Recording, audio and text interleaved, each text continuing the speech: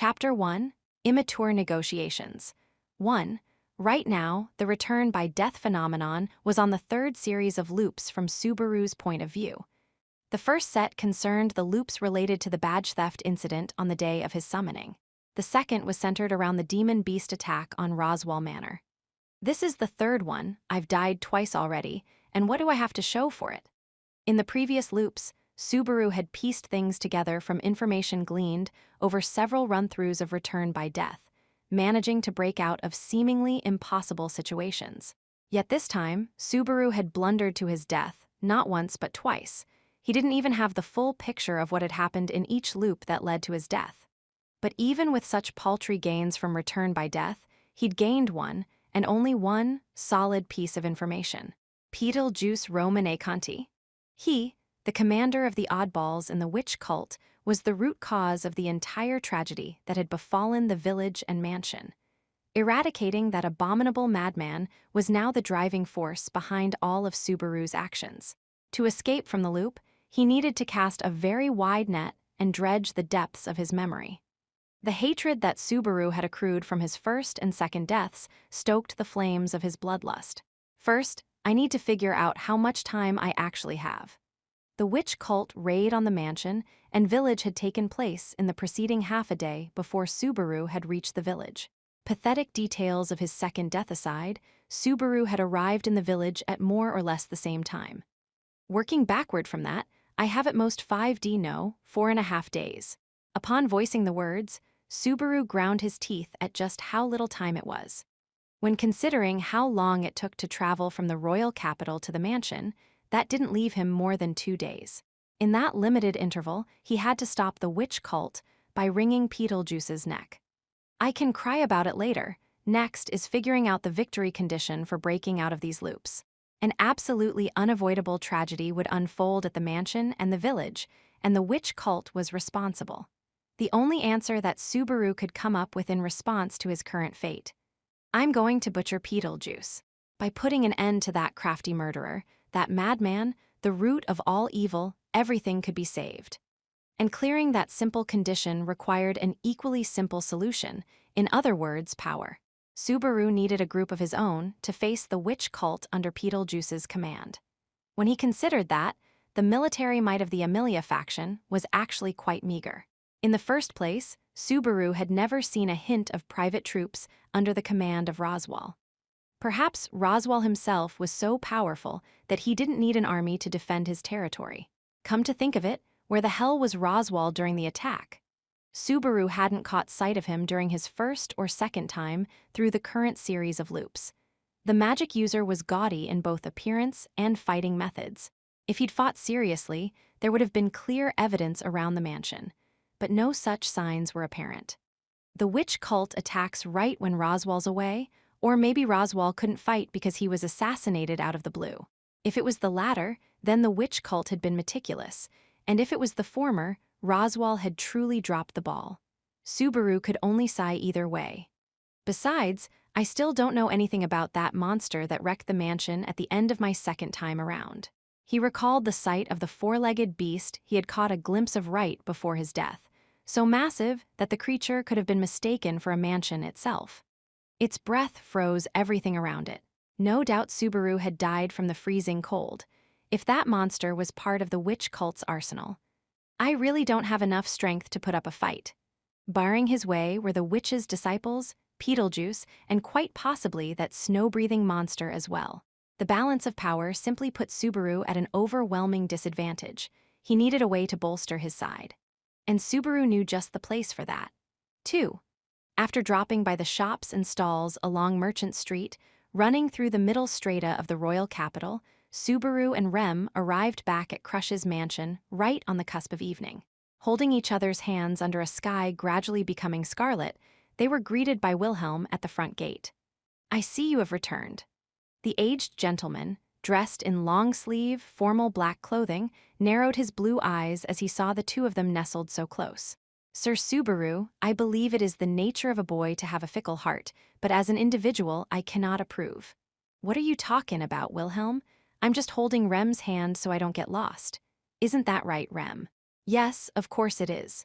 Subaru's sense of caution is rather lacking, so I would be too worried about what might happen were I to take my eyes and hands off him. Even when we were at the mansion, I couldn't let my guard down. I think that might be overstating it just a little. Subaru and Rem light-heartedly responded to Wilhelm's remark.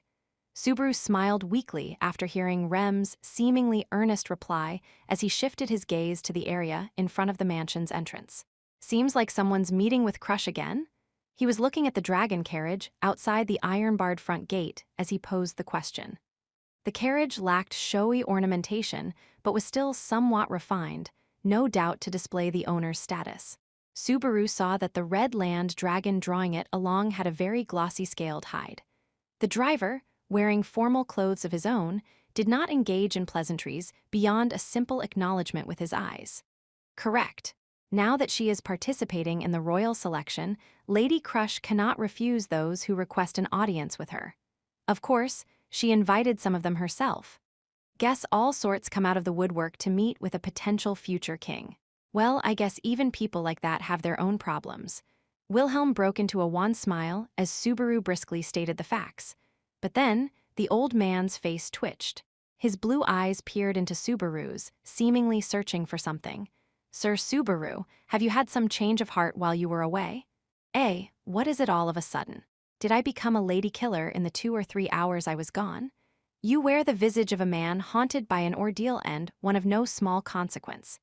Subaru responded to the words with nonchalance, but his expression changed. It shifted from a vague smile to a real one. Oh, Wilhelm, you big kidder. What, you think I went through some kind of weird transformation? It is difficult for me to call it a minor change. There must be a reason why there is now such a dark glint in your eyes. I understand better than most. As the man nodded, Subaru realized that he had never taken a good look at Wilhelm's eyes. Wilhelm was an individual seething with hatred against someone for some unforgivable sin, which was no doubt why he had noticed the flames of hatred burning within Subaru. Are you going to kick me out? No. It is no doubt best to let you do what you wish, Sir Subaru. I much prefer you as you are now, rather than how you were but a short time ago. The two exchanged dark smiles. Though neither shared what tormented him on the inside, they understood each other at least on the surface. Subaru, you are making a bad face. He, ow, ow, ow, hey Rem, you'll tear it off. The pair's excessively dark exchange was interrupted when Rem painfully pulled on Subaru's ear. Please do not give me reasons to worry. Hey, it's super rare for you to ask for something, but you're being way too vague. In any case, you can relax. I'll deal with everything from here on out somehow.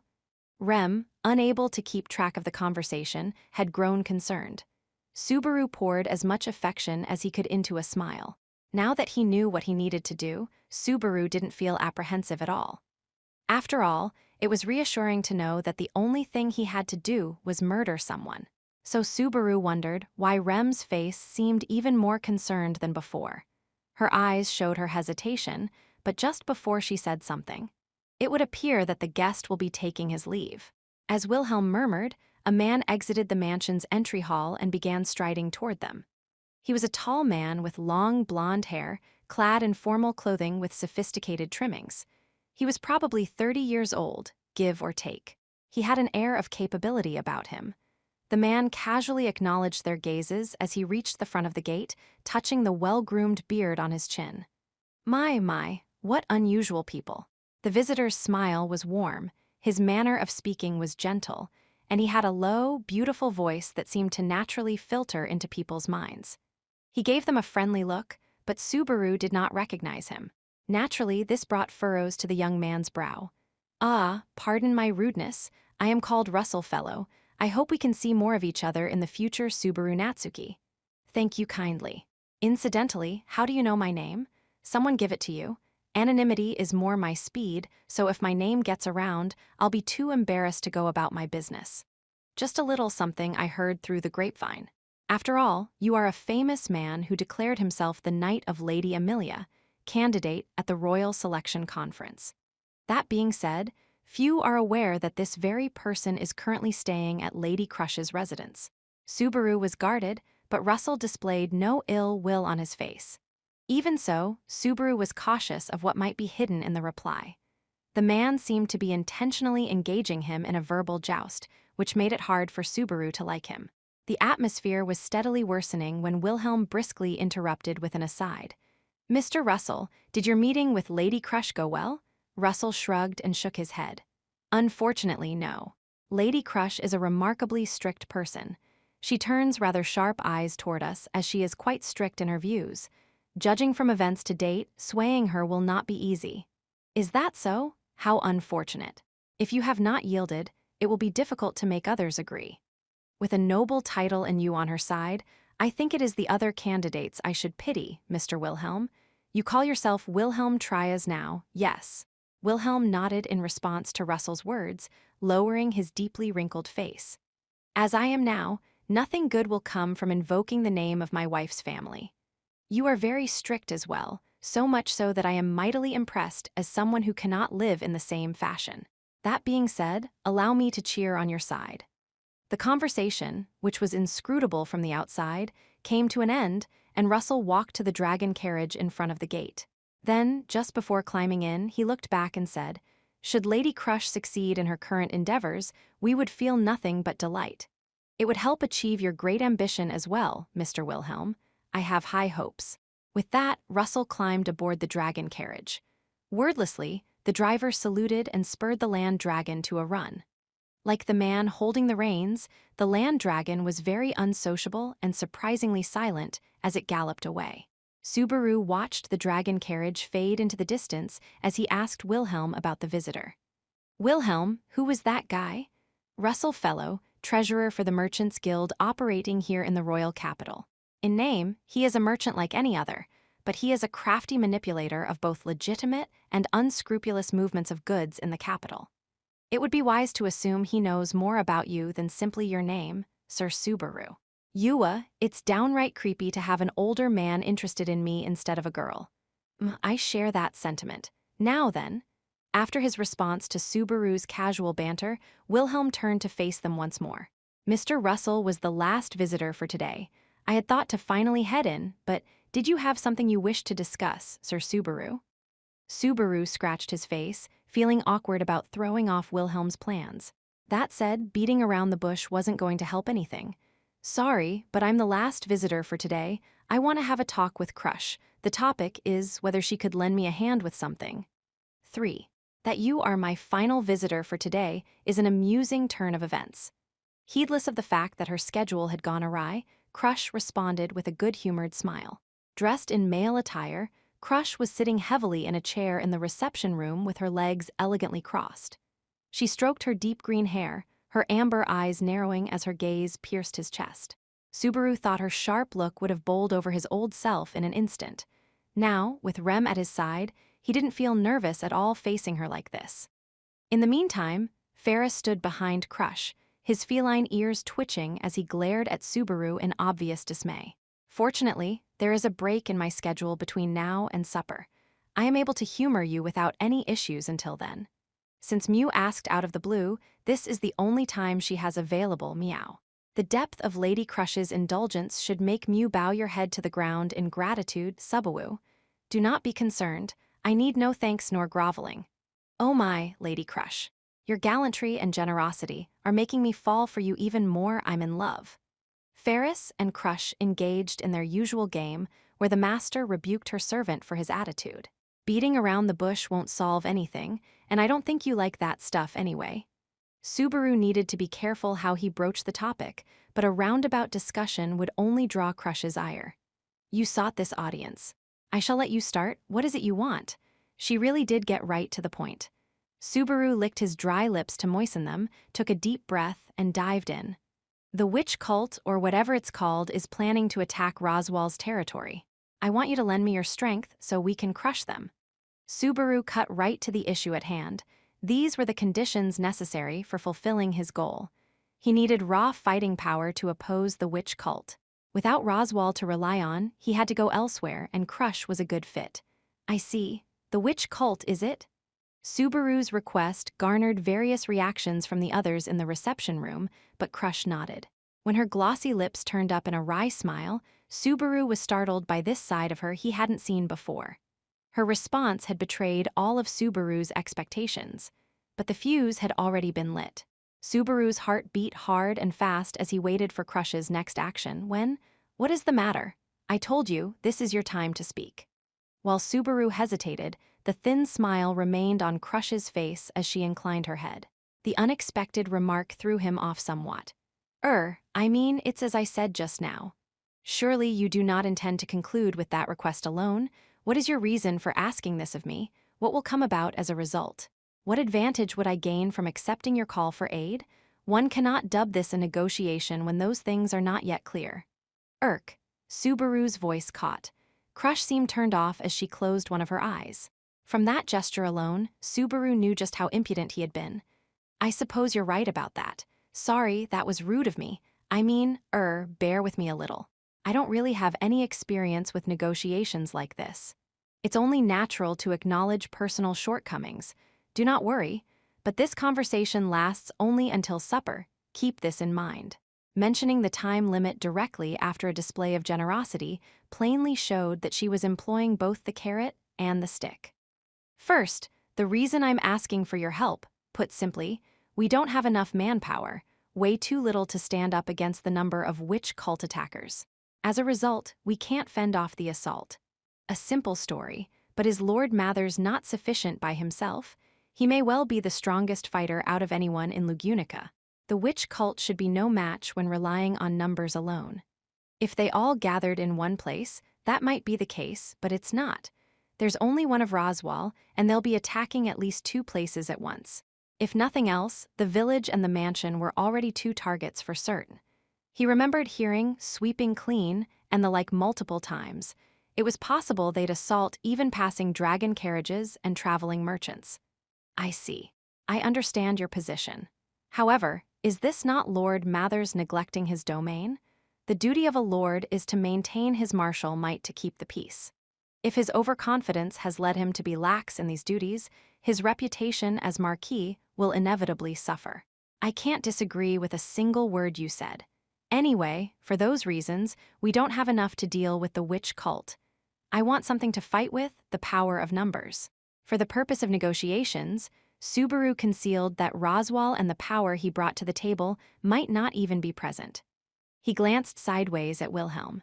If his request was accepted, Wilhelm was of course a part of Crush's forces that he hoped to borrow. Perhaps understanding the meaning behind Subaru's gaze, Crush exhaled as she seemed to sink into deep thought. "The witch cult, they are finally making a move, I see. Well, we figured as much when Lady Amelia, a half-elf, rose onto the stage." As Crush murmured and Ferris agreed, master and servant nodding to each other, Subaru furrowed his brows. But before he could ask anything, Subaru shifted his focus to his side, where Rem, seated there, silently pursed her lips as fierce emotion poured out of her. The expression on her profile was intentionally blank, but her internal turmoil was obvious.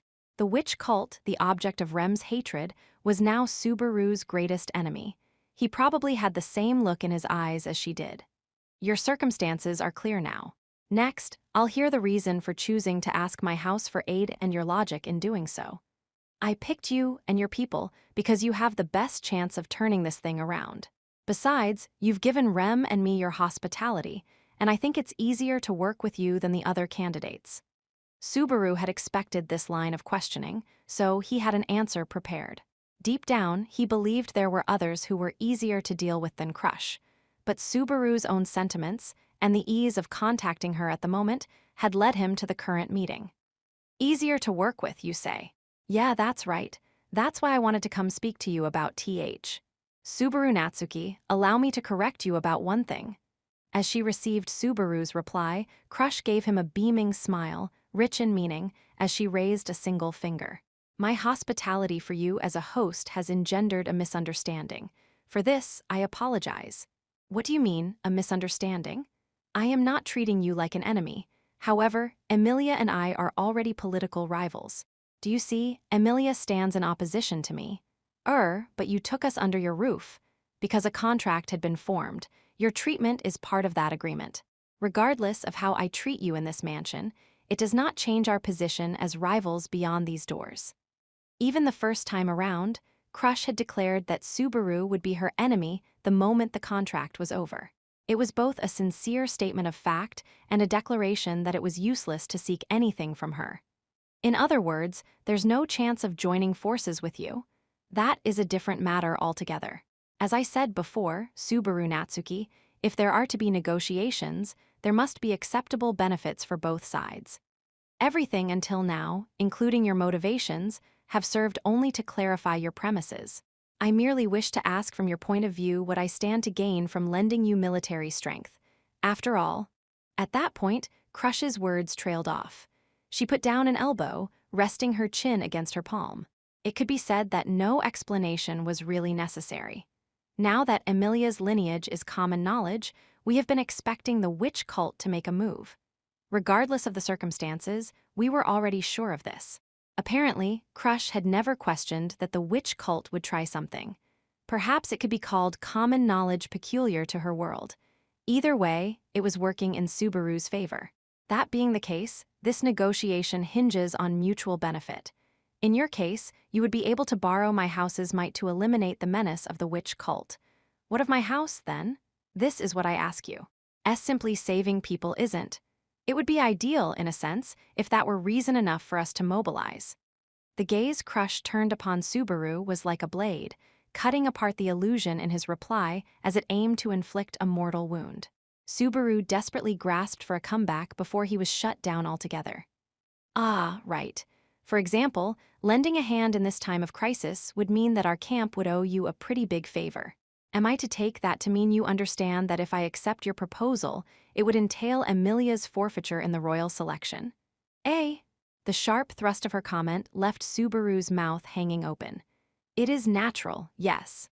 Throwing yourself at the mercy of another lord when your own territory is in danger is an issue of fitness for the throne. If someone cannot protect their subjects through the rule of law and strength of arms, how can they be expected to shoulder the burden of an entire kingdom? Subaru Natsuki, I shall correct you about one more thing. Crush pointed the tip of her finger toward Subaru, cowed into silence, as if ready to drive it through him. By conducting these negotiations, you bear Emilia's fate on your shoulders. Naturally, everything you say affects her, and it carries the same weight as Emilia's words. This is not a decision you should make lightly, nor are the words you say easily taken back. Moreover, I ask again, should you owe me in this matter, it will mean the defeat of the Emilia camp. Are you truly fine with this? It was only at this moment that Subaru began to genuinely understand his position. They were not participating in a light-hearted after-school debate club where Subaru had no real responsibility to bear. Theirs was a great stage where a single statement could alter the fates of many people, or even decide the direction the entire kingdom would take. But even so, too late, he realized what a heavy burden he carried on his shoulders. But Subaru ground his teeth. Just as Crush said, borrowing her strength under the present terms meant that Emilia would lose her place in the royal selection, a failure from which there was no turning back. But if he didn't lean on Crush's strength, all that awaited was the rampage of the witch cult's fanatics and tragedy. Subaru's brain painfully creaked from the ceaseless back and forth of the scales in his head. Still, I want you to help us. Even if it means losing the royal selection, it's better to be alive than not. If you die, that's the end of everything. Subaru's shoulders fell as he replied, unable to conceal his dejection and despair at his own powerlessness. If you die, then it's over. The terrible spectacle of the ruined village, of Rem, who was sitting right beside him, meeting a cruel death, Subaru didn't have the courage to witness it again. He lowered his head and swallowed the humiliation. It was necessary so he could at least save their lives. Understood. In that case, the House of Karsten shall not lend you any assistance whatsoever. 4. For an instant, Subaru froze, unable to process what had just been said to him. It was less a word and more a sound of doubt that was also a simple indication of incomprehension. But Crush brushed it off, crossing her slender legs.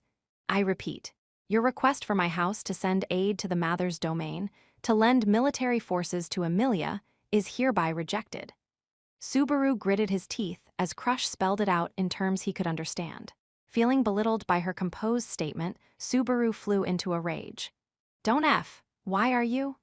First, the advantage to my side that you so bitterly conceded, Emilia's defeat in the royal selection, has no weight as a bargaining chip of use in these negotiations. Do you understand why? What the hell?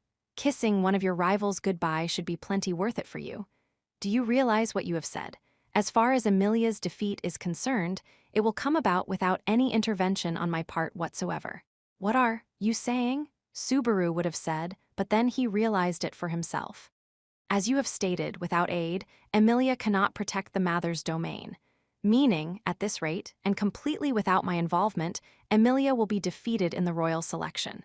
Indeed, were I to recklessly lend assistance, the knowledge I was involved in Emilia's defeat would itself become a problem with the other candidates. As you are aware, my house is currently the favorite to win this royal selection. If it became known that I booted another candidate from the contest, I could not fail to attract the enmity of all the others. In other words, as long as she quietly watched, Crush would gain the benefit Subaru had indicated with no harm to herself. There was no reason for her to court danger unnecessarily. It would be akin to snatching chestnuts out of a fire. But that meant, you're going to let the people in Roswalls, in that village, be slaughtered by the witch cult's attack. Subaru had shouted, but Crush's icy gaze gave him pause. I shall correct your misunderstanding, and I am changing the subject, Subaru Natsuki. It is Emilia's lack of power to protect her domain and Emilia's lack of ability that has invited disaster upon her populace, not mine. Lack of power, lack of ability. The weight of those words shocked him. Subaru felt a need to rail against Crush's claims, and yet, the childish, emotional retorts welling up within him did not grant him the strength to refute Crush's sound argument. It would seem you have said your piece. Crush checked the time, as indicated by the amber light of the magic time crystal above the reception room's door. It shall soon be Earth time for supper, all according to schedule apparently. Seeing Crush about to rise from her seat, Subaru was suddenly stricken by nervousness as he called out, "W8." He raised his hand to stop Crush from breaking off the conversation, desperately searching inside his head for some way to keep negotiations going. Why, you'll really abandon them? The folks in the village haven't done anything wrong. There's no reason for them to die. But the words that came out of Subaru's mouth were little more than a feeble attempt to appeal to another's charity. A faint look of disappointment entered Crush's eyes as she listened to his immature reasoning. I told you, I am not the one whose strength is insufficient. Don't you feel bad knowing and abandoning them anyway? If you have the power to save them, why won't you? What's wrong with helping people? Because it's someone else's land, it's not your problem. Would you just shut up and listen a little? It's fine, Ferris. But Lady Crush. This time he's gone too far, meow. He has bared his spirit. It does not sit well with my beliefs to withhold an answer. Though Ferris howled in dismay, he quietly bowed to Crush's command. Watching him from the corner of her eye, Crush sat straighter in her chair. After taking a deep breath, she mulled over Subaru's statement. You ask, is it wrong of me to overlook this, to allow them to die? That's right. You're aiming to be king, right? Carry the whole country on your back. What kind of king overlooks a whole village? I shall correct one misconception of yours. Crush raised a finger. Her gaze shot right through Subaru, seemingly reproaching him for his frivolousness. When I rejected your proposal, I stated one reason. I shall elucidate the other chief reason for my doubts. Crush had another reason for not being open to Subaru's proposal, the reason she was abandoning Emilia. And that is because I do not trust your story enough to order my house into action. Her statement threw the premise of the entire meeting back at Subaru, stunning him. WHA? The witch cult. Yes, it's possible that they would make a move at this juncture. It would be consistent with their creed and their activities to date. I can make a deduction based on those factors. However, the problem lies elsewhere. Elsewhere? It is a simple matter. How is it that you can determine the exact place, date, and time of where they will strike next? Pointing her finger toward Subaru, Crush's eyes and voice were like daggers. The cult is absolutely inscrutable, to the point that its true nature is completely unknown. It's telling that their organization has survived for hundreds of years while evading destruction, causing immense damage in the meantime. So how exactly have you learned of their next vile act? But you never said a word of that before. I did not feel the need to be that explicit. Since you could not accept it, I pointed out the heart of the matter for you. If you still cannot, there is but one possibility. In place of Subaru, cowed into silence, Crush slowly spelled it out for him. Naturally, wouldn't you know about the witch cult if you were part of it? Don't mess with. This time, fierce, irrepressible emotion rushed to his throat to turn into a scream. But it stopped just on the verge of that, though not because of Subaru's self-control. That reason was the increasingly ghastly aura rising from Rem as she silently watched the exchange between Crush and Subaru. Lady Crush, surely you jest. Crush tilted her head at the modesty of Rem's tone, no different from before. There is no way that Subaru could be part of the witch cult. Is that so? Judging by Subaru Natsuki's statement, if he cannot voice the reason he has such knowledge, I can reach no other conclusion. Have you not sensed for yourself why I say this? I have not. No doubt Crush detected the slight hesitation in her statement. Rem, who could sense the witch's scent coming from Subaru, had been tripped up by Crush's casual, leading question. At any rate, for both of these reasons, my house cannot lend Amelia aid due to insufficient trust. Moreover, you have not been granted the right to act as a negotiator in the first place, have you? Earlier, I threatened you by stating that Amelia's advance or retreat rested upon your shoulders, but in truth, the problem precedes even that. At this juncture, you have no responsibility at all. He'd charged ahead alone, tried to protect things alone, and failed alone. Crush's words calmly tore into Subaru's bared heart. As you are now, meekly remaining here under my protection, you possess no power that can move me.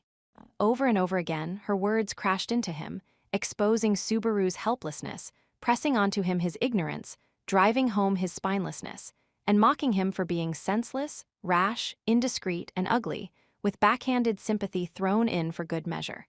Subaru was overwhelmed by the realization that absolutely nothing had gone the way he wanted. Had he made a mistake somewhere? He was only trying to do the right thing. Thinking himself correct, he believed someone would help him, and so he had searched, beseeched, and begged. Wasn't that what you were supposed to do? The witch cult is coming. They're going to slaughter everyone in the village. Subaru pleaded with so much anger and sadness that he felt like his throat was about to burst. He'd seen it. He'd felt each and every one of their deaths. All the precious people he cared about had turned to white crystal as everything in the world froze over. If nothing was done, the heartless reality of the situation meant that it was certain. That tragedy would happen again. Why can't anyone understand that? Why won't people get out of my way and let me prevent such a terrible fate? Kill them, just kill them already, don't you get it? You can't let people like that live. Kill them, help me, damn it. Subaru fell to his knees, prostrating himself as he earnestly implored her for assistance. If he needed to put his forehead to the floor and beg, he would happily play the clown. As long as Crush would lend her strength, he didn't mind being looked down upon or insulted. He'd even bark like a dog or cluck like a chicken. As long as his bloodlust could be sated then, so that is the true motive for your actions. But in the face of Subaru's sincere, unwavering, humiliating plea, you hate the witch cult. That's the reason you approached Amelia, is it not? This woman of influence, who never made decisions based on her emotions, held not the slightest shred of pity. 5. Torn apart by her cold voice and gaze, Subaru was speechless, his shoulders trembling. Engulfed by a torrent of emotions, Subaru no longer knew whether he was feeling anger, sadness, or some strange mixture of the two. No, I just want to save everyone. Crush's conclusion was off the mark. The idea that he acted solely because of hatred for the witch cult was nothing more than a misunderstanding from an incomplete perspective. Subaru's feelings were always rooted in trying to help others, weren't they? And yet, he could not raise a single word in rebuttal. You cannot deceive others with the lies you tell yourself. Right now, the glint in your eyes can only be called bloodlust or madness. Have you not noticed, Subaru Natsuki?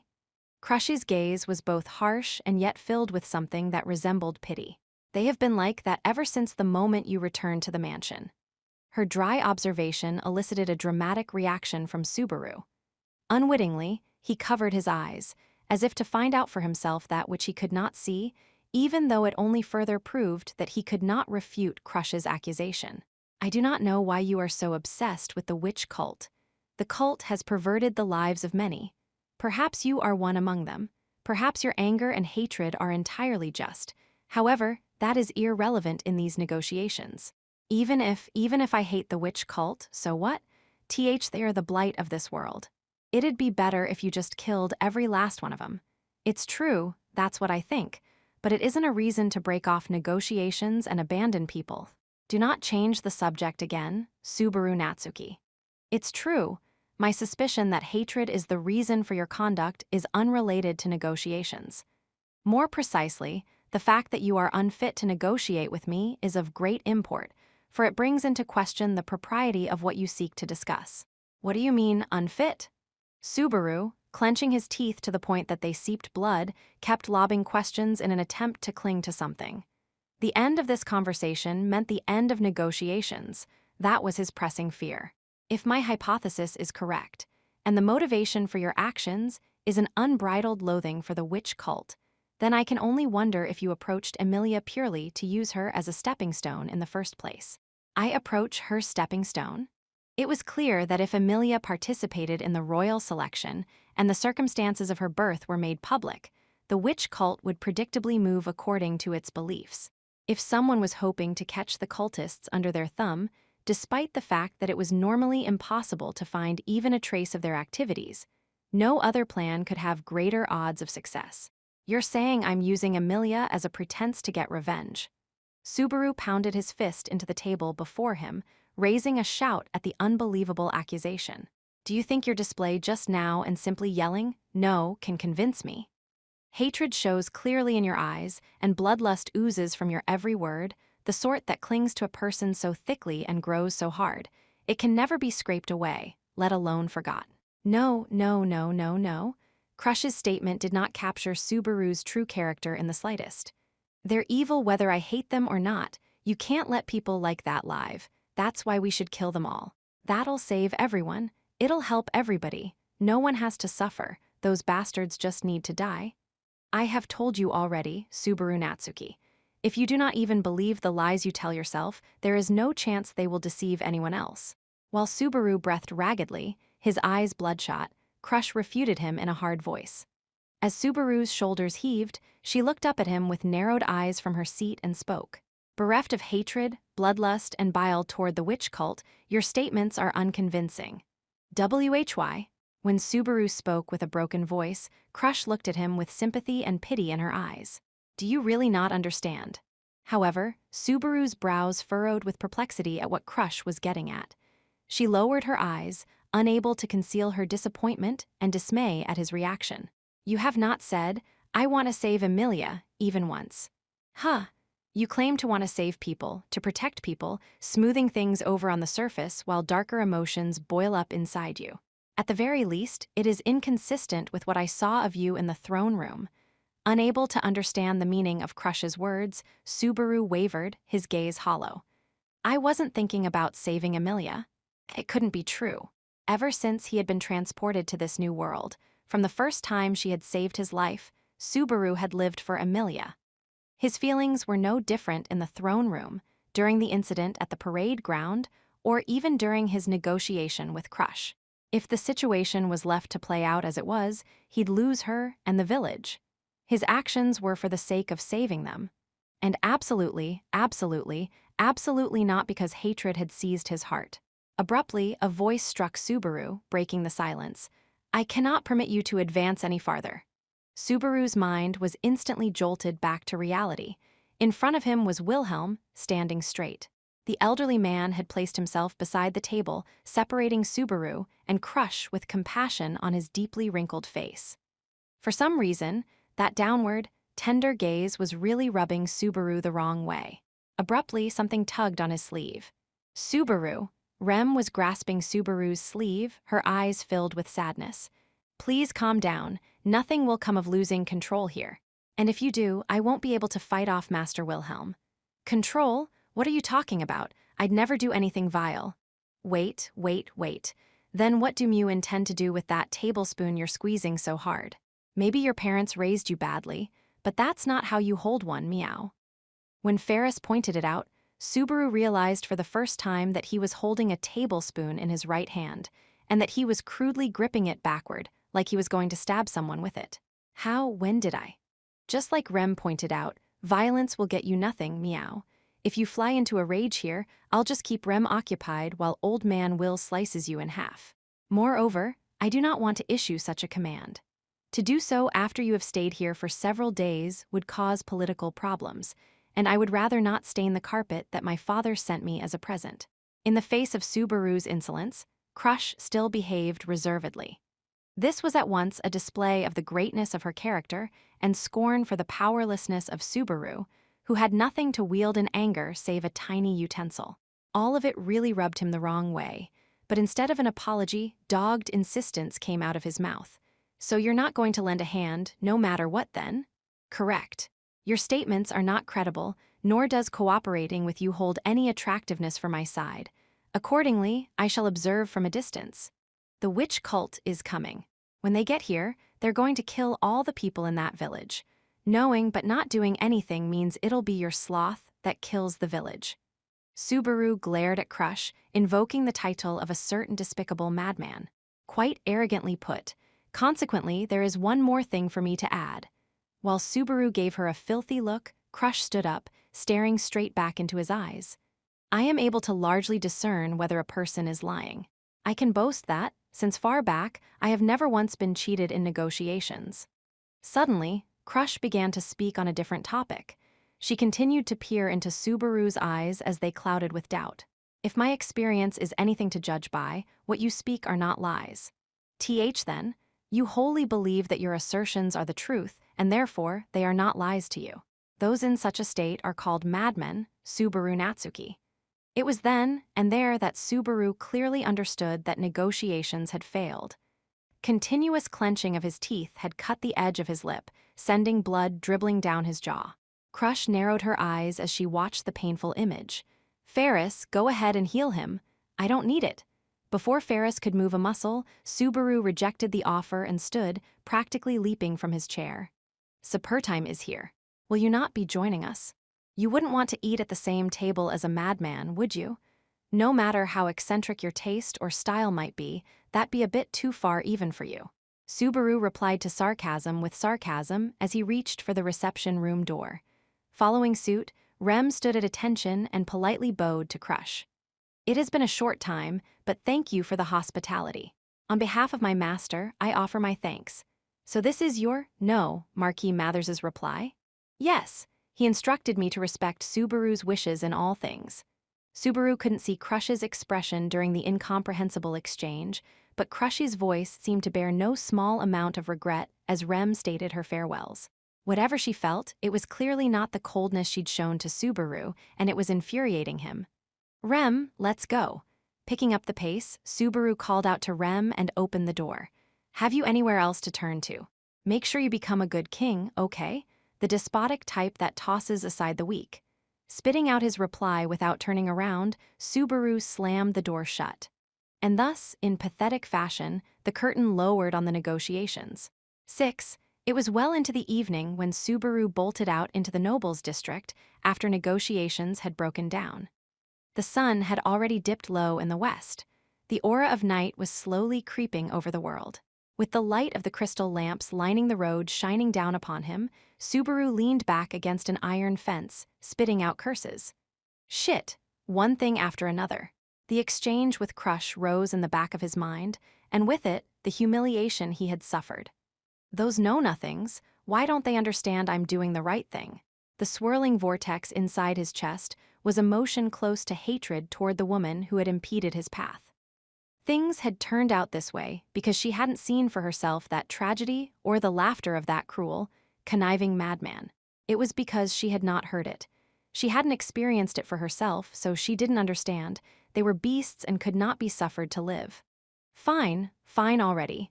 My messing up, people with no feelings, gotta forget all that. Right now, I need to focus more on what's in front of me. Rather than stand still and mope, the right choice was to move forward, one small step at a time.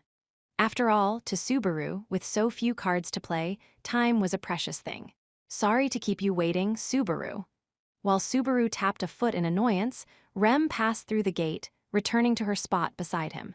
She was carrying the luggage they had brought with them to the Crush residence, neatly packed up and ready to go. After Subaru's caustic outburst and furious exit, he had been waiting while Rem went to gather their things. Sorry, gimme the luggage, I'll haul it. It is fine. The bags are not heavy and you are still recovering, Subaru. Rem politely declined Subaru's offer and hefted the luggage in her arms. Normally, Subaru would have insisted, but with his mental resources otherwise occupied, he did not dwell on the matter. Come to think of it, you weren't opposed to leaving, were you, Rem? Correct, it was your choice, Subaru. Well, after all that, I can't exactly come crawling back for more healing. Whatever Emilia bargained for it, I feel bad for her. Emilia had tendered something to pave the way for Subaru's medical treatments. Subaru had distinct feelings of guilt on multiple levels for wasting her kindness again. But Subaru was sure it'd be all right. Once he rescued her from this crisis, they'd be able to make up, so she'd probably forgive this too. To that end, among other things, Beetlejuice had to die. Subaru. About the negotiations with Lady Crush. She made a big deal about trustworthiness, benefits, and other pointless crap. No shred of human decency in her. How can anyone put up with that high-and-mighty attitude? Subaru interrupted Rem with his curses, cutting off her attempt to raise the subject. Perhaps she sensed his desire to not revisit the matter because she brought up something else. What will we do now, Subaru? If what you say is true, there is not a single moment to lose. If there is not a single moment to lose, will we be returning to Master Roswell's mansion? Subaru interjected about a part of her line that bugged him, but Rem didn't bite. Subaru shook his head in response to her latter question. Nah, right now, if it's just us heading back, there's not a whole lot we can do. We've got to go with a big enough crew to put up a decent fight. And if we can't do that, we need to find another way somehow. If only Subaru and Rem showed up to help, it would result in a repeat of what had come before. Yes, if they departed sooner than previous times, there was a chance they could make it back to the mansion safely without encountering the witch cult. But it would probably be very difficult repelling the cult with nothing but the resources the mansion had on hand. We just don't have the numbers. What the hell has Roswell been up to? By himself, Roswell was powerful enough that they might be able to send the cult packing. So what was that court magician doing at the very moment they needed him most? Subaru. Actually, in regards to Master Roswell, there is a very high chance he will be absent from the mansion for several days. You knew, so Roswell not being at the mansion was pre-planned. Master Roswell was to visit Garfield's, the place of an important individual within the Dominion, and he planned to stay there for several days. Shit, his timing sucks, so that's why they can't repel the attack. Rem's answer bolstered Subaru's concerns, and he clawed at his head as he spat his frustrations like a curse. Now that Roswell, their greatest weapon, could not be relied on, his earlier estimate rang true. They were at an overwhelming disadvantage. Subaru and Rem turning back early wouldn't make any difference. Looks like I was right. I've got to bring the cavalry with me somehow. Subaru, revisiting his first conclusion with renewed confidence, nodded to Rem, who watched him all the while. The objective was set, but time was short. If he wanted to at least do better than the previous 2 loops, he had to leave the royal capital the following day. Considering that night was falling, this left him with about half a day to work with. Anyway, we've got no choice but to look for help from someone else. Rem, how well do you know the layout of the capital? Fairly well, since I have come here several times before and spent quite a bit of time looking around with you over the past few days, but who? First, let's find an inn. The rest comes after that. At the latest, we need to leave the capital tomorrow, or we won't make it in time. Anyway, I'll think about everything after that. Subaru bluntly told Rem that they had to prepare to the greatest extent possible. Seeing out of the corner of his eye that Rem had quietly accepted his plan, Subaru looked up at the sky without another word. From the other side, darkness was creeping across the sky above the capital. It felt like it was an ill omen. The shadow moved eerily and sluggishly, as if implying storm clouds were gathering along Subaru's path. Chapter 2, A Pig's Greed. 1. I may not look it, but I am a surprisingly avid reader. The girl who spoke was sitting in an extravagant chair, resting one elbow upon it. She was flipping through an exquisitely bound book in her other arm, already perusing the latter half, and the sight made her seem different from the girl Subaru remembered. She wore a long-sleeve red nightgown similar to a negligee, with an identically colored cape draped over her shoulders. Her voluptuous body was plain to see in her outfit, but the girl showed no outward sign of concern that a man was present. The girl was so natural, completely immersed in her book, that it was easy to forget she was in the middle of receiving a guest. Subaru felt himself unintentionally taken in by the solemnity of her gestures. Her graceful white fingertip traced the characters as her eyes passed over them. The young man felt like he could watch her all day. Perhaps it was because this unknown side of the girl before him had enchanted him. As Subaru stepped on the carpeted floor in his sneakers, he felt unsure of what to do now that he'd been ignored. He was wondering if he was permitted to enter, but the lady of the household was not paying him any attention. When he tried to forcefully begin a conversation, she'd rebuffed him at the first word. Surely she wasn't telling him to wait until she finished reading her book. That's excessive no matter how you cut it. Though he tried to deny his unease, seeing her leisurely turn the pages made that difficult. In point of fact, Subaru knew that the girl's personality was not incompatible with such irrationality. Her hair was orange, reminiscent of the sun. Her eyes were crimson, like a fire that would scorch away everything it touched. She had glossy white skin and a striking feminine figure. The thick perfume wafting around her was like poison. It was difficult for the word beautiful to sufficiently capture the sight of her as she silently examined her book. How much favor must the heavens have shown her for her to be loved by all? Her name was Priscilla Barial. She was one of the candidates for the royal selection, as well as the next prospective cooperator Subaru sought an audience with. 2. Subaru's shoulders sank when he learned Reinhard was absent from the royal capital, a fact he'd confirmed after departing from the Crush compound and while Rem was securing an inn. Reinhard was the last one Subaru had hoped to rely on. An elderly couple inhabited the villa in the capital, set aside for the Istria family, and had been charged with its care. When Subaru arrived without any forewarning, the two had welcomed him in and lent an ear to his request, but the young master returned to the main household with his liege, Lady Felt, and her family some 2 days ago. We can offer contact with him from our side, but just as he'd mentioned during his visit to the Crush residence, Reinhard had left. Even though he remembered what Reinhard had said, Subaru had still clung to a slender thread of hope, but his pleas went unanswered. Even if he could reach Reinhard somehow. The distance from the royal capital to the main household of the Istria family, and from there, the distance to the Mathers lands, was fatal. The odds of him joining their forces in time were despairingly low. Subaru said his farewells to the elderly couple. Then, once he was out of sight of the mansion, he clutched his head. Roswal and Reinhard are seriously useless, and right when I really need 'em too. This time, everything was going wrong. One prospective collaborator fell through after another, leaving Subaru truly at the end of his rope. If only his return by Death Restore Point brought him back to the night when he'd parted ways with Reinhard. If you don't have it, you don't have it. Think. I don't have strength, numbers, time, anything. Racking my brain is the only thing I can do. Desperately turning the gears in his head, Subaru earnestly fought to come up with the next best plan of action. Now that he'd scratched Crush and Reinhard off the list, Subaru had scant few cards left in his hand to pick from. Considering the circumstances, pleading with the Knights of the Kingdom would no doubt produce the same results as his negotiation with Crush. Besides, Subaru felt nothing but mistrust toward them. At the very least, now that Crush, someone he thought he had a good relationship with, had abandoned him, a storm of paranoia toward others brewed inside Subaru. Not even realizing how this was narrowing his already limited options, Subaru could think of only 2 other people. However, one meant bowing his head to the finest of knights. Someone he hated more than the knights in general, which was unthinkable. That left Subaru with a single candidate. Rem caught up finally. Seeing Subaru deep in thought, she called out to him. "Subaru, what should we do now? It's all right. Leave it to me. You don't have to do anything."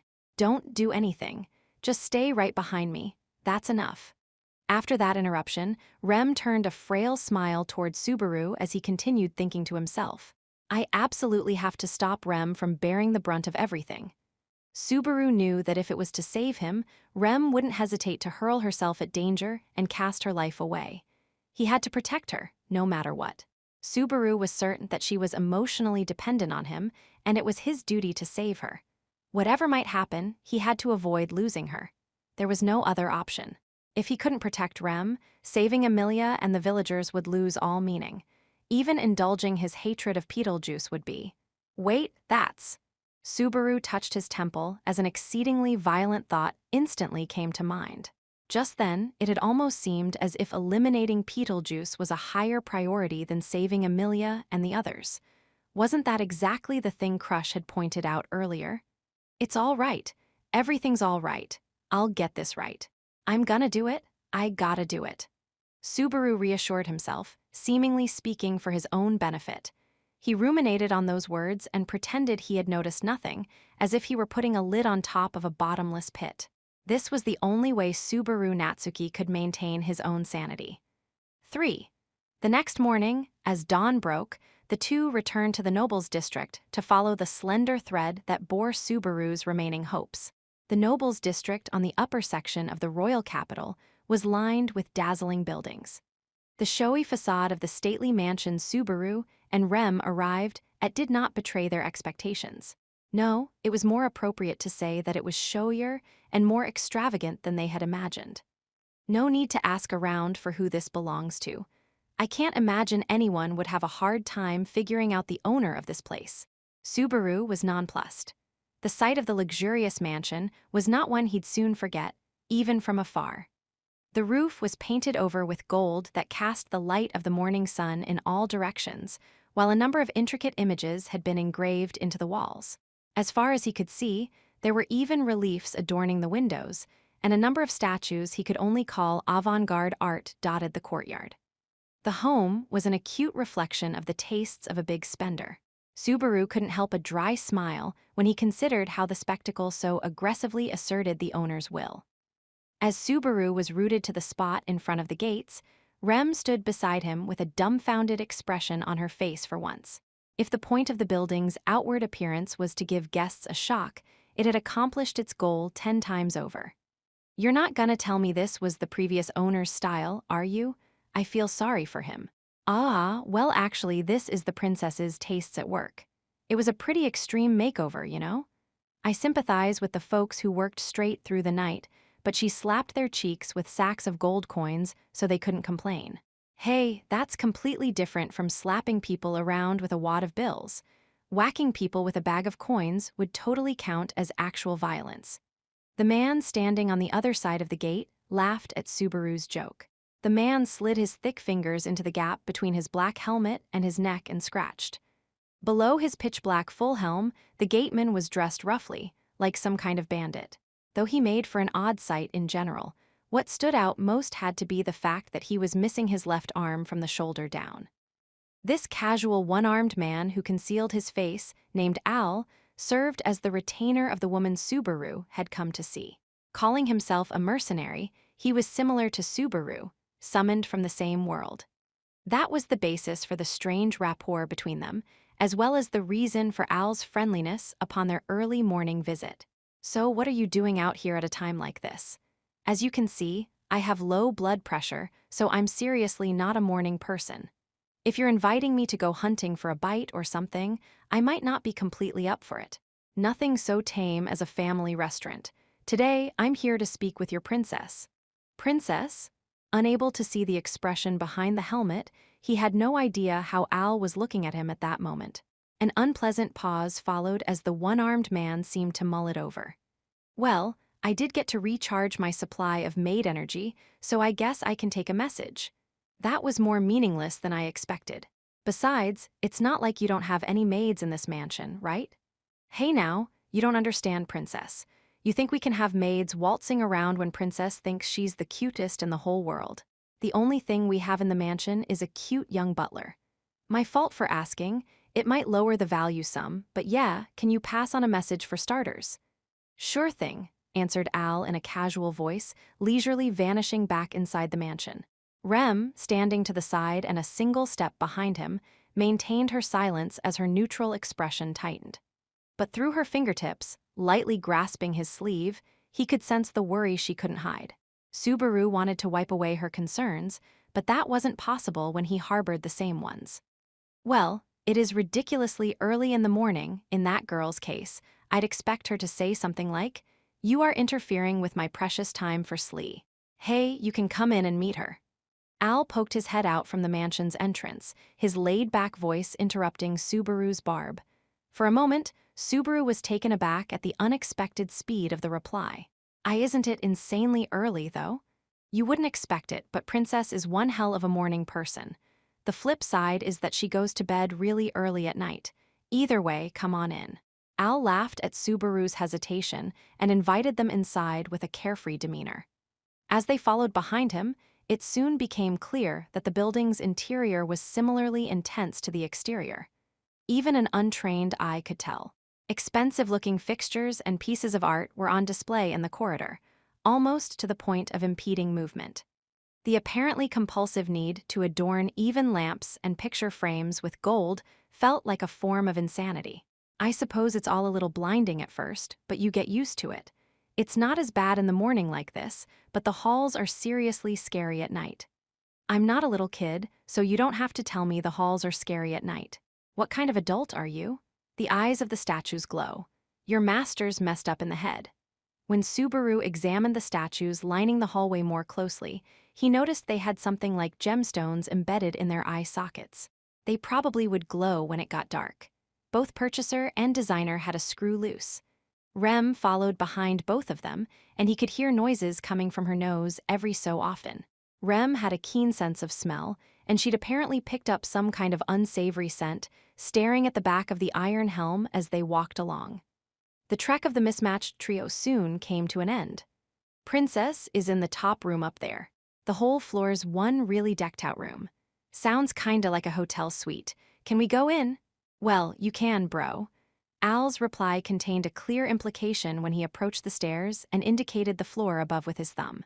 At the unsettling undertone, Subaru shifted a guarded look his way. Hey now, I'm not saying it to be mean. Princess said she'd only meet with you. The young lady'll be escorted to the guest room. You think I'll just hand her over when you were talking about recharging your maid energy earlier? You got me there, but don't worry, I'll be waiting right here in front of Princess's room. It's a pity, but I'll leave escorting the young lady to my senior, Schult. Anticipating Subaru's concerns, Al's voice suggested he was barely restraining his laughter when he snapped his fingers. Immediately, a young man with curly pink hair and red eyes appeared.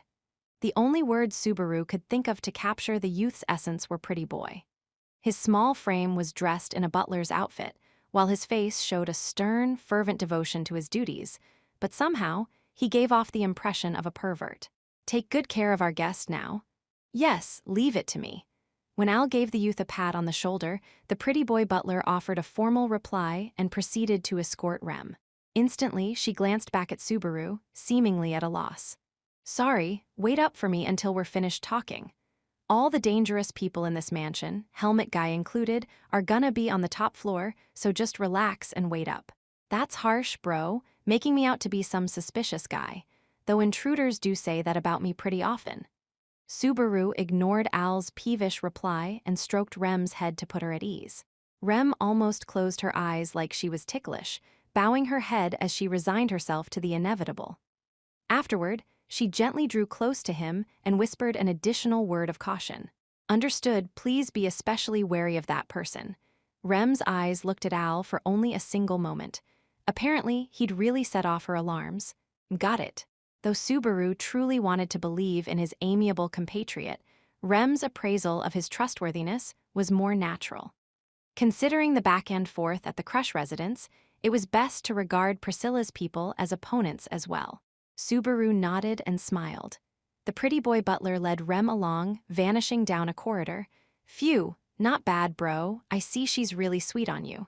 If you're gonna do that, just do a proper whistle, not that I can whistle with you. It wasn't as though the weather was cold enough that it physically prevented anyone from whistling. For the most part, Subaru had bitter memories of how he'd tried and failed to learn to whistle since way back. Ah, no can do. Lips aren't intact. I can't manage a real whistle. That's so. Sorry about that. The answer was heavier than Subaru had expected, so he abandoned any thought of pursuing the matter. Well, it's a pity to keep the young lady waiting like this, and Princess gets annoyed and scary if you make her sit around too long. Better head upstairs, pronto. Short and sweet. Big help, incidentally, what's Priscilla's mood like today? Since he was dealing with Priscilla, her current disposition would affect the results of any discussion to a rather frightening degree. I don't think it's particularly good or bad, so that means you really can't go in expecting anything. Princesses' moods can change before, after, or during a conversation, and they can go up, down, left, right, or bounce all around the place. What she likes to talk about isn't set in stone. You need to be good at ad-libbing to get by. So a no-prep match, the worst kind for me. He climbed upstairs, slipped past a dancing hall, and came to a door, an exceedingly ornamented one. This is Princess's way too big private room. She never calls me inside, so I'll wait here while you go ahead. Ever relaxed, Al sat on the stairs leading up to the door. As he did so, he drew his curved broadsword from his back-of-the-hip sheath and laid it over his lap. She's not in that bad a mood, is she? I don't want to get sliced to ribbons, and I'm tired of dealing with her when she's unreasonable and in a temper. Sorry, but she's dumped a lot of her unreasonable demands on me, too. After Al gave his petition a blunt reply, Subaru took a deep breath and pushed open the door. 4. And so, we return to the beginning of Subaru's standoff with Priscilla. After he entered, Subaru spotted Priscilla waiting for him at the far end. She sat in a chair positioned above some stairs, elegantly continuing to read, not acknowledging Subaru at all. Without an opening line to get things started, Subaru's bewilderment and nervousness only grew as time steadily pressed onward. That's why when the sound of Priscilla's book suddenly closing shut reverberated through the room, Subaru's shoulders jumped in surprise. Now then, Subaru gritted his teeth a little, feeling like his weakness had been blatantly exposed. Priscilla, not looking like she cared one bit, stroked the cover of the closed volume as she made her remarks. "'Twas a boring tale. You sure looked like you were into it, though. When reading any book, it is proper to become immersed in the world between the pages and be able to state what was gained after finishing a tale. Only a fool would declare something boring without completing it." It seemed she was as avid a reader as the claims said. After declaring the foolishness of appraising unfinished books, Priscilla took the volume she had read in full and tossed it into the air without warning. "Ah!" Subaru watched, lost in bewilderment, as the soaring tome suddenly burst into flames. Scorched by the incredibly powerful fire, only black ashes remained dancing in the air. "Now then, this is robbing me of my precious morning reading time. At the very least, have you brought me a tale to pique my interest more than that book?"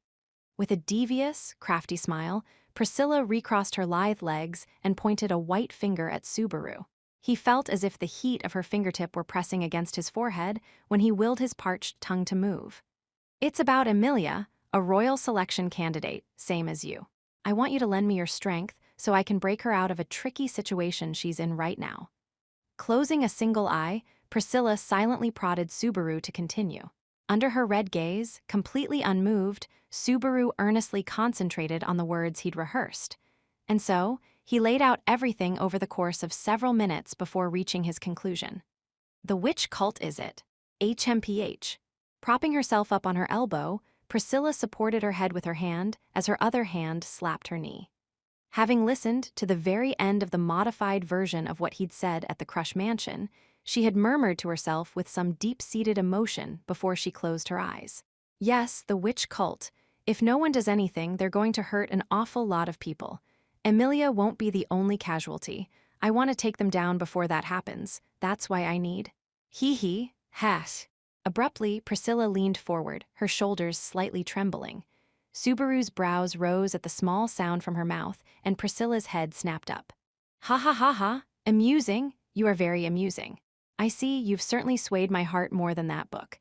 You must be incredibly talented to come up with a farce like this." Priscilla laughed and laughed, mocking Subaru. It was the howl of a fiendish, carnivorous beast. He instinctively understood that this was the kind of smile that a cat might wear while tormenting a mouse to death with its claw. "What's so funny? That you do not understand makes it a true masterpiece. Tell me, do you actually fail to comprehend just how illogical your actions have been?" Priscilla ran a finger through her orange hair, twirling it around as she giggled in amusement. Subaru remembered this manner of speaking, proclaiming the speaker had seen right through him. It was the same tone that Subaru had heard a number of times at the Crush mansion. It was saying, "You just don't understand. I do not know if you simply have no one to rely upon, but going around informing the opposition of your own side's weakness serves only your enemy's interests. For us, seeing you lower your head and say, 'We're too weak and desperate, please help us,' is a matter for celebration." Priscilla tapped her temple with a finger as she ridiculed Subaru's desperate plea. He'd considered the possibility that she would brush him off, but he hadn't expected she would tear into him like this. Not caring about appearances is fine, but you have considered this too little, far too little. Aiding the enemy to help your own camp when it falls into crisis, your behavior is that of a talentless employee. You are hopeless. Death would be far preferable. Priscilla rose from her chair while hurling insults without restraint, going down the stairs until arriving right in front of Subaru. "Indeed, 'twould be better if I severed your head myself." The next instant, Priscilla pulled a fan out from her cleavage, resting it upon the carotid artery on the right side of Subaru's neck. He had seen neither her step nor the swing of her arm. Only a master could pull off this move. Even though the fan was not a bladed weapon, Subaru felt like it could lop off his head the instant it moved.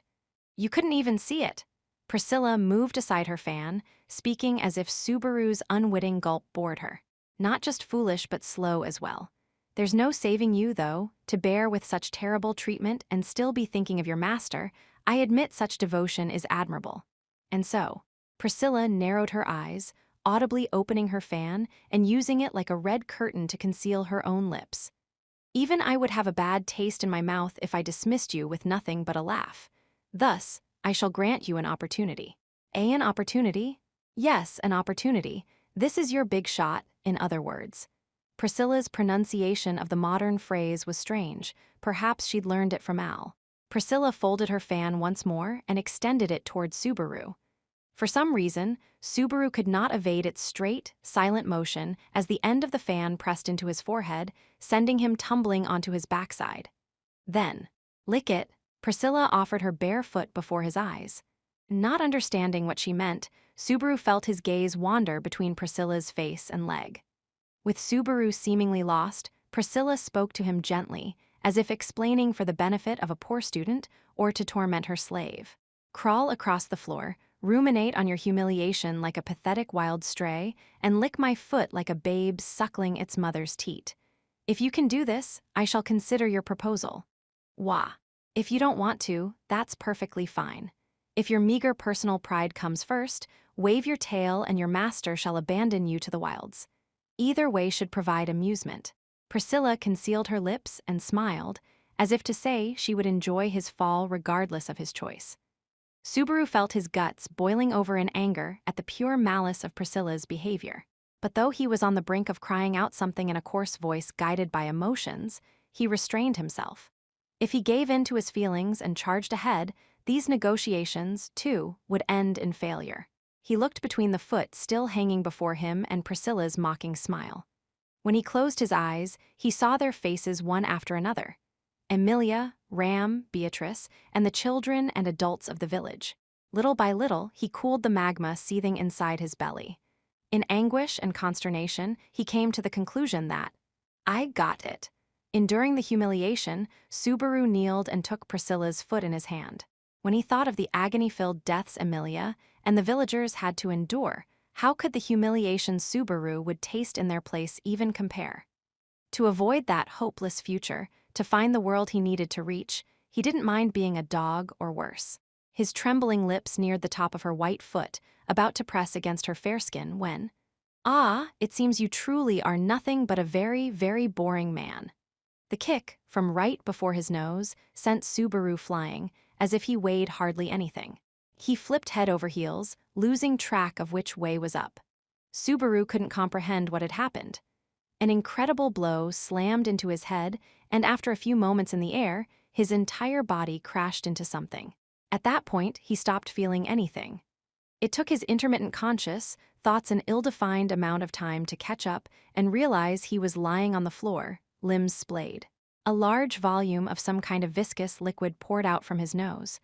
What you have is neither loyalty nor faithfulness. It is filthier than that. It is a dog's existence and a pig's greed. A lazy pig that wants, wants, wants. A swine's greed is the most unsightly of all. Neither the ringing in his ears nor his nausea would stop. The inside of his skull was spinning. He heard Priscilla's voice from somewhere, but the details weren't sinking into his head.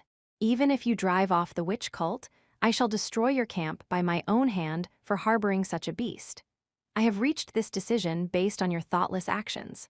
As he lay down, she gripped his collar and violently lifted up his body. When his torso was raised, more blood flowed out of Subaru's nose. Subaru coughed, finding it hard to breathe as she insulted him mercilessly at close range. Take pride in this. It is you who has invited that woman's, Emilia's, destruction. She thrust him away at full force, and Subaru's body rolled and slid all the way to the entrance. Aldebaran. When she yelled in a sharp voice, the sole door to the outside opened from the other side.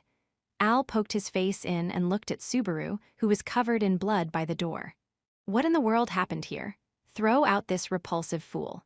Or cut him in half, I care not. Well, I sure care. Hey, come on, bro. Without a single word of rebuttal to his enraged master, Al easily hoisted up the fallen Subaru and passed through the door. But on his way out, he gently turned his face toward Priscilla in the center of the room. Don't be so angry, princess. Violence ruins your pretty face, you know. If you do not wish me to break your broken visage even further, take him and go. I will not say it again, Aldebaran. Like I said, don't call me that. Quick on his feet, Al descended the stairs with Subaru over his shoulder and spoke in a considerate voice. Anyway, it's best if you get out while the going's good. It's Princess. If she changes her mind, it's not unthinkable for her to tell me to cut you down. Get out of here while she still thinks it's all right to not kill you. Who? This is bad. I'll call the young lady you brought with you. Just get outside, okay? Al shrugged at the barely conscious Subaru, a deft feat under the circumstances. After that, he picked up his pace even more, leaping his way down the stairs. 5. Subaru. When she saw Subaru sitting slumped against the mansion's gate, Rem's face went pale as she ran over. Subaru was slack-jawed as Rem touched him. She checked the state of his injuries as she chanted a healing spell. A pale light enveloped the wound on Subaru's face. What happened upstairs? Ah, that. Looks like our princess's mood turned sour. I told him to be careful, but, well, you have about as much chance trying to perfectly predict the moods of a cat. Al's reply was rather awkward, but his statement did not carry a single shred of guilt or apology. Rem, aghast at his demeanor, was about to raise her voice in protest. You don't need to say anything. Subaru, can you think clearly? In accordance with his healing concussion, his fuzzy mind had begun to clear. Rem's face brightened at the sound of Subaru's voice, but she closed her eyes, focusing on his treatment. I really cannot let you out of my sight, Subaru. You were away not even an hour, and yet you return with such grave injuries. Hey, it's not like I'm trying to get who. Now that his circulation had returned to normal, blood poured freely from his nose once more. Rem immediately caught the trickle with a hand she had held over him, drawing a handkerchief from her side and placing it against his head. Please hold this on your nose. The bleeding will stop on its own. I will continue treatment. Ait. Subaru held his nose as Rem had told him while he received gradual treatment via mana. Meanwhile, Al watched, nodding as if to say, looks like you'll be okay. There's no point just standing around, so I'll head back inside. I don't know what you were talking about, but from the looks of things, it didn't go well. If you take too long leaving, Princess'll seriously tell me to cut you down, bro. Cut Subaru down? Hey, don't make that scary face, young lady. I'm saying she will. So get out of here before she gives me any orders. It's not like I want to do something like that. After his dramatic reply to Rem's overreaction, Al's shoulders sank as he shook his head. Well, take care of yourself, bro. And young lady, that's right, you're Ram. Take good care of bro here. Ram is the name of my older sister. My name is Rem, Master Al. When Al gave his flippant parting words and turned his back, Rem formally introduced herself. That instant, Al's feet stopped. Rem. The one-armed man stopped before he looked up, then slowly turned around. Don't be silly, you're Ram, right? I am Rem, forgive my rudeness, but where have you met sister, Master Al? Rem explained how he'd mistaken her for her nearly identical older sister as she posed the question. However, Al made no reply. He raised up his one arm and touched his helm, busily poking the metal. What the hell's going on here? Al sounded nervous, seemingly unable to process the information. The increasingly rapid tapping offered further proof. So your Rem and your sister is Ram? Yes, that is correct. This might be a weird thing to ask, but is your older sister alive? I do not understand the meaning of your question. Sister is alive, as she should be. The instant Rem gave that answer, Subaru, who had been listening to the conversation in silence, felt goosebumps all over his flesh. This ain't funny. A low, cold voice accompanied by a grave echo reached his ears. Al was leaning forward, his hand over the forehead of his helm, murmuring as if wringing the words out of his throat. It was only then that Subaru understood that Al was the source of the dreadful chill he was feeling. An instinctive alarm went off, telling him that he could not stay here. Rem, sensing the same thing, gently pulled close to Subaru. She suspended the treatment, still bent over as she asked a question in an audibly guarded voice. Subaru, if I lend you my shoulder, can you stand? At those words, Subaru dipped his head in a nod, doing his best to match his movements to Rem's. Hey, relax, I'm not gonna do anything. With a shake of his head, Al reeled in his ghastly aura and acted like they were needlessly concerned. Subaru's shoulders subconsciously eased as the tension in the air dissipated. Even Rem's neutral expression softened as she, too, felt a sense of relief. Sorry to say this when the bad atmosphere just lightened up, but you'd better get going. Feels like I'm not in a great mood myself. Understood. Please tell her thank you for her time. Roger that. Take care now. Concluding the proper social pleasantries with Al, Rem lent Subaru her shoulder. They walked off together, her petite frame supporting his weight as they put Burial Manor far behind them. They descended the hill, growing more and more distant from the mansion, as all the while Al continued to stare at their backs. You gotta be joking me, so that's what it was, makes me wanna puke. 6. Now that negotiations with Priscilla Burial had broken down, all paths were well and truly closed. My top priority was borrowing some muscle, but I guess I can't even manage that, huh? Battered by despair and powerlessness, Subaru held his nose as the words poured out.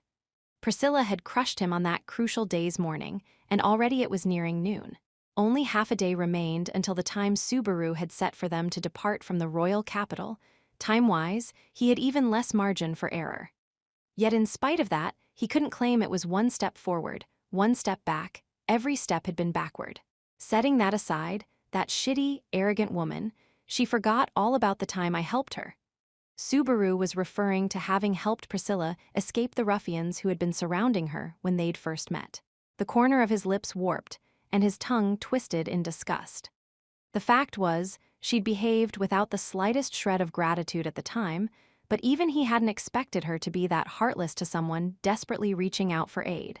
And then there was Al, so uncaring that he didn't say a single thing about his master's violent act. They might be from the same world, but the man was useless to him. Damn every last one of those bastards. They don't know a thing. They don't understand. It's not like they're protecting anyone, but they still get in my ways. Subaru ground his molars in irritation. A cut on the edge of his lip dampened his tongue with blood, but the taste of iron didn't register, only that of anger and humiliation. Switch gears, switch gears. This ain't the time to get sidetracked by those two idiots. He had a lot to process. Having sent Rem off in one final act of resistance, Subaru headed to their rendezvous point. His feet took him down the street, out of the Nobles district, and to the capital's central strata, the commercial district. From there, he navigated the crowds, heading straight toward his destination. Wow, hey you, mister. You look really hurt. Are you all right? Huh. Subaru, surprised by the abrupt voice, shifted his gaze down, looking for its source. The person who hailed him was short in stature, not even reaching Subaru's hip. It was a beast-man child with an orange pelt, big round eyes, and an adorably joyful face, who was apparently stretching upward to get a better look at him. You're bleeding, aren't you? Sometimes I cut my mouth when I'm eating, so I know. That must really hurt. You look like you're ready to cry. I'm not bleeding for a little kitty reason like, I'm busy so later. Don't you want me to heal it? Sniff, sniff, sniff, sniff. Besides, the smell isn't just from your mouth, mister. You're bleeding from your nose, too, you know? The wound Priscilla had given him ought to have already closed, but the girl's sense of smell could apparently still pick it up. The unpleasant memory resurfaced as Subaru tried to brush the girl off. But before Subaru could do so, another girl found her first. "Hey, Mimi, don't be causing people trouble. You know you shouldn't make so much mischief." At the sound of a soft voice, Mimi looked back, waving energetically with her short arms. The person who had found her approached, smiling at her enthusiasm. "I'm very sorry that my girl caused you MMN." Subaru's breath caught. She immediately noticed his expression, which made her stop mid-apology. The momentary surprise vanished. Instead, a look entered her eyes that seemed ready to welcome an unexpected event with open arms. That's right, you're Subaru. Emilia's knight, Subaru Natsuki, so you're still in the capital, huh? What an unexpected surprise." She was a small girl with soft, pale purple hair. Her narrowed light blue eyes suggested she had gentle regard for others, but Subaru knew that the girl was avaricious deep down. Even if he was meeting her in a different place, there was no way he could mistake her aura. "Anastasia Hoshin." "I see, you actually remembered me. I was right worried I didn't make much of an impression back there, so I'm kinda relieved. If you still recognize me after everything that's happened to you, everyone else should be able to, too." Anastasia smiled as she spoke in a Kansai dia, a Kararagi dialect unfamiliar to his ears. Subaru, shocked to have bumped into Anastasia, scanned the area. If Anastasia was there, that man had to be somewhere around. "Relax, Julius is on other business. He's not common." "That's so?" Subaru let his discomfort show in his reply once he realized that the reason for his unease was plain as day. Anastasia, putting a hand to her mouth in amusement, seemed to be under the impression he held little love for servant or master. Subaru couldn't bring himself to think of the unexpected encounter as a golden opportunity. In the first place, there was Julius. Given the antagonism between them at the parade grounds, Subaru assumed joining forces with the Anastasia camp was utterly impossible. "Well, you seem to be mostly healed up. I was just a teensy bit worried." "Thanks, you seem in pretty good health yourself. I'm muddlin' through, I suppose." "Yeah, muddlin' through." The Western-sounding reply to Subaru's sarcasm made the kitten laugh with amusement. Apparently, she was called Mimi, and she was accompanying Anastasia. Should one of the big players in the royal selection be walking around without an escort these days? "I am trying to travel incognito, after all. Is it not working?" Anastasia looked around before showing off her outfit that she had created with the attire of local city girls in mind. Her clothes certainly fit in, but her trademark white fox muffler and huge purse didn't make for a convincing disguise. Apparently, Anastasia gathered as much from Subaru's look of disbelief and laughed. "Well, how do you hide charm like mine? Besides, if anything happens, I have my very reliable, hard-working deputy captain, so no worries." Reliable deputy captain? Anastasia stuck out her rather flat chest in pride as she spoke, but when he saw that she meant Mimi, Subaru adopted a dubious expression. Mimi, who was shooting the breeze at the different stalls, didn't look the part at all. "I see you don't believe me, but it's true. She's the second in command of my private army. I think she'd hold her own against Julius a lot better'n you would." "Ah, did I make you mad? Sorry, my apologies. You just look like a fun person to tease. So, oops my ass." Subaru pursed his lips, making his displeasure clear. "If this is just small talk, would you mind letting me be on my way? Unlike you, I have things to do." "Well, you're no fun. Things to do like what?" "I have to meet up with the girl who's traveling with me. After that, gotta get a dragon carriage and leave the capital." Stuff. He was supposed to meet back up with Rem at one of the restaurants lining the royal capital's main street. Whether his pathetic attempts met failure or success, the two had planned to procure the dragon carriage they needed to leave the royal capital within the next few hours. Gettin' a dragon carriage. So you say, but can you really? Right now, it's a lot of work findin' one here in the capital. I hear it's just one mess after another recently. Hard getting a dragon carriage? That shouldn't be a. Subaru would have continued to say problem, but the word caught in his throat. In previous loops, he'd taken his dragon carriage for granted when he returned to the Mather's domain, but the vehicle from the first time around was a loan from Crush.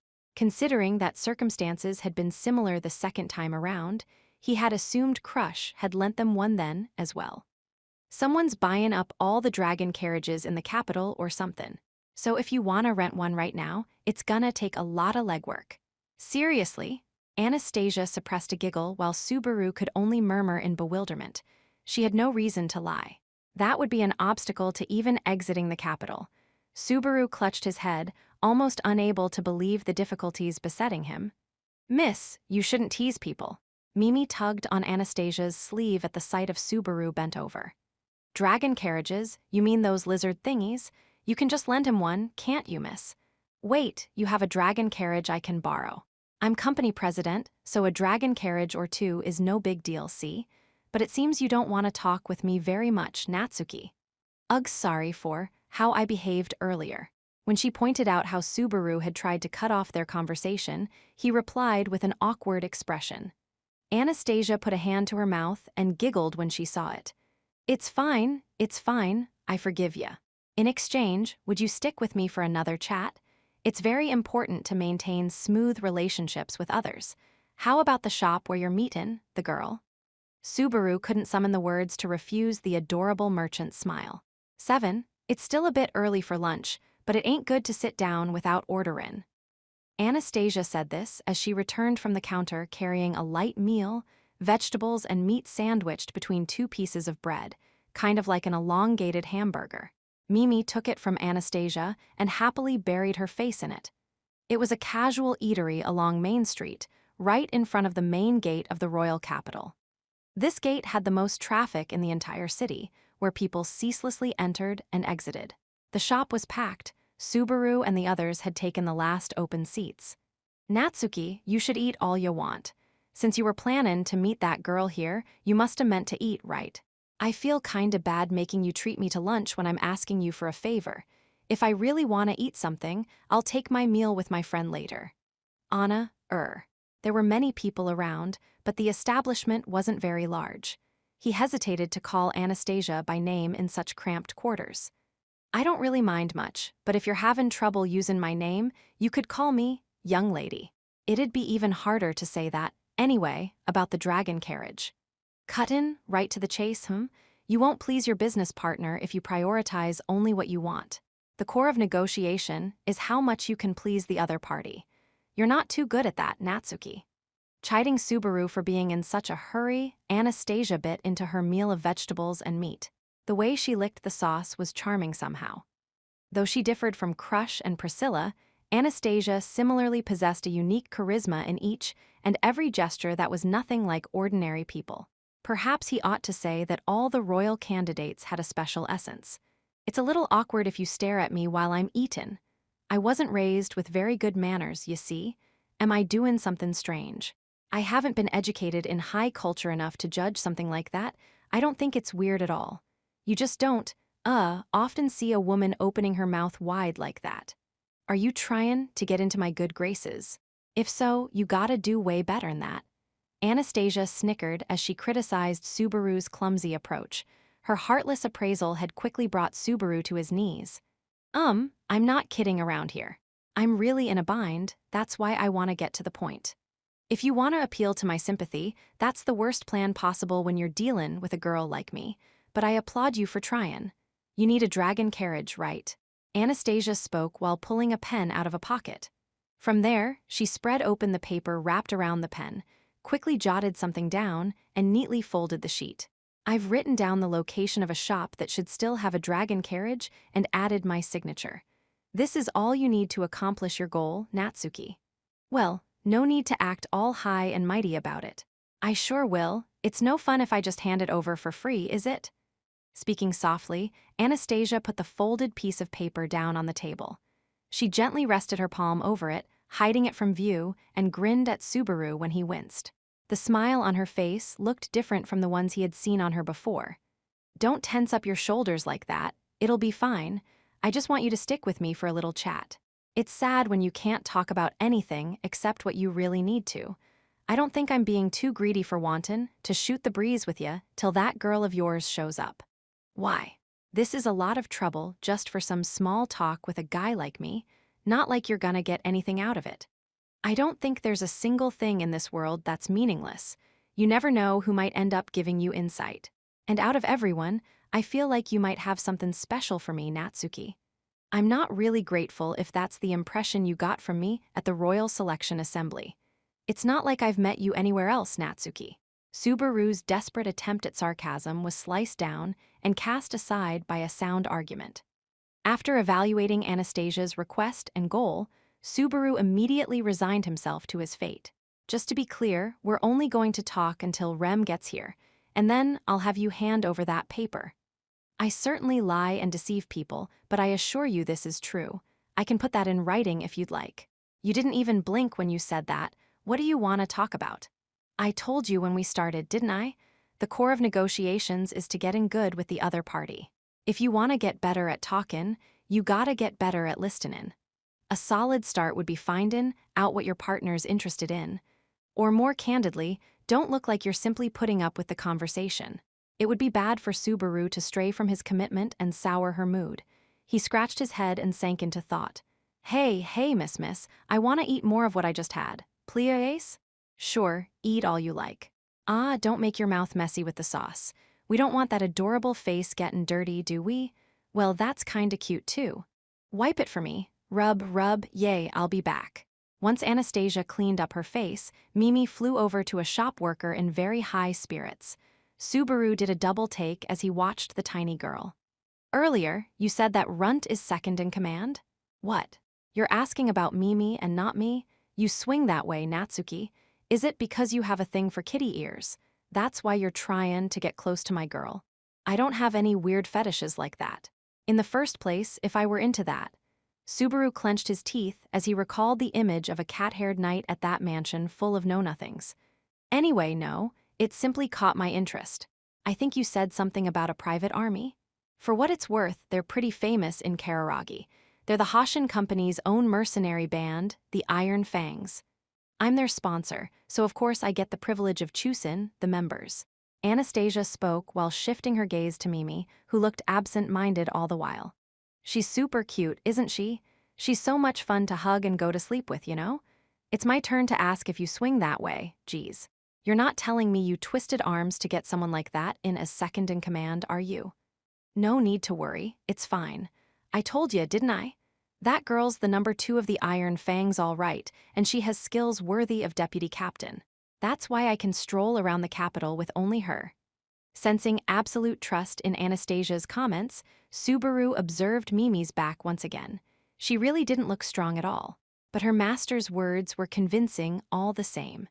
A candidate for the royal selection would never walk around with a lone bodyguard if that person wasn't capable.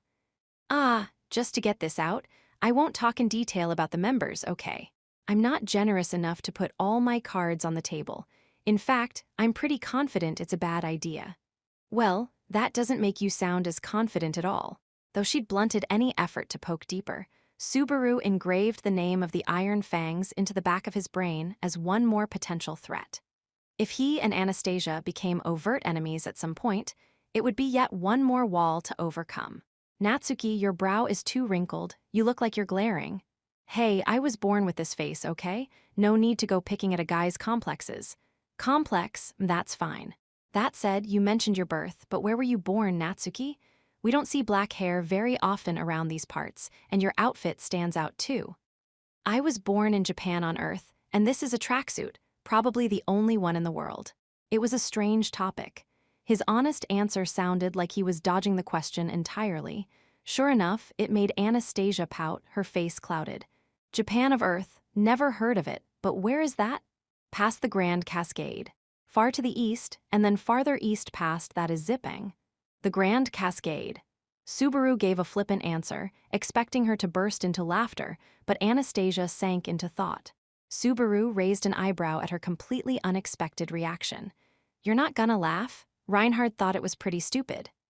Well, you see, once in a very great while, you hear about people who hail from beyond the Grand Cascade.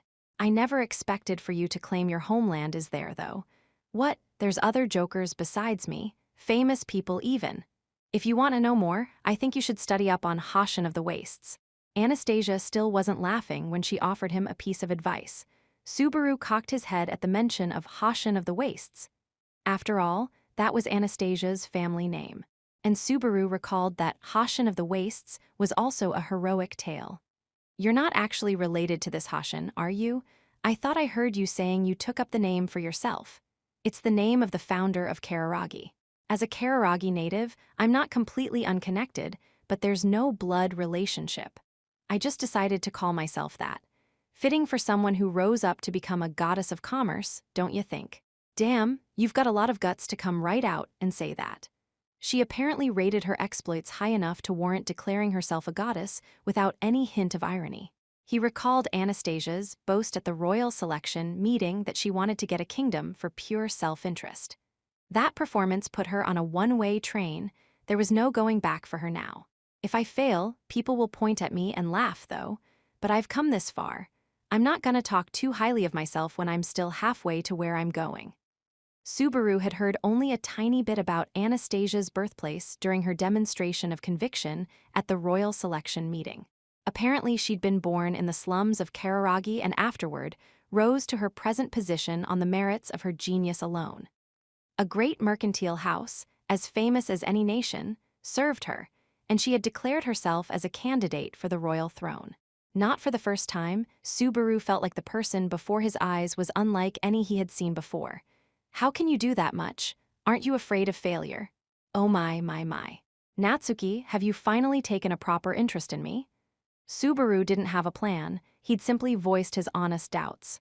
Perhaps, just as Anastasia had taken it, he asked the question because he was finally looking straight at her. Not a troublesome opponent, not someone connected to Julius, but Anastasia, the individual. Failure, huh? I'd say I'm afraid of that too. I'm not exactly claimin'. I've won every battle I've fought to get to where I am now. I've just kept winnin' the ones that really mattered. You never wonder if you've won enough of your bets. I mean, you have plenty as it is. You're a big-time merchant, you have lots of people around you, and can I really say I have plenty? I don't even know what would satisfy me. Her low voice and piercing light blue eyes made Subaru unwittingly stare at her. As Subaru fell silent, Anastasia finally softened her lips and suddenly changed the subject. I have a dream. Subaru said nothing as she tapped a finger against the counter, ignoring him. I've carried that dream with me since my time in the slums, never knowin' what the next day would bring, tryin' my hardest to live. I want everything I can get my hands on. Everything you can get your hands on. My dream is to see just who I can become, just how far I can go. But I won't compromise one bit until I'm satisfied I've done that. As long as I live, everything I can reach and take hold of will be mine.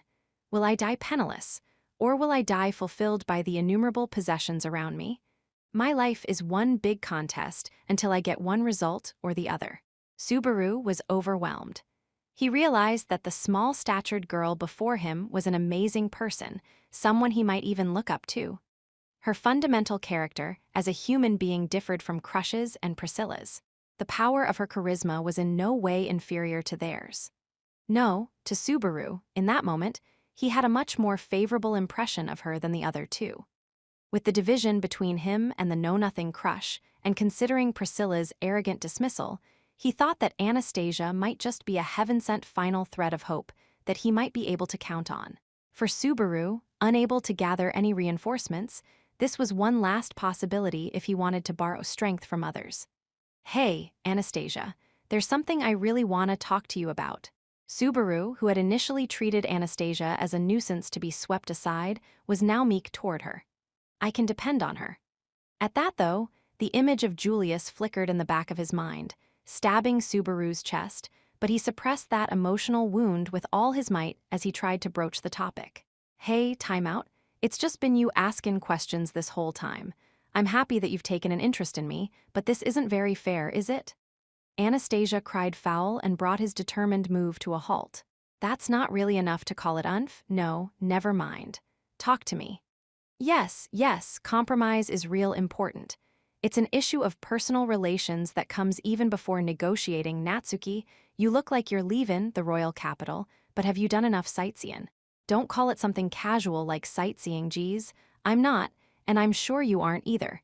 Is this really the time for a trip just to feel better? Subaru shot down the topic, interrupting his subject. I don't plan to just travel around, but don't turn up your nose at seein' the sights. People get something out of just explorin'. a place with lots of people in it and talkin' a look here and there. Midway, Anastasia's strained smile vanished as she lowered her voice slightly. That change in her demeanor and expression stole Subaru's attention.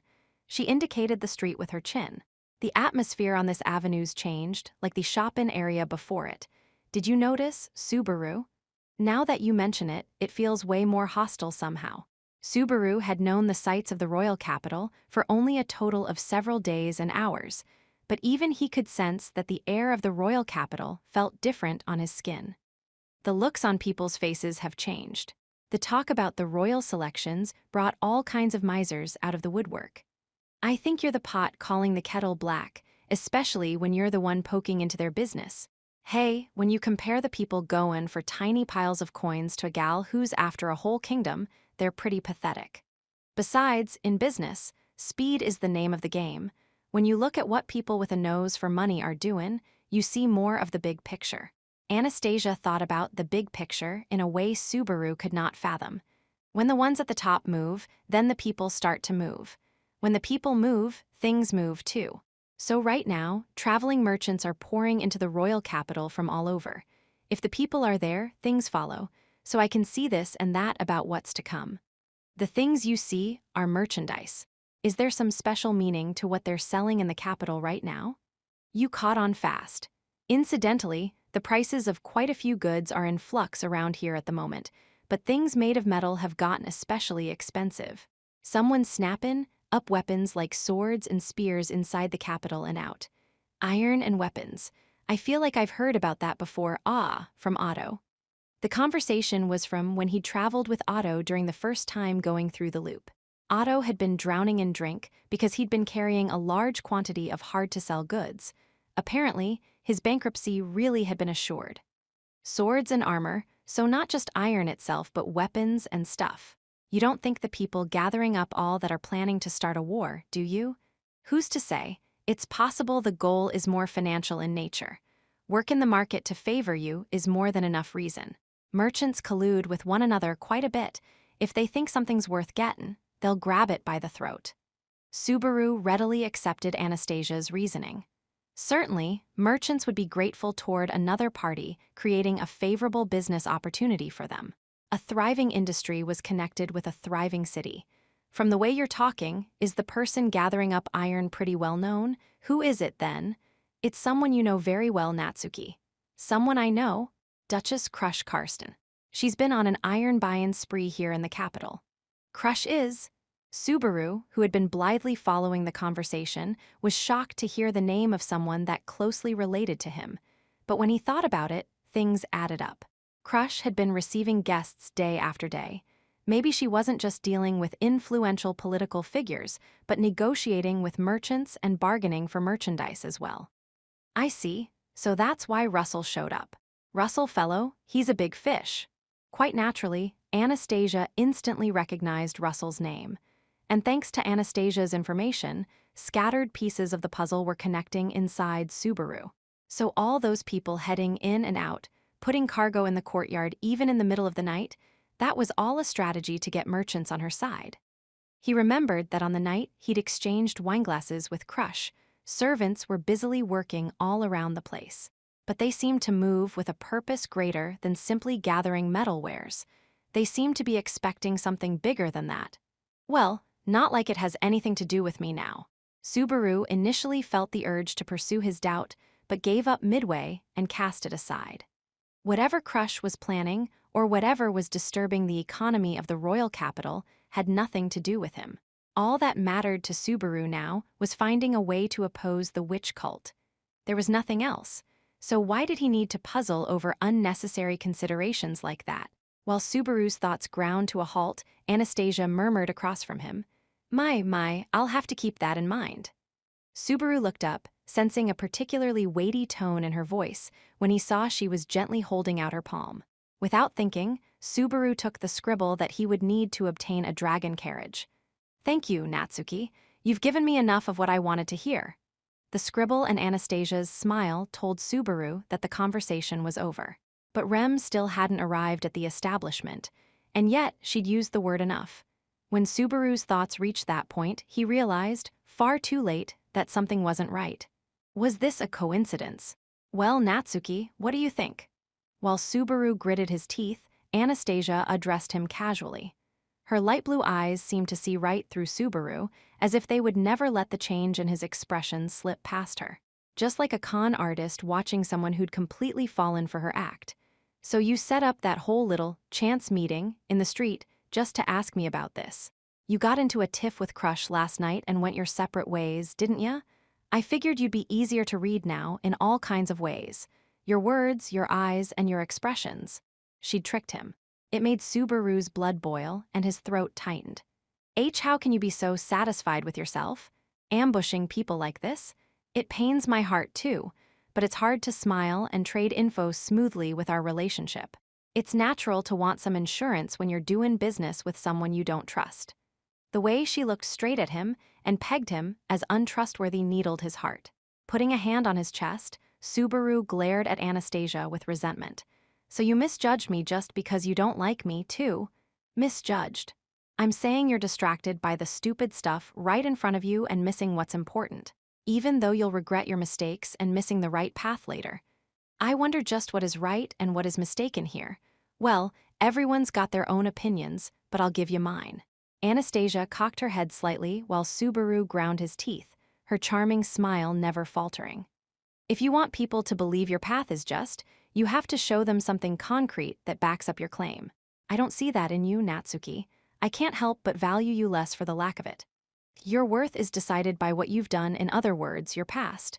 No matter what you do, you can't change the past. So the worth of the Natsuki I know hasn't changed one whit. Anastasia patted her own modest chest, looking at an enraged Subaru with upturned eyes. When you make a mistake, it never, ever goes away. Hey, mister, don't get any closer to Miss Anastasia. Mimi's super strong, okay? When Subaru unwittingly took a step forward, Mimi thrust a large staff against his face. She'd wedged herself between Subaru and Anastasia, preempting Subaru's loss of control. Thank you, Mimi, but you don't need to do anything. I'm sure there's nothing Natsuki can do. How can you just decide that I can't do anything like that? As Subaru spit and shouted, Anastasia put distance between them and crossed her hands behind her, tilting her head. Ah, did I hit a sore spot there? Sorry if I did, but I won't apologize for using you. It's an ironclad rule among merchants to take anything that isn't bolted down. Besides, neither of us said anything that hurts us personally, did we? You asked me whatever you wanted, and you answered several of my questions, Natsuki. That's just because you led me into it. It's dirty, it's underhanded, damn it. I told you at the start, I lie and deceive. And when I offered to put it in writing, you're the one who didn't want me to, aren't you, Natsuki? I never said anything like tha. You're the worst, master and servant alike. Eat shit. He should have remained true to his initial instinct, the distaste he'd had the instant he'd seen her face on Market Street.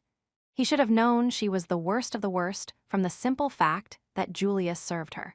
She'd manipulated him through the art of conversation into expecting that she might be trustworthy. Truly, just how much disgrace did he have to endure before people were satisfied? Haven't paid him back for Julius, either. Well, that was partly my fault, too. Subaru gave no heed to Anastasia's words as he was about to rip up the paper in his hand and throw it away, but he hesitated right on the cusp of that impulsive action, knowing that he would then have truly gained nothing for all he'd endured. I'm relieved that you really aren't that stupid, Mimi. Right? Mister, turn this way. Subaru was breathing raggedly and clutching the paper in his hand when Mimi held her staff aloft. Subaru stood rooted to the spot while a pale light softly enveloped his face. Pain, go away. Using magic, she healed the cut on his lip that had been there before their initial encounter. While Subaru was speechless, Mimi smiled at him, apparently without a single care in the world. Miss is high maintenance, but she never means to do bad things, so forgive her. Kay, this is why she doesn't have any friends. Mimi, you don't have to tell him that. Well, see you round, Natsuki. Anastasia had thoroughly wrecked him to the point that even her follower had taken pity on him. Subaru's shoulders quivered as Anastasia turned her back on him. I'll add just one last lesson about the basics of negotiation, Natsuki. Standing still, Anastasia's back remained turned to him as she raised a single finger and spoke. The secret is to prepare everything you can before you ever reach the bargaining table. Learnin' little tricks is all part of turnin' the situation in your favor. You have to know yourself and dangle what the other party wants in front of them.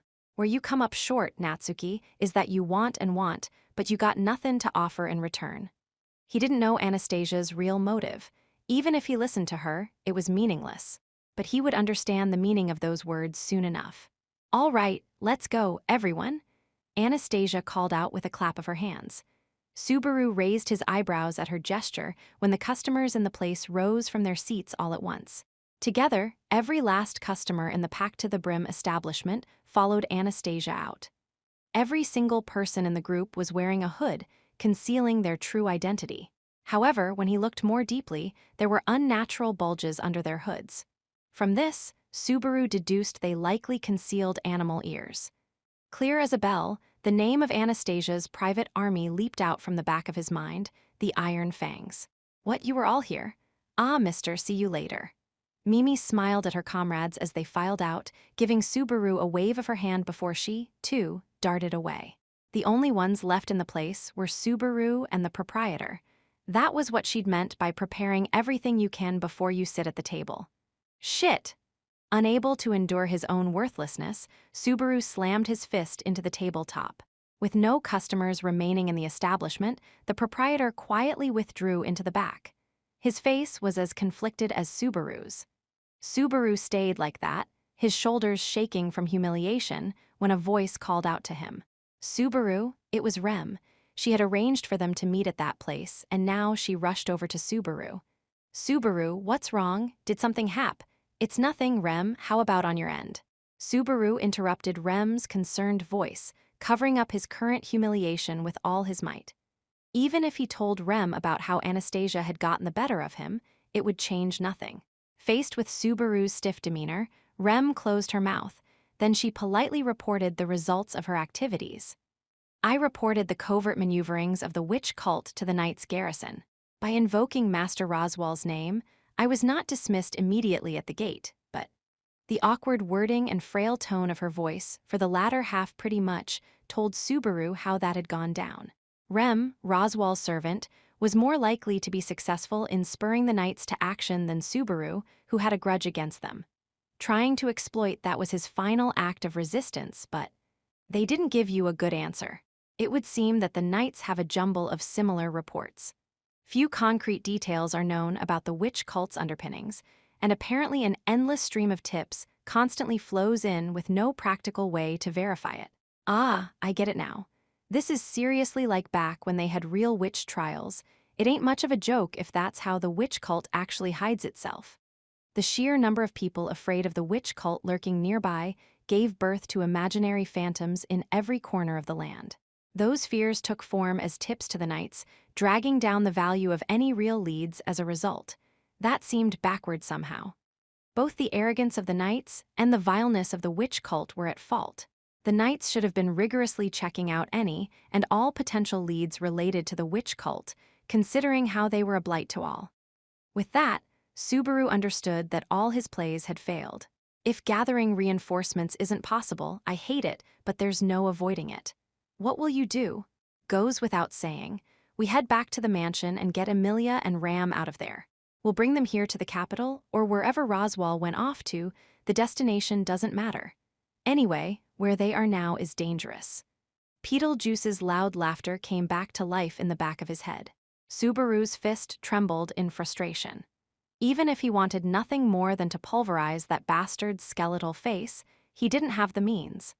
Even if he did choose to take on the enemy with his current resources, it would invariably entail putting Rem at the tip of the spear. He would avoid that at all costs. Getting Rem hurt because of Subaru's thoughts and actions was unthinkable. He couldn't bear it. If he couldn't drum up the strength to battle Beetlejuice, taking them on was unthinkable. Any option that meant losing Rem was out. Even then, bloodlust made his insides seethe. The inexhaustible hatred was like a curse echoing over and over inside his skull. Excuse me, Subaru. Actually, about the dragon carriage needed to return to the mansion. It's tough to get one, you mean? In that case.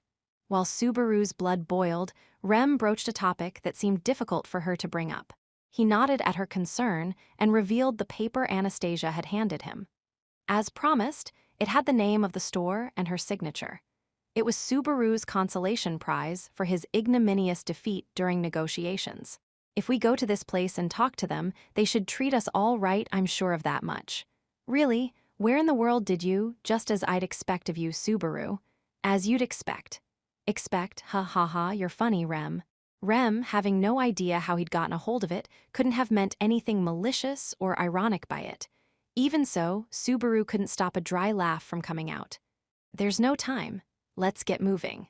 Pulling the bewildered Rem along behind him, Subaru walked out onto Main Street, heading for the indicated store. Annoyed by the jarring, disorganized noises, he clicked his tongue as he walked along. If we can get out of the capital within half a day, we can be back to the mansion by the third day. If we do that, we should have time to rescue Emilia and them. Subaru had gone over his memories of the first time around again and again to make sure of that. The reason he couldn't state it with absolute certainty was because he couldn't rely on his memories from the second time around. Subaru Natsuki had frittered away the time that would have allowed him to compare and be on surer footing. The second time, shit, how many days was I not in my right mind? He scratched at his head, berating his useless memories and his useless self as he continued to walk. Behind Subaru, Rem, whose strides were a different length from Subaru's, worked earnestly to match her speed to his. But Subaru never noticed Rem doing that, for he had forgotten to look back. Chapter 3. The Maw of the White Whale. 1. Anastasia's introduction had led him to borrow the largest dragon carriage he had yet seen. Boasting a huge size, the land dragon's hind legs thudded along, making the ground shudder as it raced across the grassy plain. It's as fast as it is huge, that's great, but could it do something about kicking up all this dirt? The dust dancing upward clouded his field of vision, making Subaru squint in the driver's seat. This appears to be a land dragon normally used to haul freight. Therefore, its manner of running has no consideration for passengers, and since it is specialized for speedy travel, it has not been trained in running quietly. It was the last one, and it's running without a break. Beggars can't be choosers, but this is still kinda tough. Fortunately, thanks to the land dragon's blessing, a special power belonging to particular individuals and species of that world, the dust did not directly affect them, though Subaru could not help but be annoyed at the poor visibility. Subaru wound up looking at the sky, hoping for any change. The clouds flowed overhead as the sun gradually changed its angle. These signs meant the passage of time, and thus, Subaru's heart smoldered little by little. Surely, they were moving far quicker than they had during the previous iterations of the loop. They had not been able to gain reinforcements, but departing by dragon carriage on the second day was a major departure from before. They would be able to make it over the highway in half a day, arriving at the mansion on the dawn of the third day. They were gaining more than half a day over the first time around, surely enough time to get Emilia and the others out of the mansion and to flee from the witch cult. The problem is the possibility of encountering the witch cult along the way like last time. According to his vague memories of the second time around, he'd been inside a cave when he truly regained consciousness. If he had been en route back to the mansion, it was possible that the same thing could happen this time, too. When he thought of how Rem had been killed, and how he had spent nearly an entire day pulling her along before they left the cave, it means they must have infiltrated the area outside the mansion days in advance. But he didn't know exactly which day that was. The tragedy would fall the morning of the fifth day. The second time around, Subaru's deduction that it had taken him a day's worth of time to get out of the cave put his encounter with the witch cult between the third and the fourth day. In other words, even if we arrive tomorrow morning, that doesn't mean that we're any less likely to bump into them. Not knowing what they could expect made him grind his teeth hard enough that blood seeped into his mouth. Subaru glanced to the side at Rem, who was holding the reins and concentrating on driving.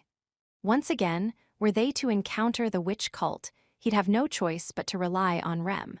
Subaru had thought of making clear beforehand that they might encounter the witch cult, but when he tried to speak the words, he realized that his voice simply wouldn't come out. It was not fear of the penalty for divulging information gained via return by death. Certainly, he was terrified of that pain. No sane person could endure the agony of that squeezing on the heart. He didn't even want to think about tasting it again. But that pain was not the reason Subaru hesitated to speak of the witch cult. He had another reason, one he could not escape. Would Rem really believe what Subaru told her? Just thinking about it sent a chill running up Subaru's spine. Unable to endure it, he hugged his own shoulders. His heart rate quickened to a stupid degree. The urge to vomit seized his innards.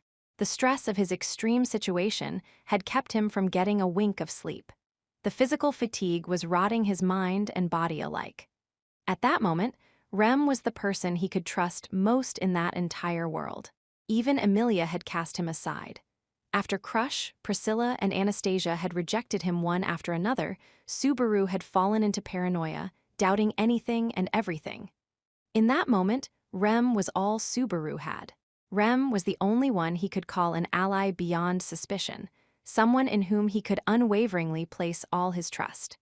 If he revealed things about the witch cult to her, and her face became clouded with suspicion, what would it do to him? It frightened Subaru to even think of it. This isn't the time to get cold feet. Venting in a hoarse voice was the only thing he could do to drive away his cowardly emotions. The land dragon drowned out his voice, fainter than a whisper and reaching only Subaru's ears. Afraid as he was, he couldn't keep it to himself. Now that the possibility of encountering the cult remained, keeping his silence was nothing less than a betrayal. After all, Subaru had lost his life and returned to take hold of the best possible future. RM, I need to talk to you, Ob. Subaru, there is a gathering of people on the road ahead of us. A. As Rem glared to the front, Subaru followed her gaze to see a number of silhouettes hovering in the cloud of dust. He gaped openly. Was it really the witch cult lying in ambush? Though Subaru had lost his voice at the too-soon turn of events, the contours of one of the vague silhouettes gradually grew more distinct, finally becoming a clear figure. This figure stood right in the middle of the road, waving both arms and loudly calling for the dragon carriage to halt. Hey, ye, can you stop your land dragon so we can trade information? The man, with a delicate face and gray hair, was Otto Suwin, traveling merchant. 2. Ah, I'm so glad.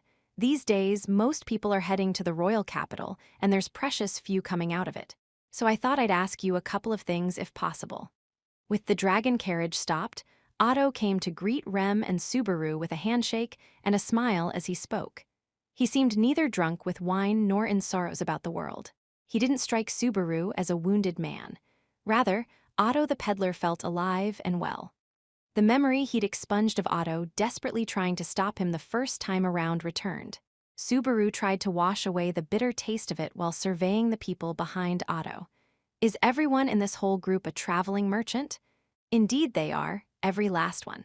We're headed to the capital with a yearning for profits in our hearts. Otto replied to Subaru's question with an amiable smile. There were various dragon carriages stopped on the side of the highway, and the men, presumably the dragon carriage owners, were gathered together. There were more than 10 of them, ranging from the young to men in their 40s. Judging that Otto, Subaru, and Rem had concluded their pleasantries, they congregated around the latter too, introducing themselves by name as they began establishing the topic of conversation. The contents mostly concerned the current situation in the royal capital and changes thereof. Furthermore, the merchants spoke mainly of things like trends in coinage prices and the atmosphere in the marketplace. Put bluntly, every minute wasted there was precious. Now that he had confirmed Otto was safe, he would have been happier to pass on such mundane conversation and leave. But, you'd head out now? Isn't that dangerous? It's night already. We plan to camp here tonight. You could remain with us if you like. Just as Otto said, the sun was already sinking in the west, with night creeping over the highway. The Lifa's highway would soon be subsumed by night. They would have only the light of a magic crystal lamp and the stars to rely upon. The traveling merchants had already begun preparing to camp, lighting a brilliant fire in the center of the group. With this many people, even wild beasts and bandits appearing along the highway could surely do little. But even time spent in safety was time Subaru could hardly afford. So you say, Otto, you're just trying to pawn off some of that oil you bought at the wrong time, aren't you? Don't pull that oh-so-friendly face on me. The instant Subaru declined the invitation, a chorus of voices started needling Otto, and raucous laughter spread through the group. Otto, the butt of the joke, pursed his lips and made a sour face. That is not my motive at all. This is purely well-intentioned. Well, you'll need food and lanterns, though I grant you, if I could interest you in even a small bit of oil, I would like that very much. As Otto lowered his shoulders and voiced his obvious dismay, Rem inquired, "What is this about oil?" "Oh, I simply wound up getting something of a short straw. At present, the merchandise I am carrying is a somewhat large quantity of oil. I'd really meant to trade it in Gustico for a large sum, but now my very life hangs in the balance, and I must mitigate the loss as much as possible." It was plain as day that he was seeking sympathy for his plight and a buyer for his oil. No doubt Rem understood this full well. Sympathetic as she might be, she would offer him nothing beyond perfunctory condolences. "I do not know if I will be able to sell all this oil even if I go to the royal capital. If I sell it for the price of dirt, I will be bankrupt. Repeating himself for emphasis, he opened the door wide for a highly generous person to take all the oil off his hands. Though the man had helped him during the first time around, it was precisely why Subaru sought to avoid getting deeply entangled now. He could pray for Otto's prospects, but at that moment, Subaru and Rem's futures came first. To get to the Mathers domain as soon as humanly possible, they could not avoid rushing along the highway at night. But just as Subaru was about to say his goodbyes, he suddenly realized something. If trust wasn't enough to put things into motion, maybe he should move them with money. "Otto, there's something I know. I have a business proposal." Otto's eyes opened at how the expression on Subaru's face vanished and the air around him changed.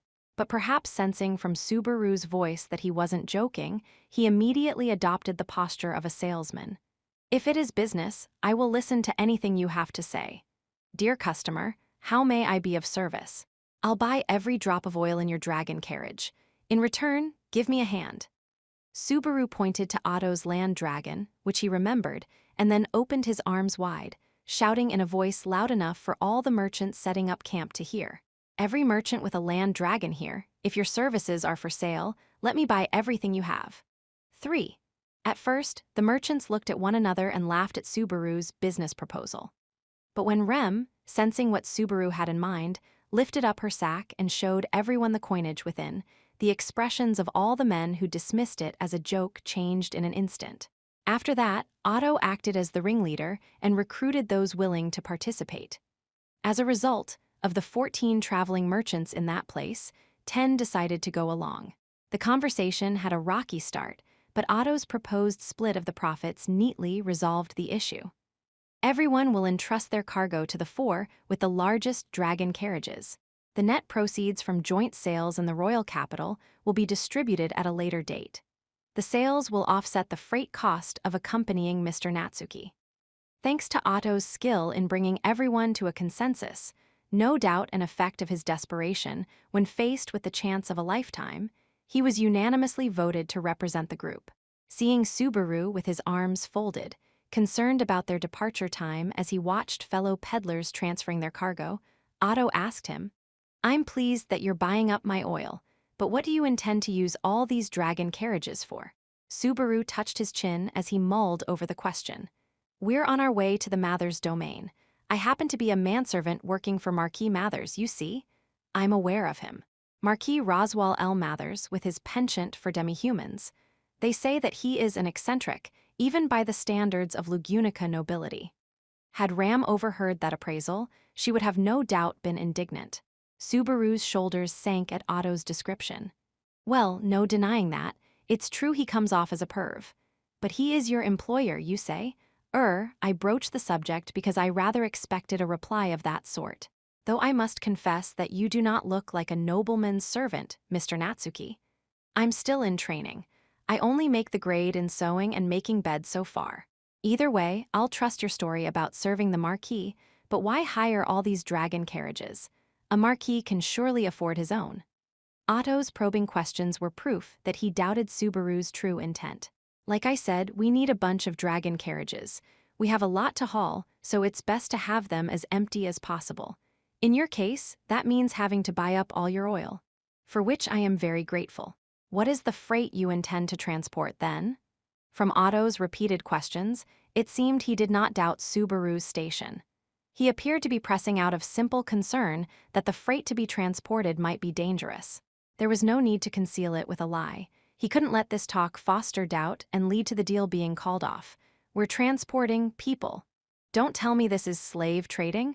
Nothing shady like that. There's a village near the Marquis's mansion. It's a small settlement, and the villagers put together don't even number 100. I want to get those people aboard and move them out. That flash of inspiration was why Subaru had hired Otto and the others. The large dragon carriage for commercial freight that Subaru and Rem were using could run with more than 10 people aboard. With similar dragon carriages put together, he figured they could evacuate every last villager. You are not telling us to carry corpses, I take it. If so, I would have to decline with deep regrets. I want you to bring them out of there so it doesn't come to that.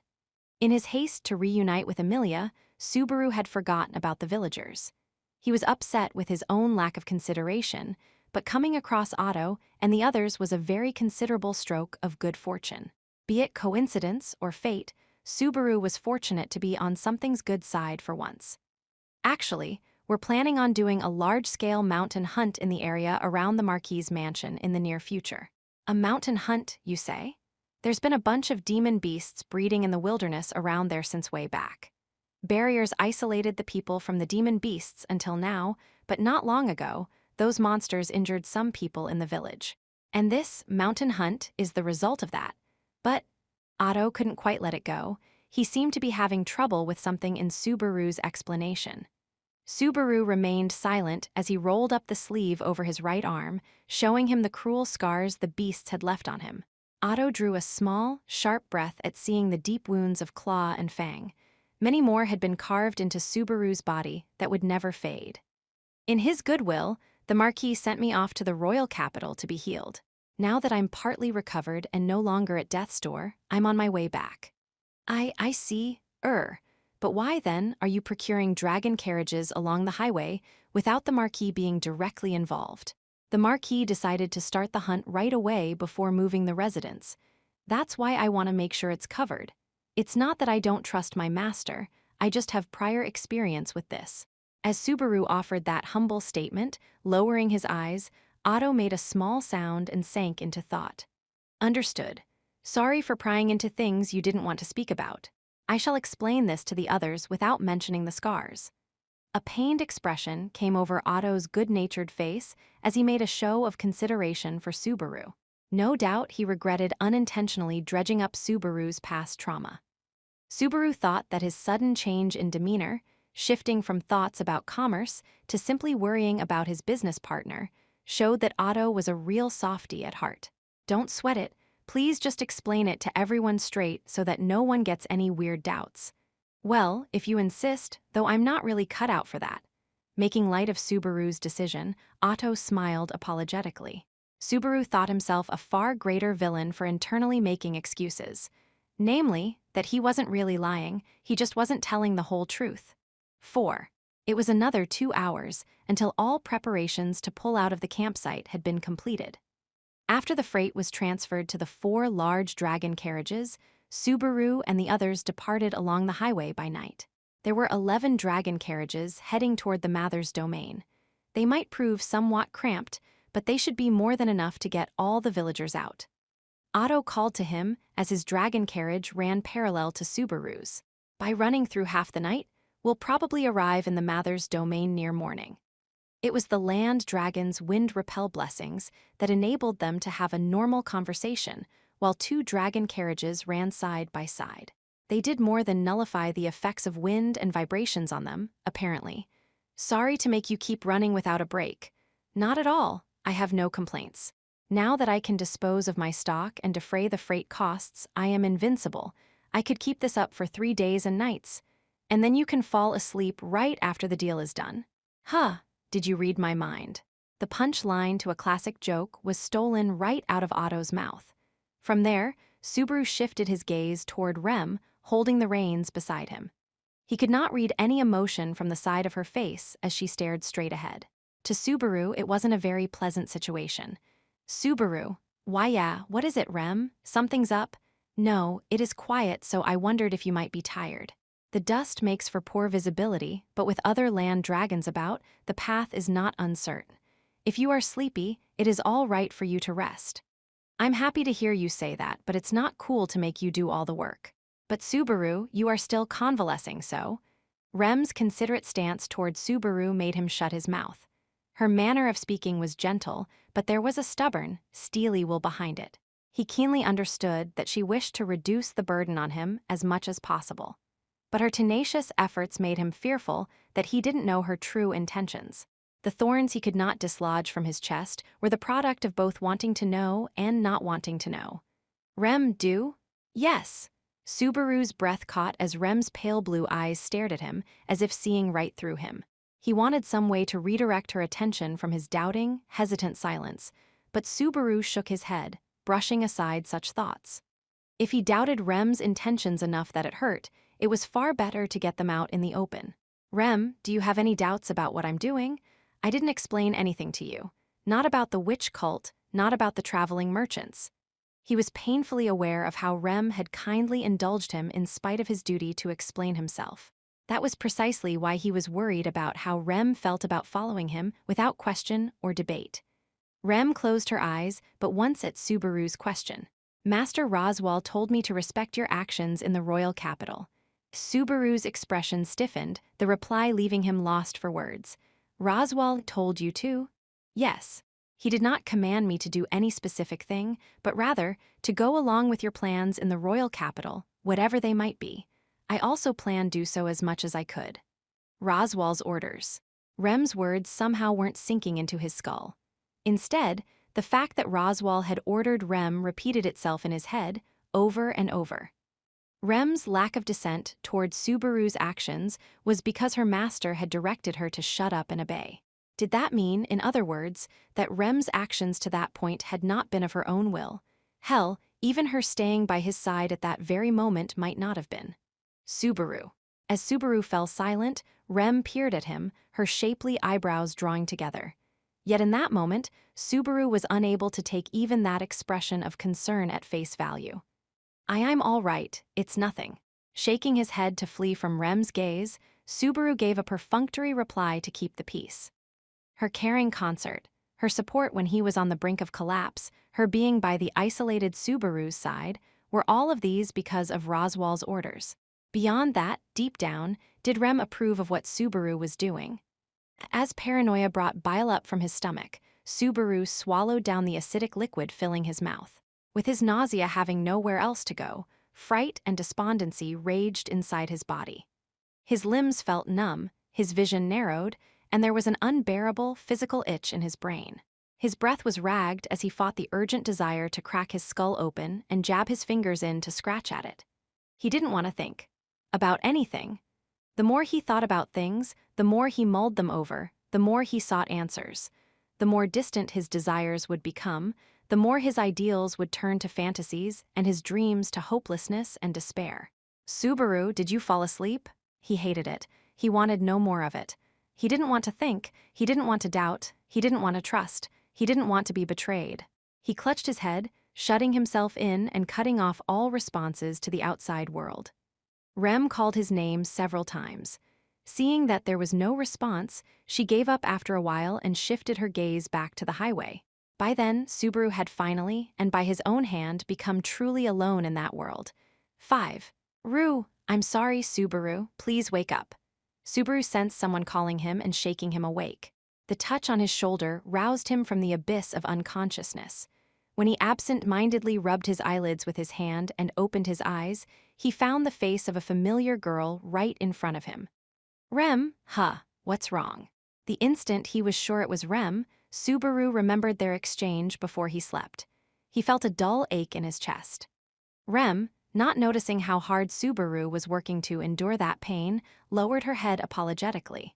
After another brief apology for waking him, she said, "We are about to reach a fork in the road. As it is a landmark that cannot be mistaken even in the dead of night, it should be all right. But I want to be certain before we reach it." The area around them was filled with deep darkness. Even with Rem sitting right beside him, her face seemed indistinct. The crystal lamp hanging from the land dragon's neck and a simple light attached to the dragon carriage itself provided the only illumination. It was very little to go on. If not for land dragons with good night vision, then certainly for the humans. I see your point. What do you want me to do, though? I want to check the map, but I cannot take my hands off the reins.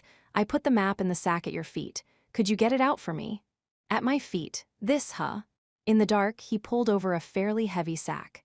He set it on his lap and thrust in his hand to fish around, but finding what he was after proved rather difficult. I can't even tell what's a map and what's not.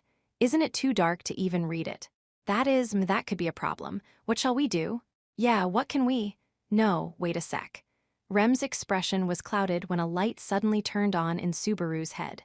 Once again, he searched at his feet, picking something out of a different sack, the one with Subaru's personal belongings. Oh, I found it. He took out the object, cool and hard to the touch, and thrust it in Rem's face. Right in front of her wide eyes, Subaru pressed the power button of something he hadn't held in ages. It hasn't been charged in a while, so I hope the battery isn't dead. Oh. After a single tense moment, the boot-up sequence appeared on the screen. A few seconds later, a dazzling light shone from Subaru's hand. Rem looked at Subaru with surprise at the brilliant sight. Subaru, what is that? Lost future technology. A cell phone. Looks like it still has a little juice left, luckily for us. The cell phone had been off ever since his generous use of it on the day he had been summoned to this other world. It was one of Subaru's few possessions from home.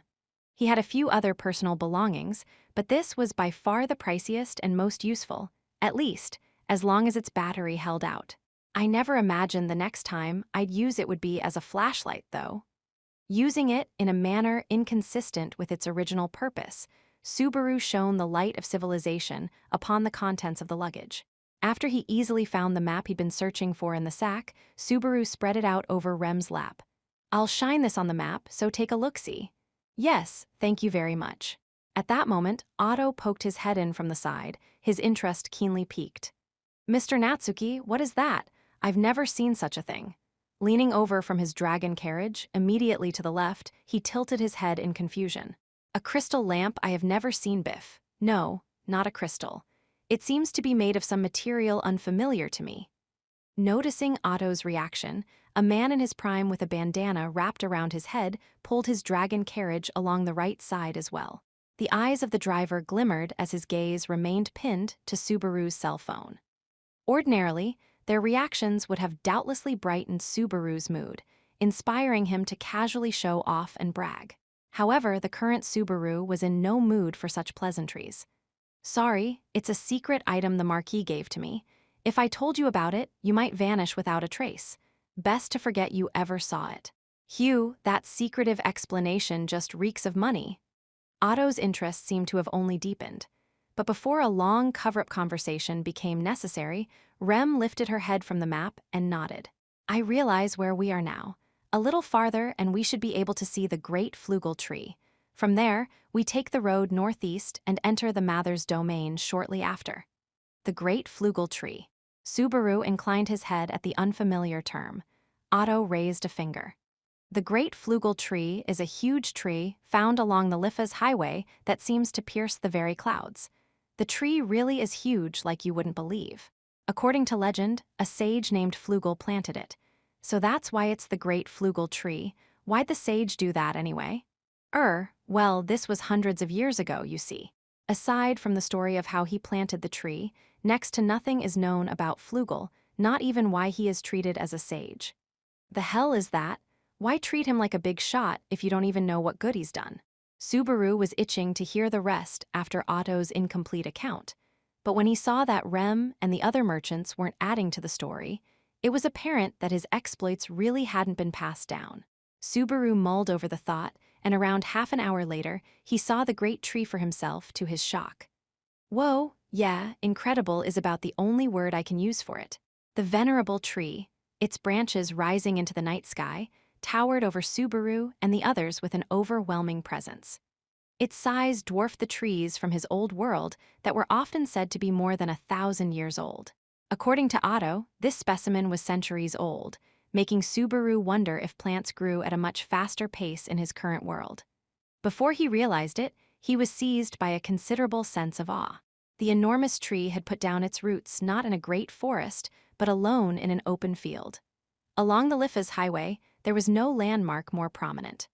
Passing by the calmly towering great tree, the dragon carriages headed northeast in accordance with the map.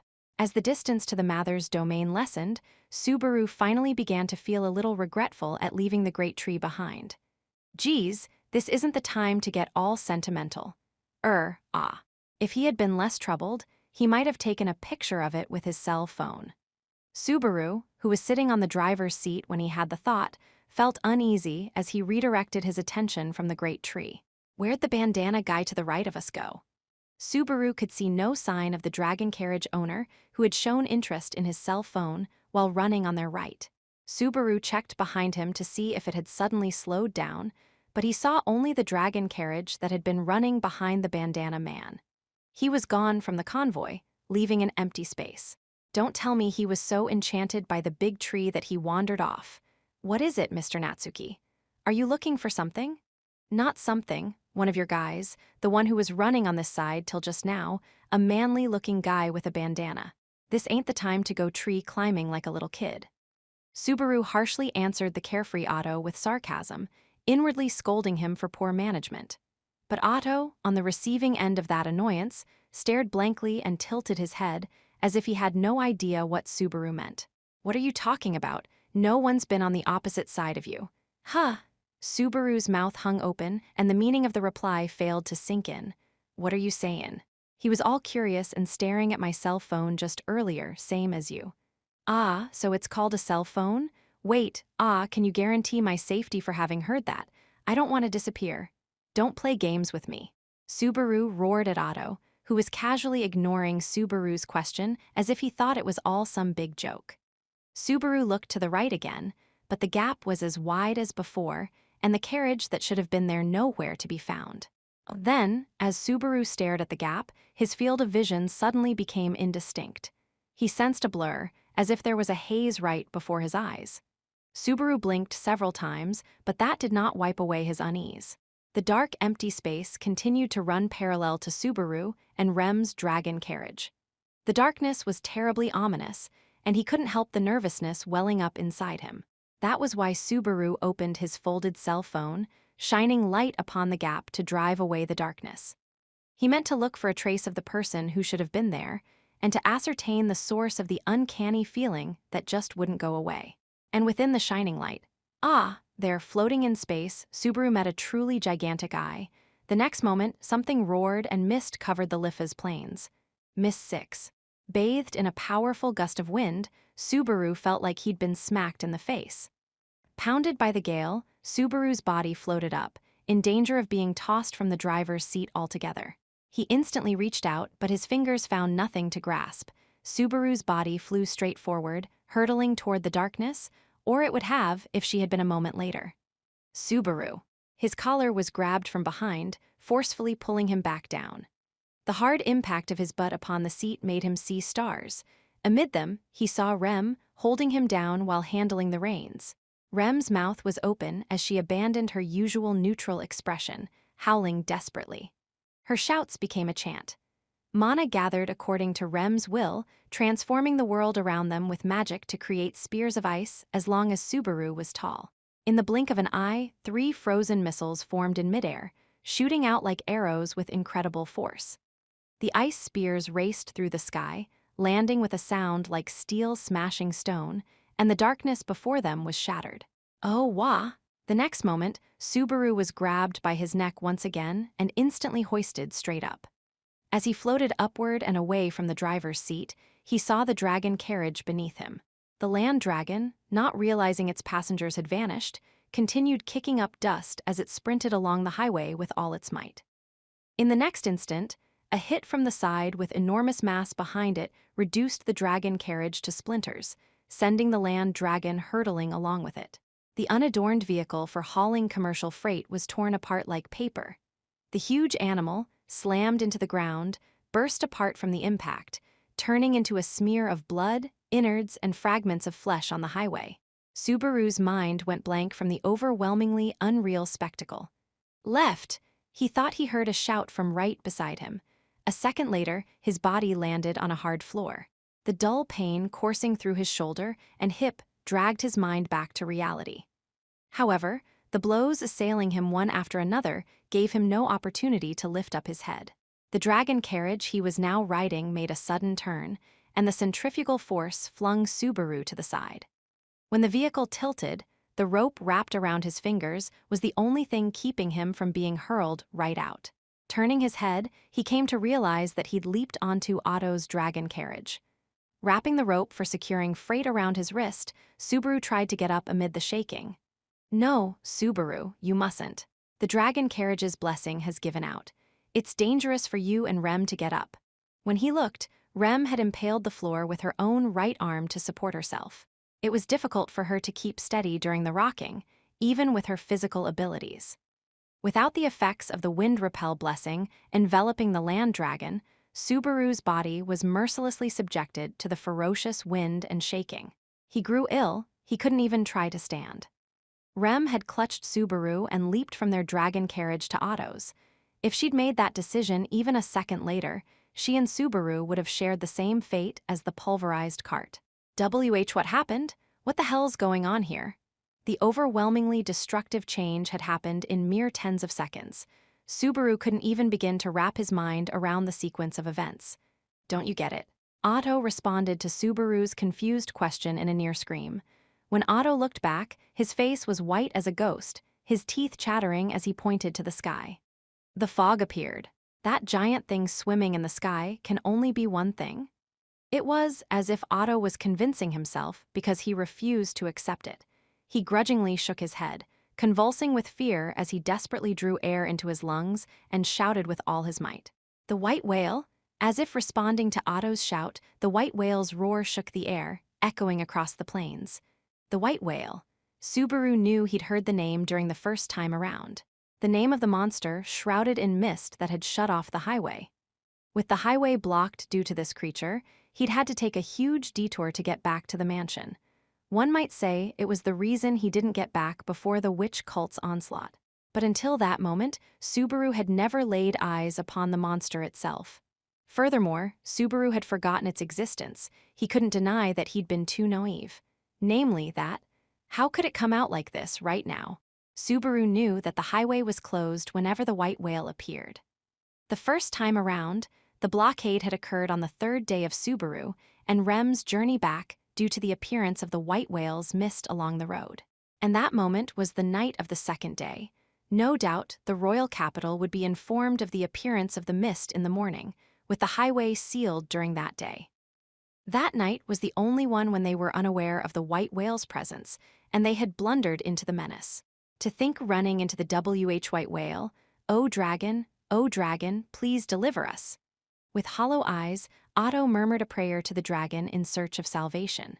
As Otto lost the will to fight, and even his very spirit, Subaru saw with his own eyes how, among traveling merchants, the existence of the white whale was synonymous with absolute terror. The previous time around, Otto had indicated how the white whale was an evil omen among all merchants. Otto's lips trembled, his mind somewhere else as he managed the reins. His land dragon, sensing the presence of the white whale, had fallen into a state of terror, exhausting its remaining strength to kick the ground and propel them forward at an unsustainable speed. The white whale had sunk into the night, its giant body nowhere to be seen. "Shit! Just when it starts coming after us, the fog comes out."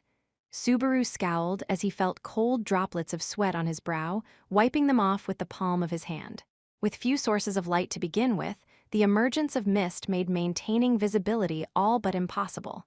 Subaru looked behind, to the side, and above, searching for any trace of something that resembled a fish. "Rem, do you see the white whale?" "I cannot, it is too dark, but—" Rem replied bitterly to Subaru's question, but for some reason, she trailed off. The catching of Rem's breath tugged at Subaru, but when he tried to look at her, all he could see in the deep mist was a silhouette. He couldn't tell what was on her face. The mist grew even thicker, to the point that he wasn't sure where his own hands were. When Subaru had first met the white whale's gaze, it was bigger in circumference than Subaru's arms could reach. If the giant eye was anything to go by, the white whale had to be truly as large as the name implied.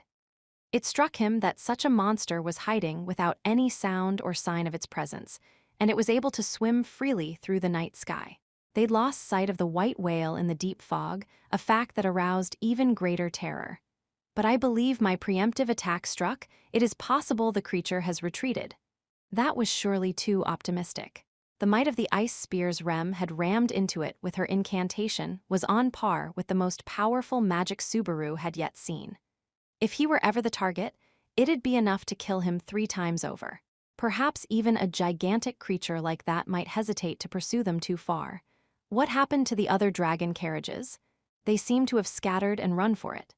If you split up and flee the instant the mist arrives, you might be able to escape without the white whale pursuing, if you're lucky. No doubt it was standard operating procedure when encountering the white whale. It made sense. Certainly, the dragon carriage that had been running parallel to theirs was nowhere to be found. The other vehicles that had followed behind them until that point seemed to have obeyed the unwritten rule and scattered to the winds. Subaru clenched his teeth at the fact that he'd lost the carriages he'd worked so hard to obtain. The timing was a disaster. His plan to evacuate everyone in the village had fallen to pieces once more. No point crying over spilled milk. Anyway, right now I've got to focus on a way to get out of this fog. As the rocking jostled his internal organs, Subaru pushed aside all other concerns until after they escaped. They had few cards to play to deal with the immediate crisis. Now that his own dragon carriage was unavailable, he needed at least Otto's to get back to the mansion. That was why, right then, they had to get past that dangerous fog. A mouth cavity lined by giant teeth, resembling rows of millstones, suddenly opened wide before their very eyes. The overpowering violence of the sound and the blast winds of its thunderous roar sent the land dragon reeling. The ground split, tripping up its feet, and the dragon carriage's wheels lifted as the wagon tilted far to the side. The canopy holding down jugs of oil broke, and the cargo went flying outside. Subaru, holding his cord, was in danger of being thrown out himself. Subaru desperately clung to the wagon as he saw the enormous mouth lined with filthy teeth in front of them bearing down, seeking to swallow them whole. It was in that moment that Subaru truly grasped just how little he'd understood. And now, in that instant, plunged into that encounter with the white whale within that deep nighttime mist, was the gambling table upon which they would wager their survival. Roa!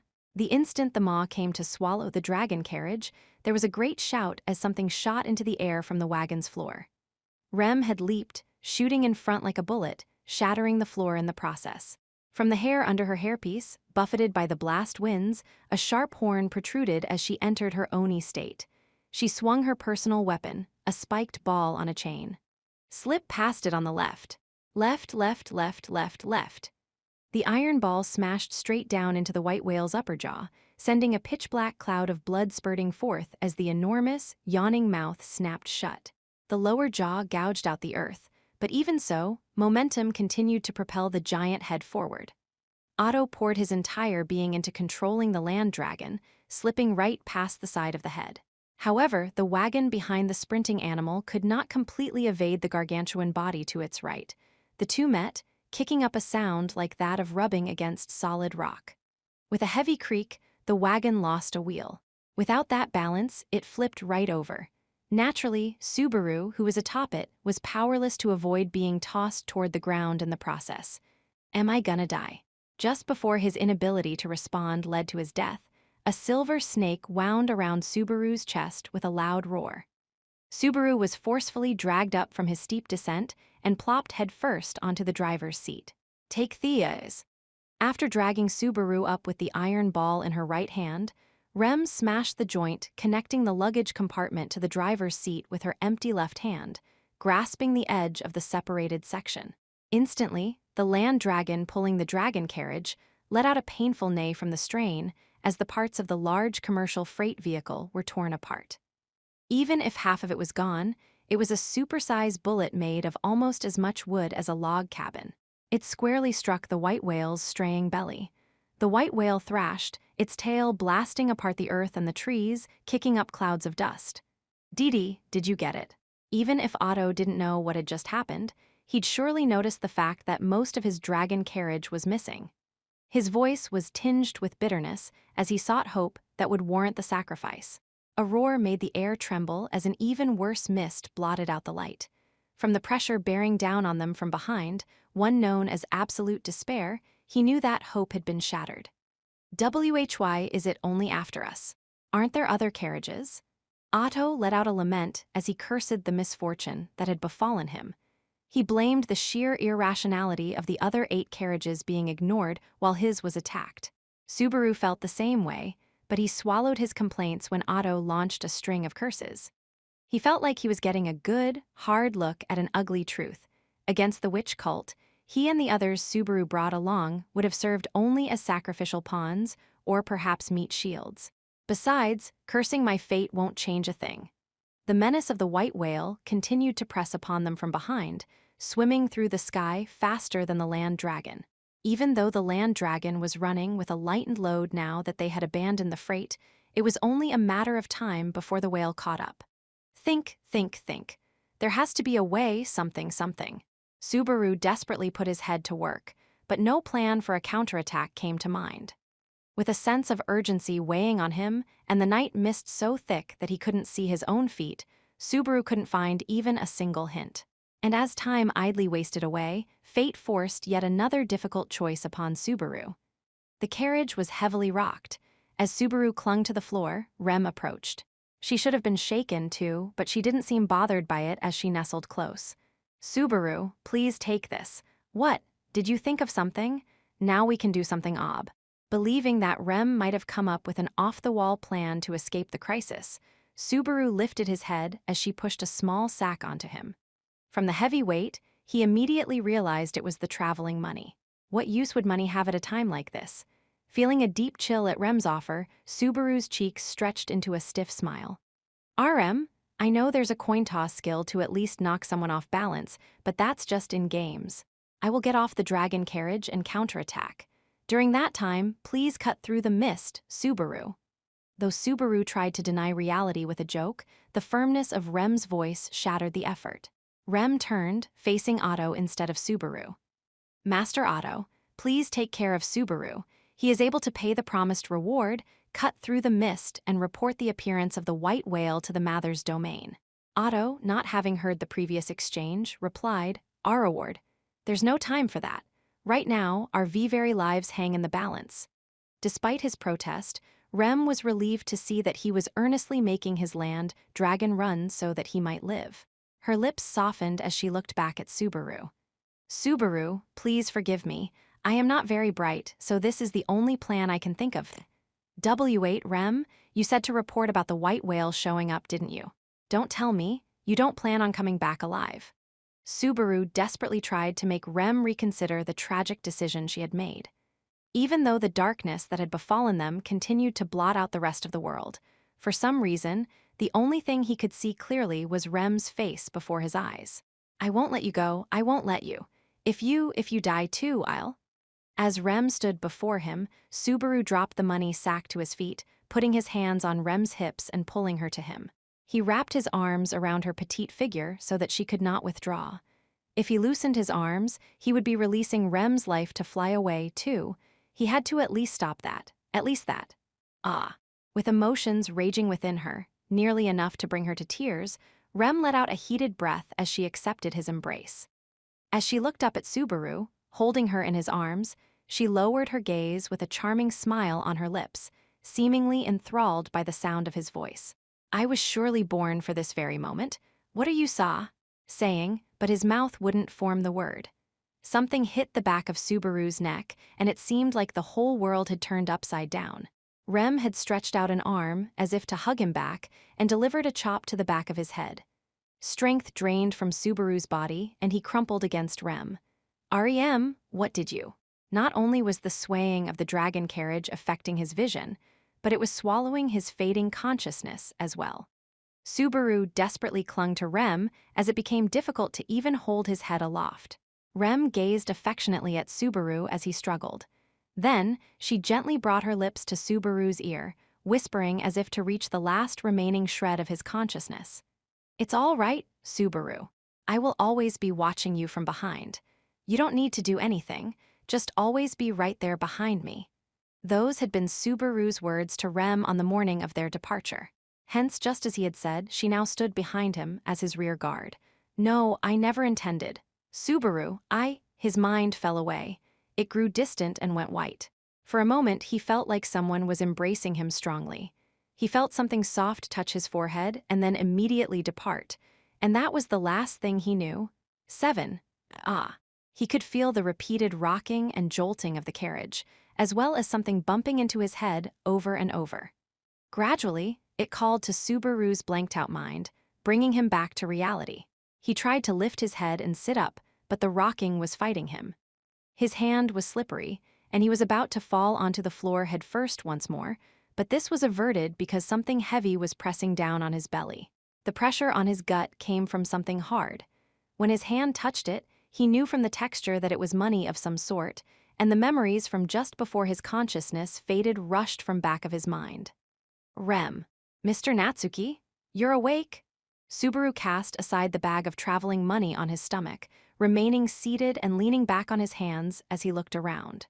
The world was still mired in darkness, but the sound of violent shaking told him that he was still on the dragon carriage. And noticing that Subaru was up, Otto turned his head to check on him.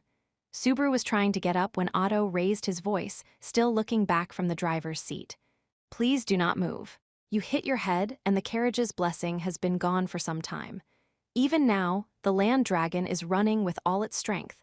I have no time to be concerned about you, Mr. Natsuki. Never mind any of that. Rem, what happened to Rem? Shouting back, Subaru searched every corner of the driver's seat for the girl. Without the wagon, the dragon carriage was very cramped. Anyone would understand in an instant that there was no need to search.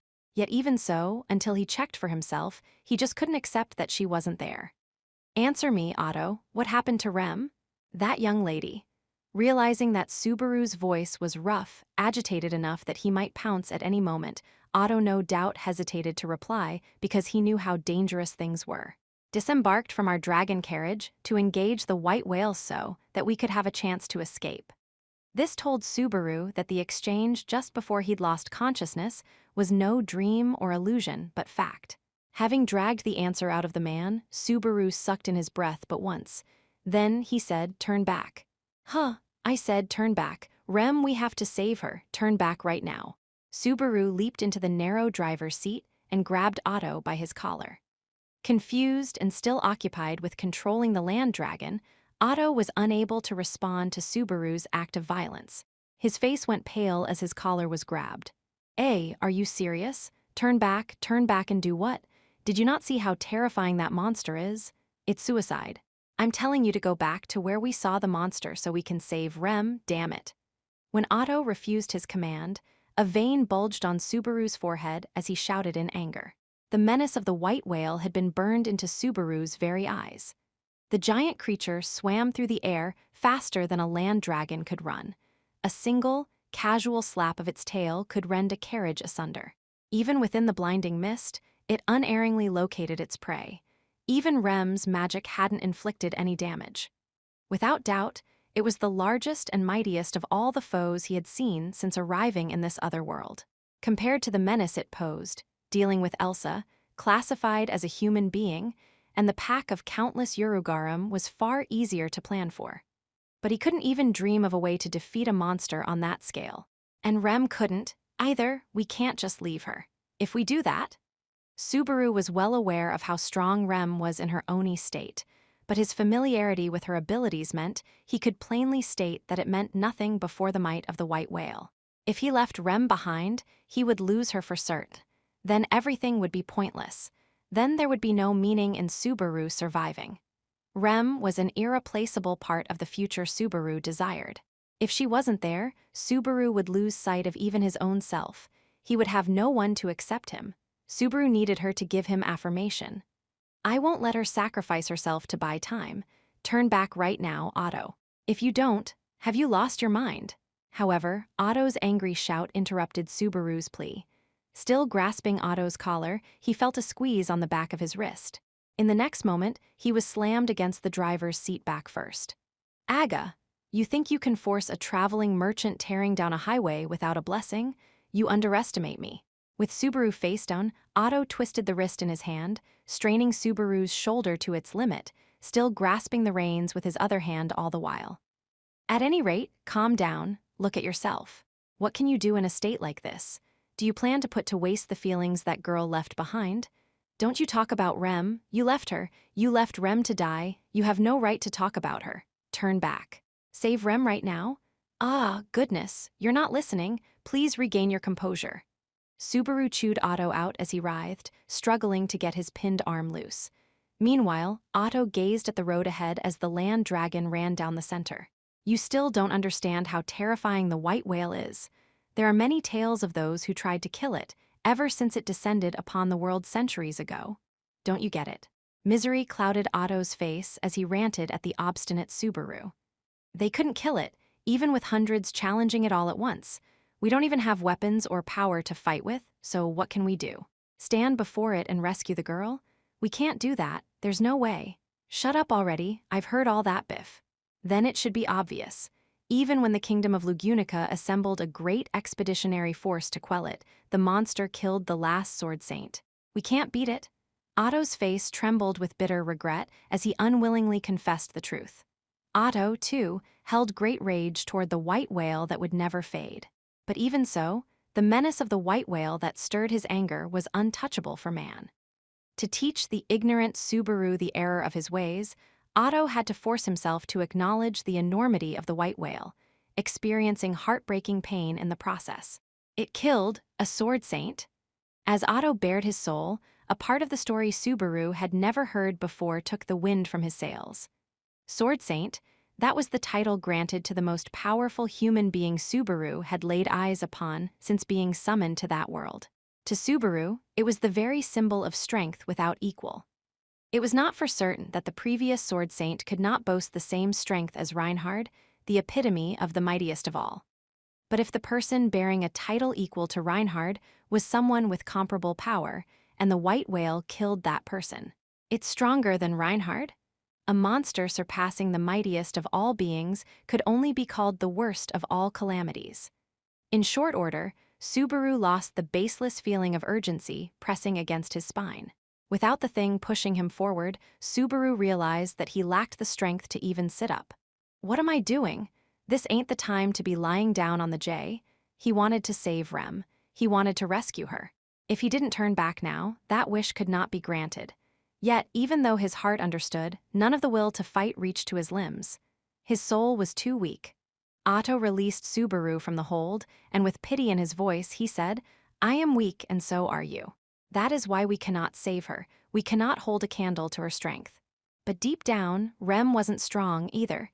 Even though Subaru knew that, surely had always known that, he could say nothing. He hung his head as the shaking dragon carriage jostled his body. The land dragon continued forging ahead straight through the night mist. Rem remained behind them, abandoned as the dragon carriage grew distant, pulling Subaru farther and farther from her. He stayed bent over like that as time passed, maybe 5 minutes, maybe 10. "Mr. Natsuki, that's..."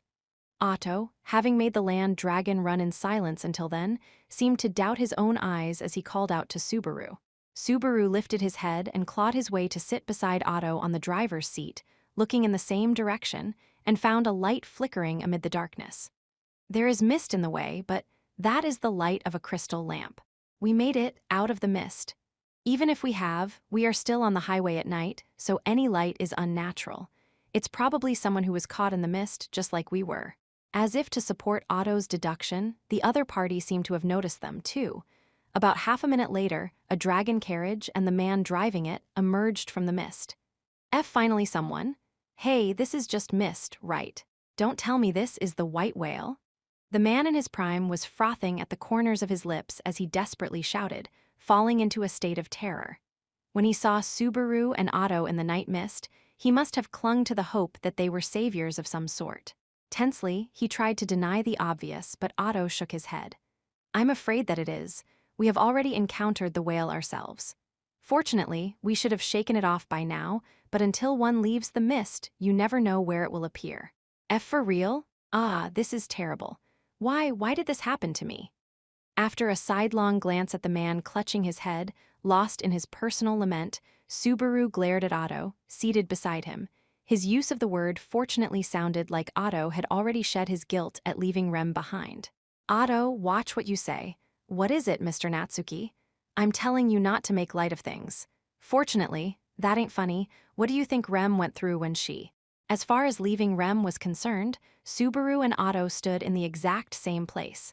Despite that, Subaru was angry when he thought about Rem, an effort to assuage his own feelings of guilt. Subaru understood. He'd understood all along. The idea that Rem, left behind, would stand before the white whale, exercising her wits and survive, it was nothing but a fantasy, not even wishful thinking. There, inside that mist on the third time around, Rem had died, again to save him. Rem, who is that? His thoughts of Rem's tragic resolve were undermined with shocking ease. Who is this Rem? There was no one by that name among the traveling merchants who scattered. Of whom are you speaking? Otto tilted his head, not understanding what Subaru had meant. To Subaru, that casual treatment toward her existence was like trampling mud all over her noble spirit. He swung his fist into the side of Otto's face at full force. Instantly, the reins communicated the chaos atop the vehicle to the land dragon, resulting in the dragon carriage swerving violently to the right. Having lost his footing, Subaru crashed backward onto the driver's seat as the man he just struck hit the seat on his side. What was that for? Don't mess with me. Unbelievable, said Otto's wide-open eyes in response to Subaru's act of violence, but Otto's words and actions were just as unbelievable to Subaru. What the hell are you saying? Asking who Rem is. She's the girl who stayed behind so we could get away. Don't mess with me. Do you have a death wish? I'm telling you, I don't understand what you're saying. You're just spouting strange things all of a sudden. Did seeing the white whale drive you mad? Even in the face of Subaru's accusation, Otto proclaimed his own innocence. Subaru's field of vision was dyed crimson by fierce, irrepressible emotions. The passage of every second felt agonizingly slow as the bloodlust seething through him commanded him to snap the slender neck of the man before him, and just as his hands stretched out to wring the life out of the ingrate. The man in the dragon carriage alongside them, in shock as he saw the angry quarrel on the verge of escalating to murder, shouted to try and stop them. What are you two doing? This isn't the time to argue. We have to get out of the M.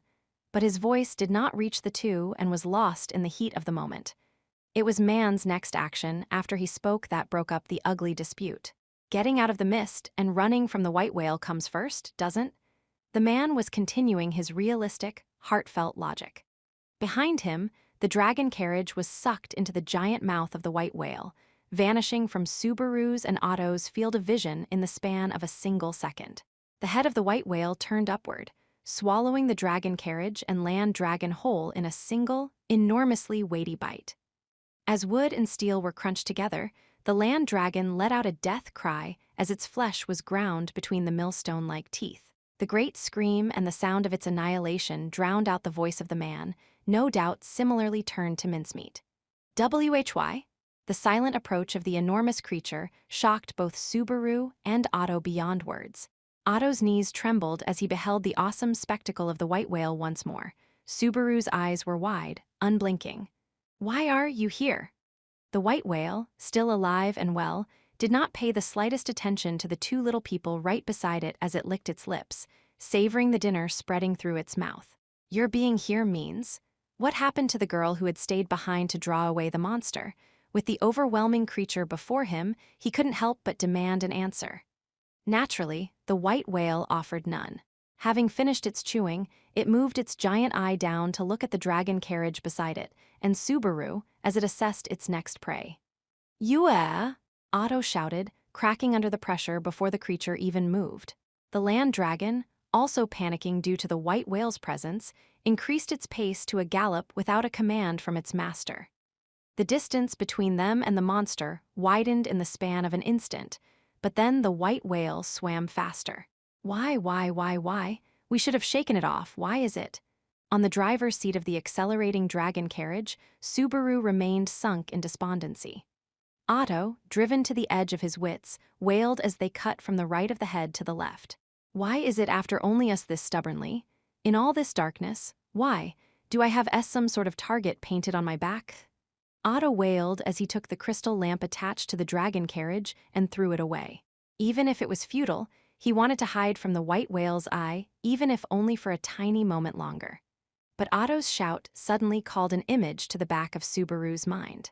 During his lament, Otto had wondered aloud if there was a bullseye on the two of them that the white whale was doggedly following.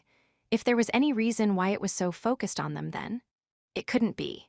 Subaru pulled himself up to the driver's seat, doubting his own eyes as he stared toward the white whale swimming behind them. Within the night mists, the darkness all around obscured the creature's giant frame. However, when Subaru strained his eyes, he could just make out something on the head of the white whale facing them. He saw a twisted, spiraling horn protruding from its head.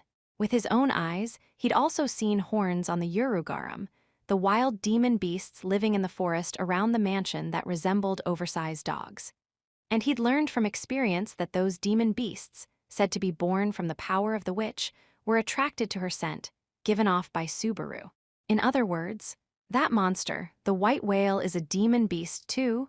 When he voiced the hard-to-believe possibility, he shook his head at the unpalatable reality. But when he thought about it, everything fit.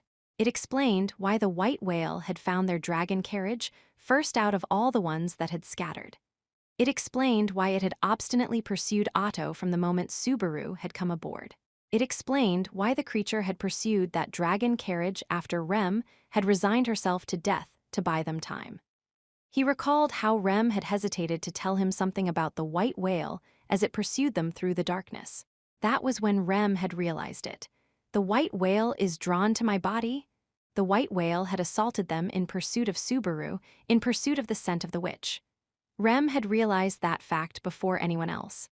To protect Subaru, she disembarked from the dragon carriage in a bid for more time. To protect Subaru, for Subaru's sake alone. No, Rem, because of me, because of me. Subaru lowered his head and sank down, fighting back the overflowing sorrow within him. The knowledge that Rem was gone, and that he bore all the responsibility for losing her, weighed heavily on both Subaru's mind and body. Mr. Natsuki, stricken by despair, Subaru felt Otto pat his shoulder from behind. His fingers were shaking, his voice dry. He trembled as he looked in Otto's direction. Otto, please die. The next moment, the shove to Subaru's shoulder easily sent him tumbling from the dragon carriage. Ha! His field of vision inverted as he violently tumbled down, losing track of which way was up. Amid the chaos of his vision, he saw Otto loudly laughing. His mouth was open so wide that Subaru could see his white molars, spit dribbling from the corners of his mouth as he spoke. It's your fault. If you're why it's after us, then take responsibility. Ahaha, die and save me. Hearing Otto's maniacal laughter, Subaru realized that his mind had completely snapped. Otto had been driven to the edge.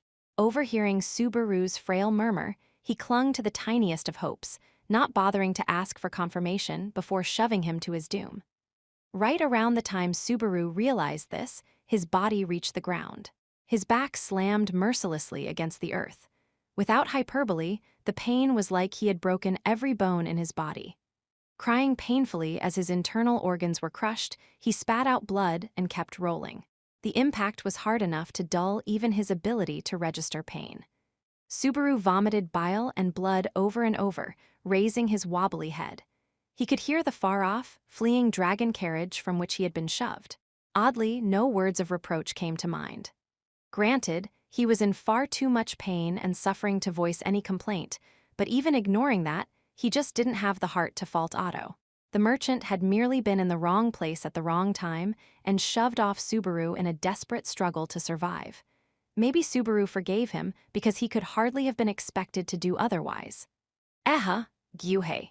Such sentiments, the taste of blood filling the inside of his mouth, the ferocious pain his body was trying to remember.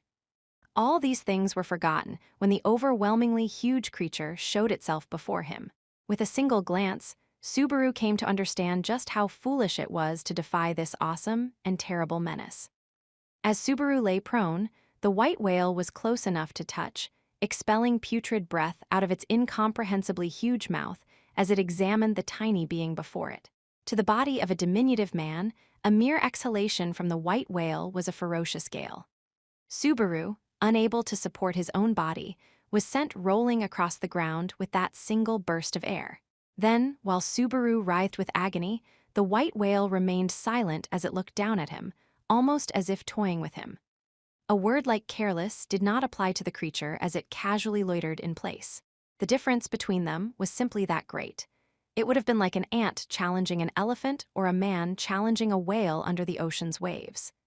Inside Subaru's head, overwhelmed by pain and nausea, he knew he was feeling death drawing near. It was a feeling of despair that he had felt several times over.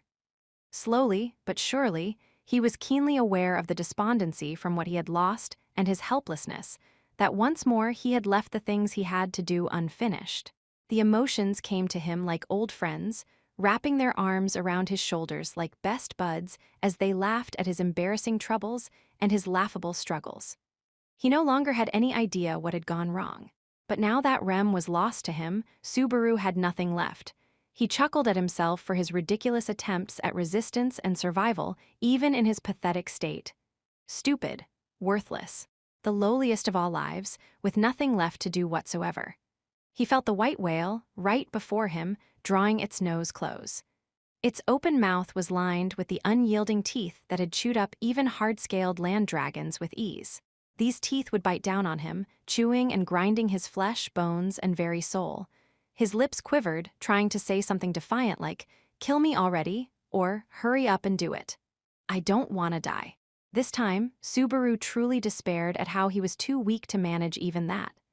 Inside his chest, a sense of powerlessness like none he'd ever had before impaled him like a cold blade. His blood froze throughout his body. He despaired as everything in front of him turned black. And no, I don't want to die. Save, I don't want to die, I don't want to die, I don't want to die. No, no, no. Save me, Rem, save me. Tearful words and whimpers poured out of his mouth as the inevitable end to his miserable life drew near. It was pathetic, repulsive. It could be called only a truly shameful sight. Anyone would avert their eyes at the spectacle and scoff at him. No doubt it would have hurt to even watch. He could not cling to life like this and hold onto his dignity as a human, too. It was wretched. Even bugs were more adorable and lived with more pride. This self-pitying boy, too filthy to count as a higher life form worthy of respect, was truly the greed of a pig. And no, I don't want to die, save me. Even so, he crawled in an effort to escape, grasping for whatever possibility might let him keep his life. His body, its strength exhausted, would go no farther. His fingertips merely pawed at the grass, lacking the power to claw the soil. Even the will to cry was now lost to him. Rolling onto his side was his final act of physical resistance. I don't want to die? Then he rolled onto his back, a plea for his life trickling out of his mouth. That was his final struggle to live. He could do nothing more. He could think no more. He could only await the inevitable. Yet even so, no matter how long Subaru waited, the blow that would end him never arrived. Though his old friend, the aura of death, preceded the bite that would be his violent end, it never came. The terror of knowing the end was near, but not when, was something that easily wrecked the human heart. As unendurable terror gripped him, Subaru forced his trembling body to comply. His gaze shifted around, and he sought an end to his despair when, he realized that the white whale, supposedly drawing nearer with every moment, was nowhere to be found. 8. From there on, desperately clinging to life was the only thing that kept Subaru going. I don't want to die, I don't want to die, I don't want to die. He was out of breath, tottering on his feet, with droplets of blood in his eyes clouding his vision. But Subaru took no heed as he ran. It changed nothing. He'd been lost in darkness and missed to start with. Within the embrace of the moonless, starless night, Subaru couldn't even see his own feet. Or perhaps the white whale had swallowed him long ago, and he simply hadn't realized it.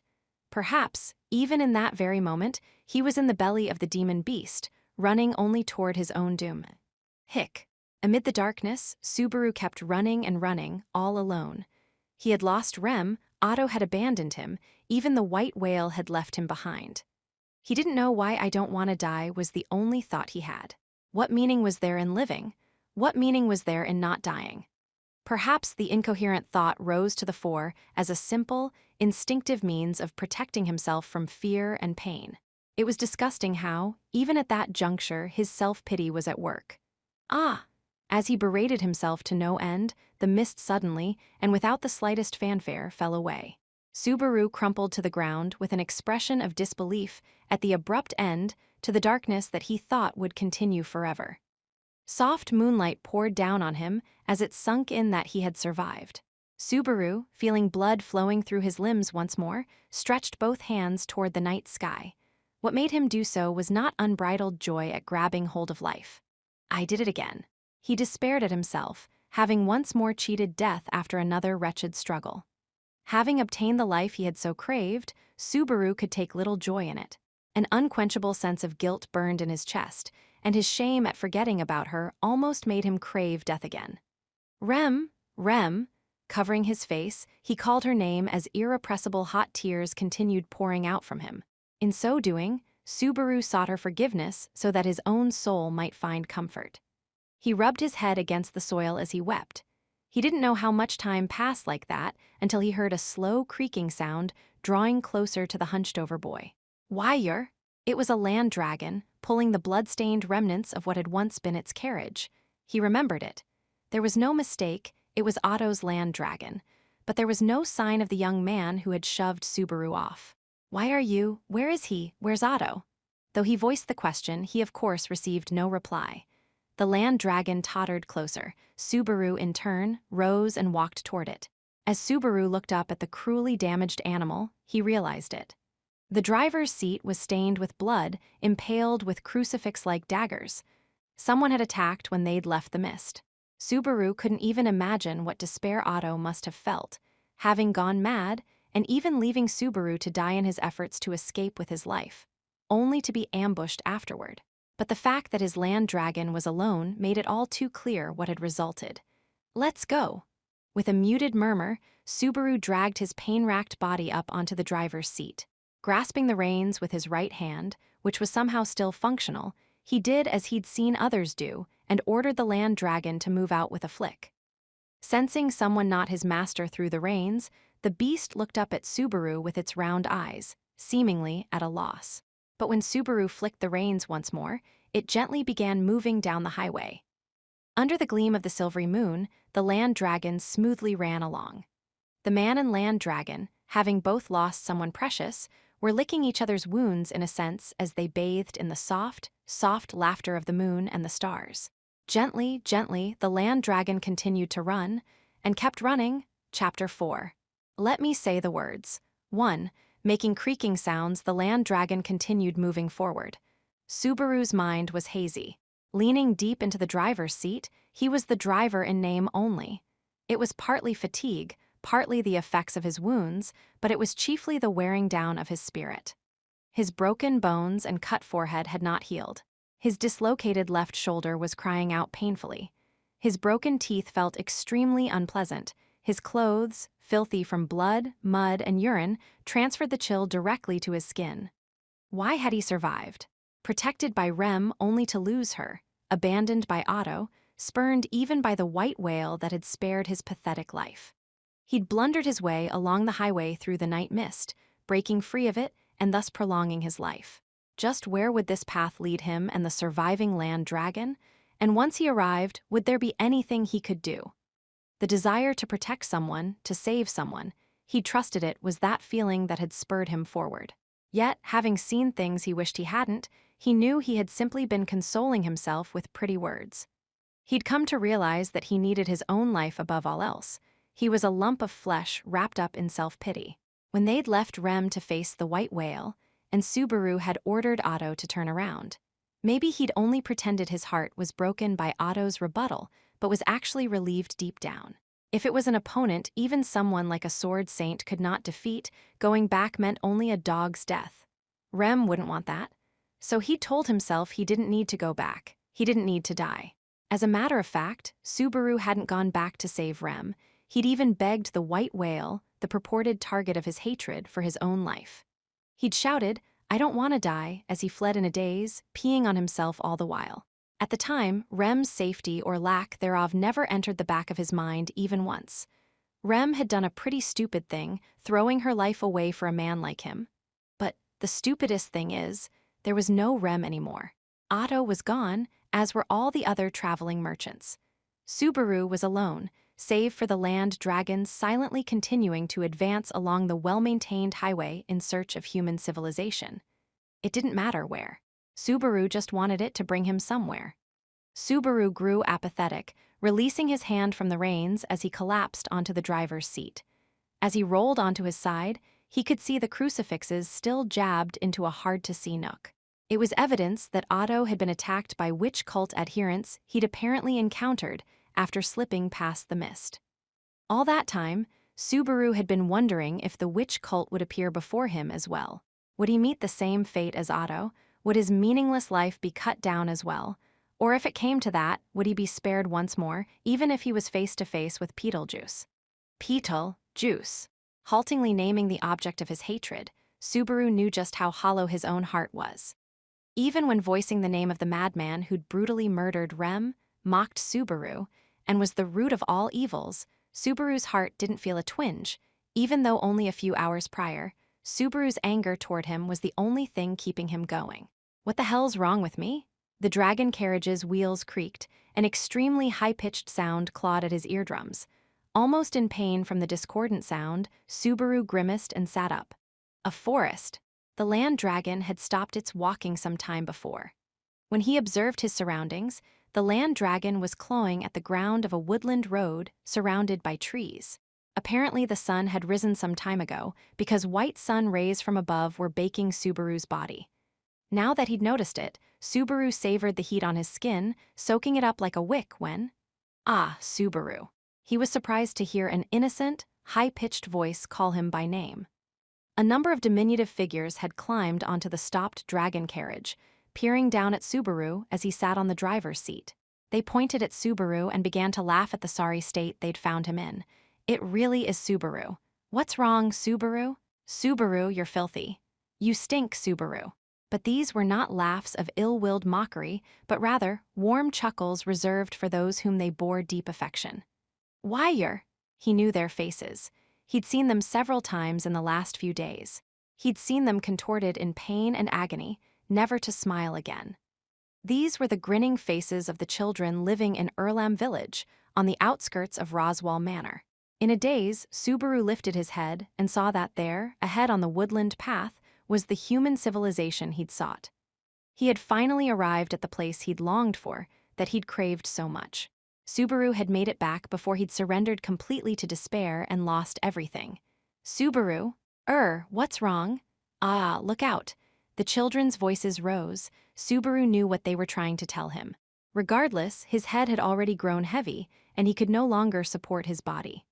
Something stretched taut made a sound as it snapped, and once again, Subaru's mind fell toward a dark, quiet place, as if he were trying to shove all his troubles away. Wait, don't fall. He fell too.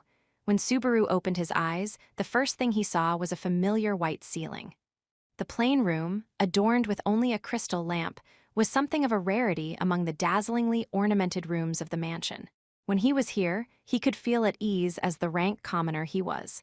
And so he had taken a liking to it, selecting it as his own room. Under his head was one of the pillows so eternally soft that he could never get used to them. The fact that sheets had been meticulously pulled up to his shoulders made it clear that someone had tucked him in as he slept on the bed. It was Subaru's nature to become alert as soon as he opened his eyes, no matter what the situation. He looked around the room, seeing for himself that it was indeed where he always woke up. Ah! There was a girl sitting near the side of the bed, her eyes quietly lowered upon a book. She wore a customized, very exposing maid outfit, with black as its chief color. She had a white flower hair ornament and a lovely face. The sharpness of her stiff, beautiful features displayed her inner refinement. The instant Subaru realized she was there, he practically leaped up into a sitting position, taking her hand into his before she even realized he was awake. Her face registered surprise. "Do not touch me so casually, Barusu." As her cold, blunt words, the tone of her voice, and the feeling of his hand being shaken off shattered his illusion.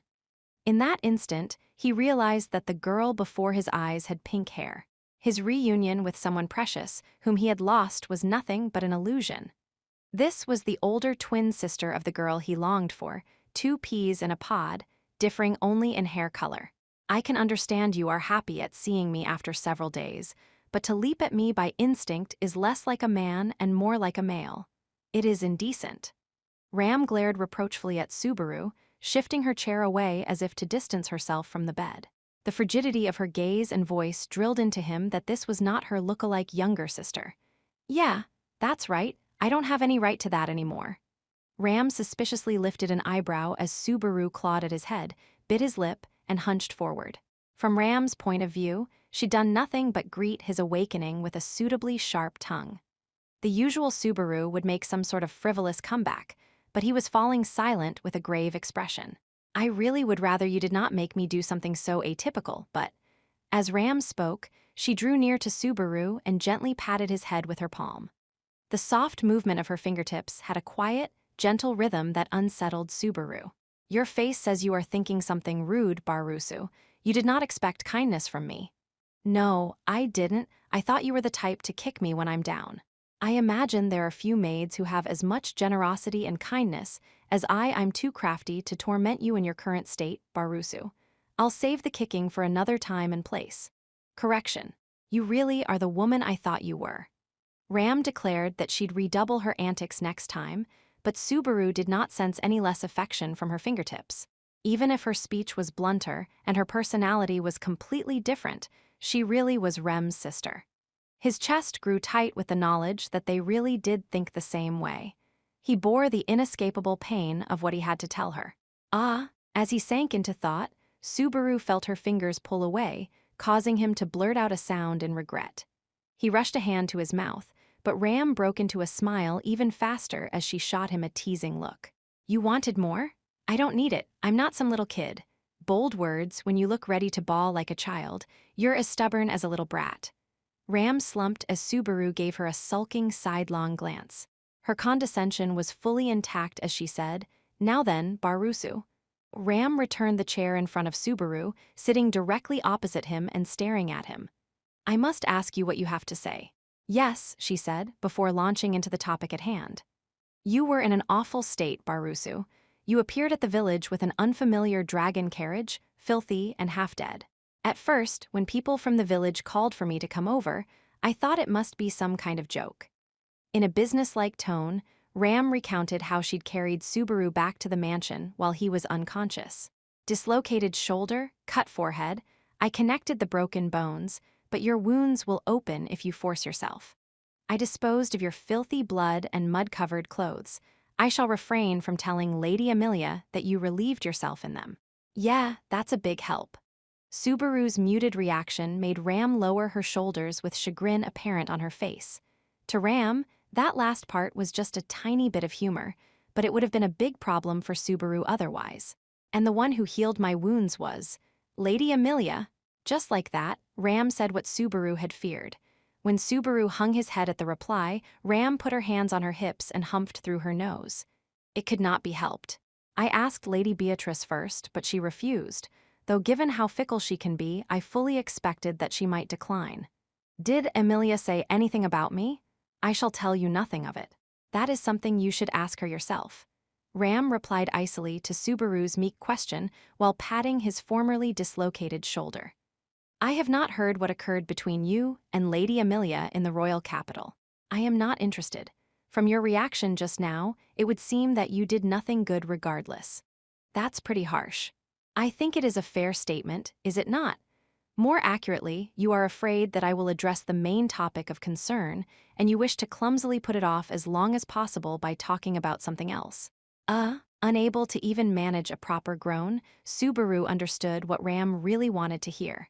After all, the individual who should have returned by Subaru's side was absent. Naturally, he needed to tell her about that first. He wondered if it was Ram's kindness or her strictness that made her broach the conversation when Subaru had said nothing of it himself. It was probably both. He couldn't allow her benevolence to spoil him forever. Rem is dead. The instant the words were on his lips, Subaru felt something inside him gently come loose. The instant he made the confession, the weighty mass in the innermost depths of his chest broke apart and sank into his stomach, demanding acknowledgement from him. The hot sensation he felt through his forehead told him exactly what that mass was. "I've lost Rem." A flood of tears poured out of him, and he realized it. Only then did he realize. Subaru had let Rem die over and over. Including the previous mansion loop, this made the 4th time Subaru had let her die. 4 times Subaru had felt her passing. Finally, it sank in that he had let Rem die 4 times over. And yet, that was the first time Subaru had shed tears over her death for her sake. Not out of self-pity, not out of guilt, but purely for Rem's own sake. "I couldn't do anything. On the highway, the mist of the white whale showed up. Then, so I could get away, Rem, but I was left behind in the mist. And then, finally..." He couldn't put what he wanted to say in proper sentences. With periodic sobs, his account jumped from idea to idea, failing to arrange the topics in an orderly manner. Unable to keep his excuses at bay, Subaru grew afraid, feeling that he had somehow sullied Rem's final moments. He acknowledged his crime. He would accept his punishment, one befitting an unsightly man such as him. That was why he had to explain everything as clearly as Posse. "Who is Rem?" Huh? He didn't understand what was being said to him. Unable to grasp the meaning of Ram's question, Subaru made incoherent sounds in response. "Who is Rem? What did that even mean?" But seeing Subaru lost in doubt, Ram cocked her head and opened her mouth once more. "Barusu, who is this Rem?" Her eyebrow hadn't even twitched at the mention of her twin sister's name, and now she was asking who she was. What do you mean, who? Don't say stupid things like that. It's the name of why your little sister, isn't it? Rem, right? R-E-M, Rem, this isn't the time for J. My little sister.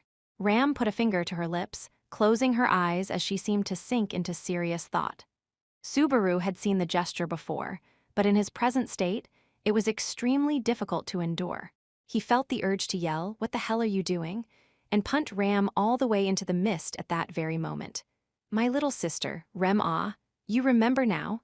"I cannot remember what never was. I have no little sister. I have always been an only child."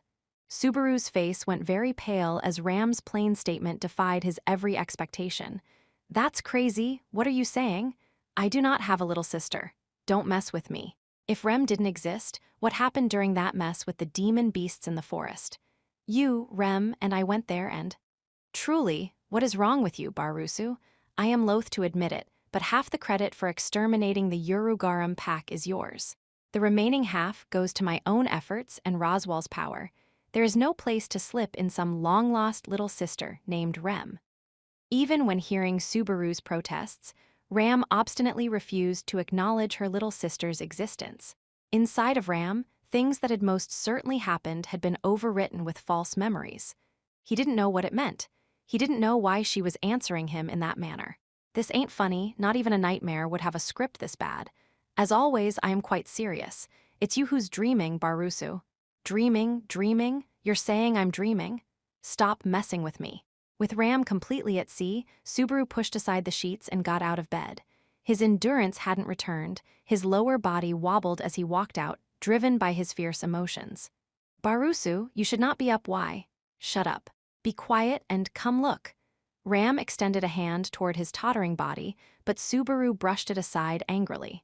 Subaru had been sleeping in his bedroom on the 2nd floor of the mansion's east wing. Rem's room was on the 3rd floor, so he walked to the stairs leading up in search of some trace of her. "Your endurance has not returned. If you continue to force yourself and collapse, it will only cause me trouble." Ram followed behind him, speaking to him, but Subaru, his shoulders shaking in anger, had no intention of listening. Taking more time than usual to climb up the stairs, Subaru headed straight down the 3rd floor corridor of the mansion before stopping in front of a room, Rem's room. Once Ram saw it, surely her ridiculous notions would shatter into dust. Subaru grasped the doorknob to the room and marched in.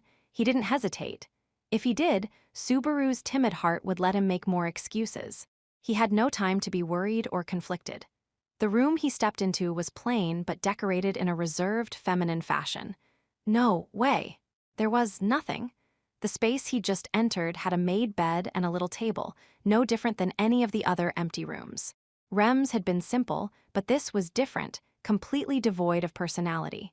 The little feminine touches and decorations had certainly been in hers. This can't be Rhea. Looking around the room, Subaru couldn't believe it and rushed out into the hallway. Ignoring Ram's gaze as she stood beside the door, Subaru counted the rooms from the stairs to this one. He'd made no mistake. There was no way he could have. He could find the place with his eyes closed. Then why? See, could it be Beatrice? Maybe she shuffled the spaces around on me like that first time. Barusu. That's right, that has to be it. Why that little playing her games to make fun of me? Barusu, stop it. Seeing Subaru grow hysterically desperate, Ram quietly dropped all hint of affection. Shocked, Subaru looked at Ram.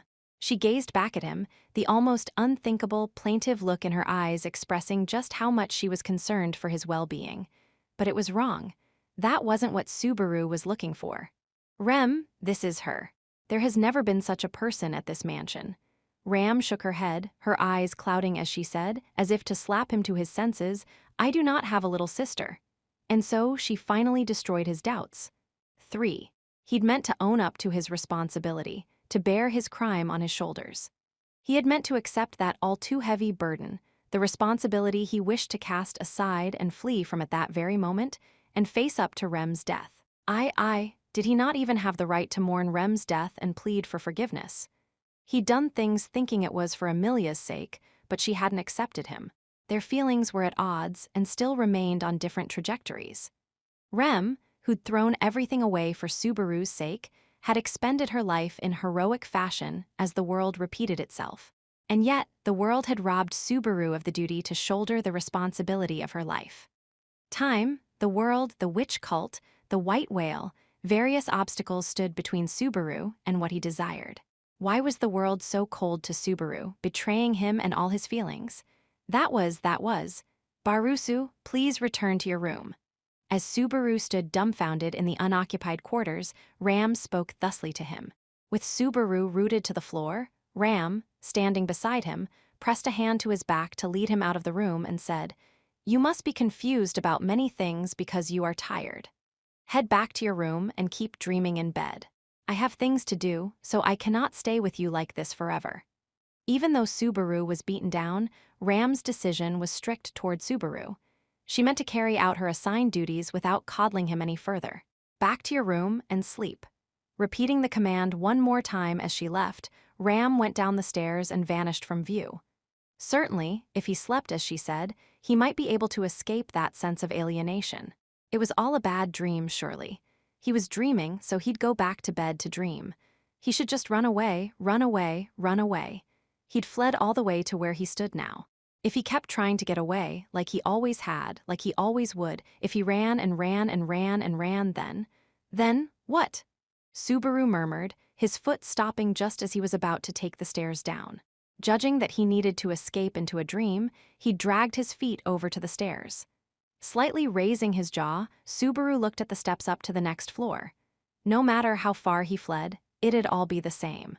And Subaru would have betrayed Rem again. Rem had protected Subaru, gambling with her own life so that he might escape from the white whale, and for what?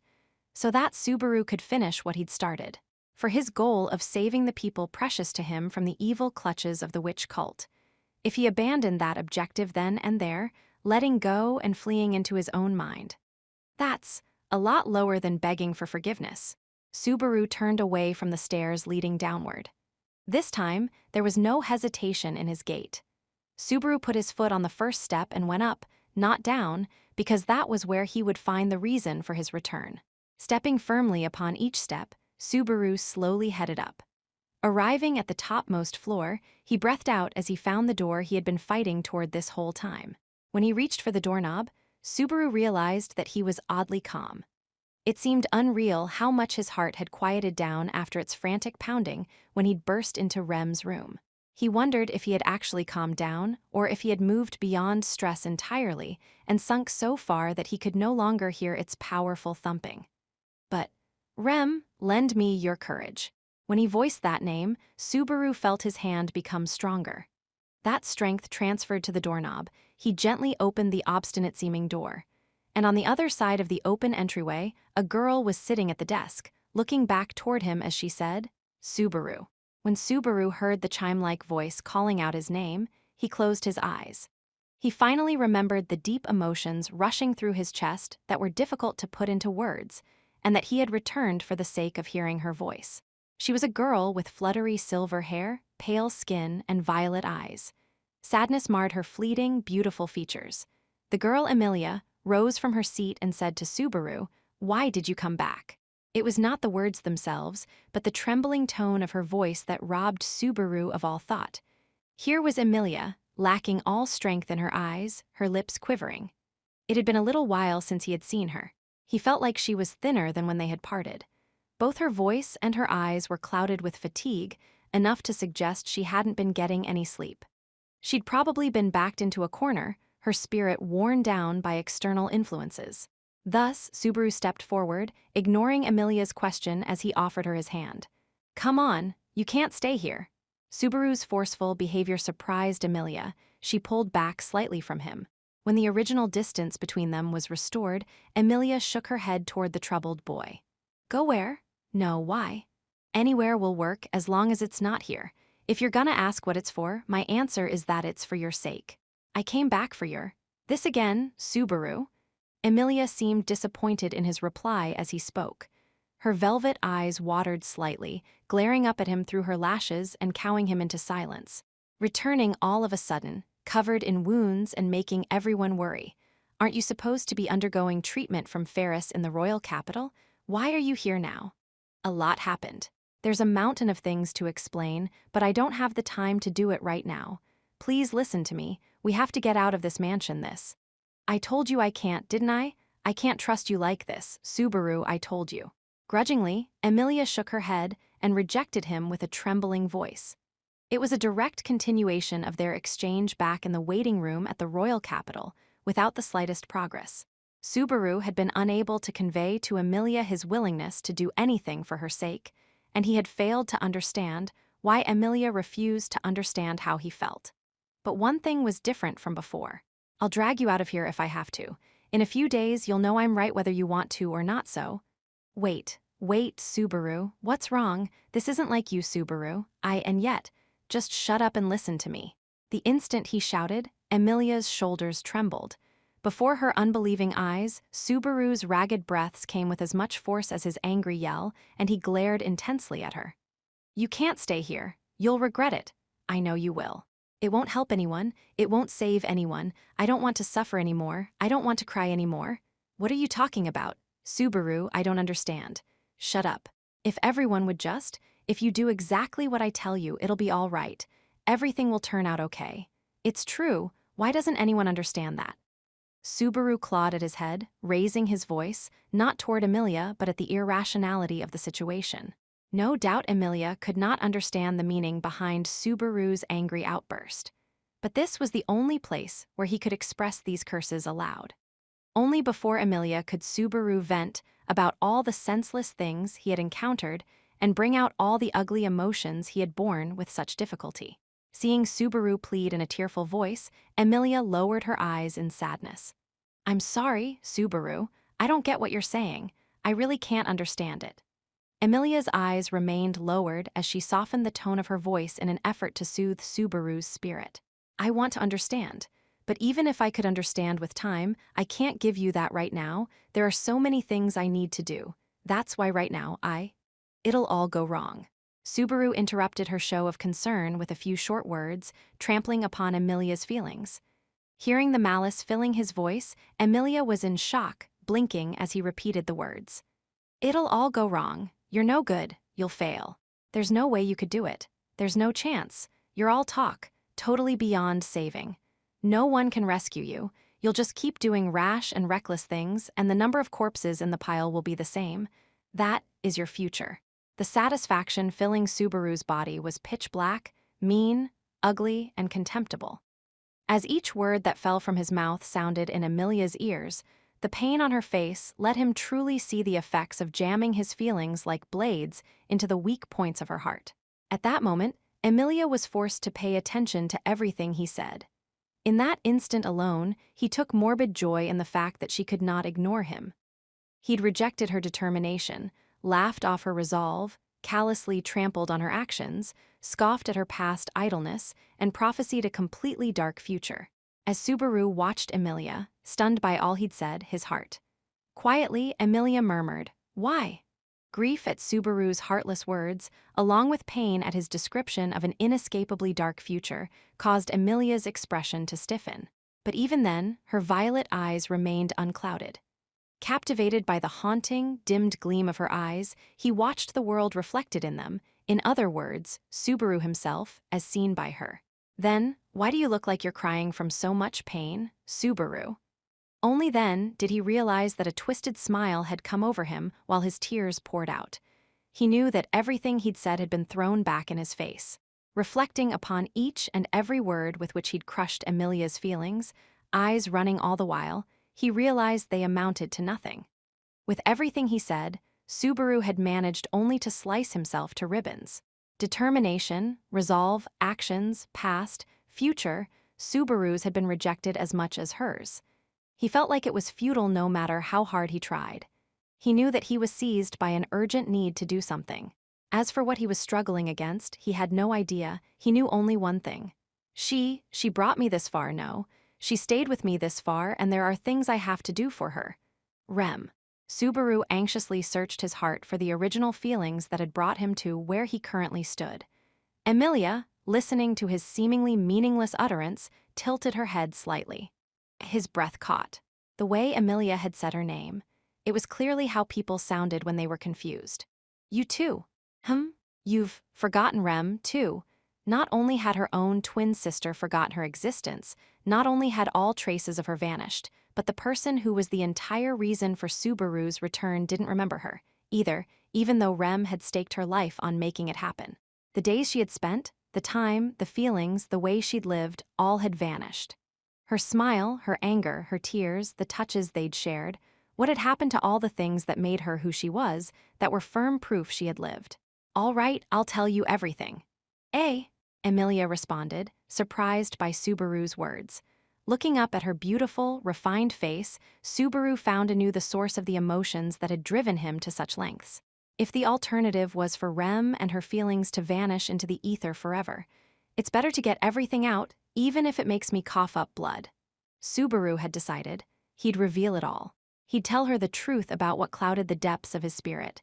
Emilia, seeing that the look in Subaru's eyes had changed, swallowed stiffly. Standing before her, Subaru put a hand to his chest. His heartbeats were fast. He knew and feared exactly what was about to happen, what the result would be. That pain enough to drive a man mad. The suffering of those ministrations on his heart, the sensation of it being crushed, his inability to even let out a sound, continuing on, never knowing when it would come to an end. But he had thought about this too, as if I care, I don't care. What's that pain compared to this suffering right now? She couldn't trust him. She couldn't understand him. If he would have to endure the suffering of no one remembering Rem on top of that, mere physical pain paled in comparison. If you're gonna come, then come, damn it. If it's my heart you want, you can have it. Emilia, yes. I've seen the future. I know what's gonna happen. And if you want to know why, it's because I can return by death. The instant he reached the verge of revealing everything, the world indeed came to a halt. As he'd expected, everything gradually slowed, finally stopping altogether. In that instant, the environment lost its color. All the sounds he had heard to that point vanished. The wind, his breath, his beating heart, all grew further and further away and did not return. With all 5 senses deserting his mind, Subaru was isolated from the world. Then, as if unable to leave him alone in his solitude, the hands slowly appeared, bearing their unsought benevolence. The black cloud that spawned seemed to slide through the air as it wriggled, shifting to form arms. In past times, only the right arm had the well-defined contours of a limb. But as the frequency of the evil hand's occurrence had increased, they formed a left hand as well with disturbing speed. Both hands drew near to Subaru, with the left stroking his cheek, seemingly fond of him. The right rudely refused to be patient, plunging into Subaru's chest, slipping past his ribs, and gently enveloping his heart. The frightening sensation of that alien limb softly, gently toying with his heart coursed through his entire body. Unlike the unimaginable pain inflicted on him previously, The blackness that held Subaru's life in its hands seemed to be craftily manipulating his ultimate fear to break his determination and resolve. With the impending agony failing to arrive, a new fear began to quietly take root in Subaru's mind. He'd made his peace with the excruciating discomfort and had sworn to endure it. The evil hands seemed to be mocking Subaru's determination, delivering no more pain to his body and mind than pinpricks, and relying on his imagination to fill in the rest. It was that way of inflicting pain, so different from what he'd expected, that made the immobilized Subaru want to scream. But he clenched his unmoving teeth and rejected the urge. He was in pain, afraid, ignorant, but Subaru did not allow that suffering to affect his spirit. If he failed, he would gain nothing. If he failed, he would never be forgiven. In a world where no one remembered that Rem had ever existed, Subaru had nowhere left to beg forgiveness for his responsibility in her death, save the confines of his own soul. If the hand wanted to inflict suffering, he would let it carve as much into him as it pleased. But that determination was the one thing that would not shatter so easily. Subaru glared at the evil hand toying with his own heart, holding his breath as he waited for the inevitable moment. But the hand made no move to do so. If it could do the deed any time, it could also delay as long as it wished. In that world of stopped time, all he could do was wage a war of attrition until his mind was worn away. Even if Subaru's determination held firm for the moment, it would eventually falter, and his spirit would be subsumed and broken. If that's what it thought, it had another think coming. He'd endure the agony, no matter how many hours or days it might take. He hadn't died over and over for nothing. If it wasn't going to kill him, he'd endure anything mere pain had to offer. Such was Subaru's resolve. Suddenly, something began to animate that stilled world. All traces of the looming pain, of which he'd received only a preview, vanished from his world. Subaru and his resolve were left intact as sound, color, and time returned. A flood of sounds, his breathing, his heartbeat, of moving things moving in the world, swirled around Subaru, as if that other realm had spat him out in derision. Perhaps the evil hand had judged that it was futile in the face of Subaru's obstinate resolve. Like hell, thought Subaru. His repeated suffering at those hands led him to scoff at the notion. Even then, he felt the black cloud's right hand softly grasping his heart. If it had squeezed, Subaru would that very moment be. At that point, a doubt crept into Subaru's thoughts. Subaru had a firm memory of that abominable right hand touching his heart. But what had the left hand been doing during that time? At first, it had touched his cheek, but after that, who? Before he could find an answer to his question, Emilia, standing before him, seemed to murmur something. Her voice roused Subaru to his senses. He recalled the rest of the sentence he had started before time had stopped. Though his sudden release from the nightmare had thrown him off, if violating the taboo would bring no further price, he needed to concern himself with it no further. He'd reveal everything, sharing with her what lay moments into the future, so that Subaru and everyone could get the world they hoped for. Finally, his determination to see that through would bear fruit. A moment before he could, Emilia's body abruptly leaned forward toward Subaru, who was standing just in front of her. Subaru instinctively reached a hand out to catch her. Her breath caught a little at the soft, warm touch against his hand when, splat. Splat, splat, splat. Emilia, splat, split, splat, spurt. Emilia made strange sounds while she embraced him as an enormous amount of blood poured from her mouth. Where had the left hand gone, while the right was touching Subaru's heart? Emilia rested her head on Subaru's shoulder, continuing to cough up blood. The sheer amount coming out dyed half of Subaru crimson as her body grew lighter. Stop, why? She lifted her head, seemingly trying to stop the blood she was heaving up, but in that instant, her listless head dropped. She slid down his shoulder. Her lifeless gaze told him everything he needed to know. Right then, before Subaru's very eyes, Emilia's life. A scream rang out. He screamed and howled enough to tear his throat apart, as if that would let him forget everything. If it were so, he wanted it to break at that very moment, to claw at it and rip it out with his own hands. Emilia's limp body was still growing lighter within his arms. The blood wouldn't stop flowing out of her. Subaru's body turned redder and redder. While the right hand had been touching Subaru's heart, the left hand had reached for Emilia's. His determination, his resolve, his actions, his past, and his future had all been stomped down and mocked. His stubborn determination, the resolve that he had only just decided would never be broken, had been smashed to pieces, and Subaru Natsuki plunged into an abyss of despair. His scream reached higher and higher, never fading. It had finally come to this. Subaru had killed Emilia IV. This time, he surely had no more blood to cough up, no more tears to weep. He had been wrung dry. How much did he have to cry? How much did he have to suffer? Had he done something so unforgivable? His spirit had been wounded and trampled upon. He'd been robbed of someone precious. He couldn't protect the people he needed to protect. And by his hand, the most important person to him in the world had cruelly lost her life. Had someone levied some kind of judgment upon him? He'd been wrong, he'd misunderstood, he'd gotten cocky. He'd become conceited after skillfully using the curse of the witch on his soul to turn things around before. Encouraged by the thought that he'd come back even if he died, he dismissed the abominable being known as the witch along with her evil hands, and this was the result. All those things, accumulated together, had produced the tragic spectacle now before him. Subaru fell to his knees, resting Emilia's corpse atop them, as his hollow eyes wandered aimlessly about. How much time had passed since Emilia had lost her life? When he touched her cheek, it had gone cold. The heat had faded from the blood that poured from her mouth.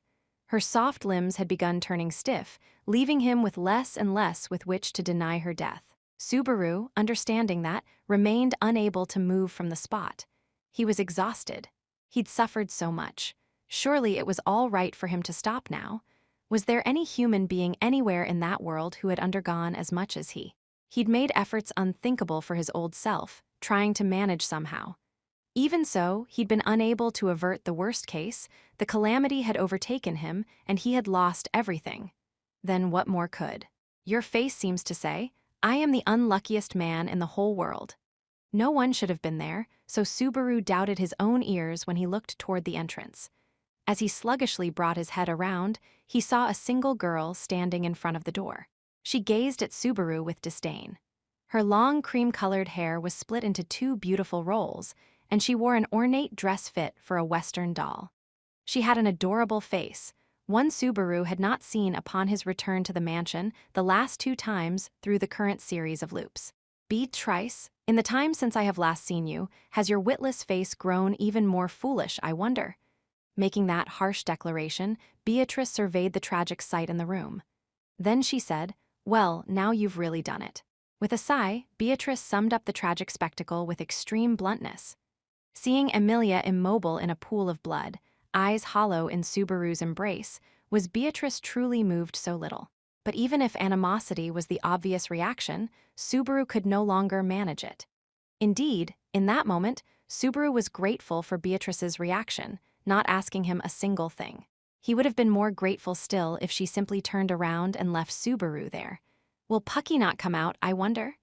As Beatrice spoke, she walked closer and kneeled right beside Subaru. Even if I tell you to look, I doubt you would listen. I do so hate to get my hands dirty. Speaking indifferently, Beatrice reached out toward Emilia. Subaru did not know what she meant to do with the deceased girl, but he made no reaction as her fingers touched Emilia's neck.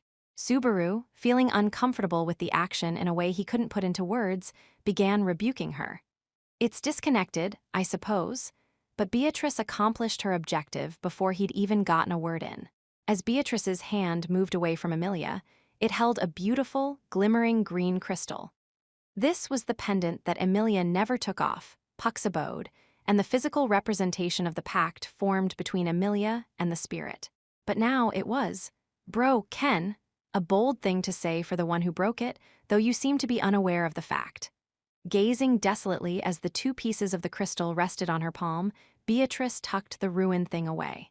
What had happened to Puck, the spirit who should have been inside the broken pendant? What had happened to the spirit who had loved Emilia, now resting in Subaru's arms, so much that he had called her his daughter? Where had he gone? Are you concerned, I wonder? Pucky is not dead. He has simply been returned to his true body for the moment. It is only a matter of time until he comes, but it shall not be too long, I think. Responding matter-of-factly to Subaru's unstated question, Beatrice stood up with a slight flutter of her skirt. Subaru watched the girl's bouncing hair rolls as he took solace in her answer. If that spirit was alive, if he would be returning here, then he'd probably. Do you have something you wish to say, I wonder? Seeing Subaru's extremely inappropriate relief, Beatrice gazed at him evenly as she posed the question. Subaru did not notice the feelings in Beatrice's voice, but if she was asking if he had anything to say, then, kill me. He wanted someone to end his life then and there. He was sick of everything. It had been one thing after another, and he was worn out. So he wanted to die. He wanted to die and end everything. Even if he died and did it over, he'd probably lose it all again. If things started over when he died, or even if they didn't, he no longer wanted to be in that world. In a world where Emilia had died and Rem's existence had been erased, there was nothing left for him. That was why. Kill me. Putting an end to it all was Subaru's only hope for salvation. If there was someone out there who would hear his plea, he wanted his good-for-nothing life plucked away. He had trod the dignity of his life underfoot, rendered everyone's feelings meaningless, and abandoned everything in a pathetic effort to save his own life. And he wanted to be burned away and utterly destroyed. Surely the girl with supernatural powers standing before him could grant that much. Beatrice surely hated Subaru. If she listened to Subaru's request, there was no doubt he could expect a cruel punishment that matched the gravity of his crime. He was a foolish human being. Dying 9 times over had done nothing to change that. Why not cut him down for the 10th time, then? Now that the benevolence of God, goddess, Buddha, and witch were exhausted, there was no better time. Hence, kill me here, please. Subaru earnestly pleaded to Beatrice as he embraced Emilia's remains. If this was going to be the end, he wanted it to be with Emilia in his arms. Having achieved the worst of all worlds through his self-interested efforts, Subaru would indulge himself to the bitter end. Subaru squeezed Emilia harder, closing his eyes as he waited for the end. He imagined he would soon fall into that silent time. T2. Subaru, having selfishly decided to end it all, abruptly heard something. It was a small, frail, halting voice. Without thinking, Subaru let out the breath he had been holding and opened his eyelids to look up at her. As before, Beatrice was standing in front of him, gazing down at him all the while. She embraced her tiny body with both arms, biting her trembling lips as if she were freezing. To ask Betty to kill you, is that not too cruel, I wonder? She said it with a tearful look and a choked voice, leaving Subaru completely at a loss. No matter how many times he blinked, Beatrice's thick sorrow would not vanish. The girl Subaru knew would never wear that expression. After all, she was supposed to hate him. Even though she was always blunt, she'd put up with Subaru because she had some goodness in her, but he thought she was someone who could heartlessly lay into you by nature. Even though he thought she might not readily accept, or might even turn him down, he expected it to be accompanied by disdain and mockery. You don't understand anything. Subaru had never dreamed she would refuse to kill him with such a sad expression. Be Beatrice. Shall I refuse every single thing you ask, I wonder?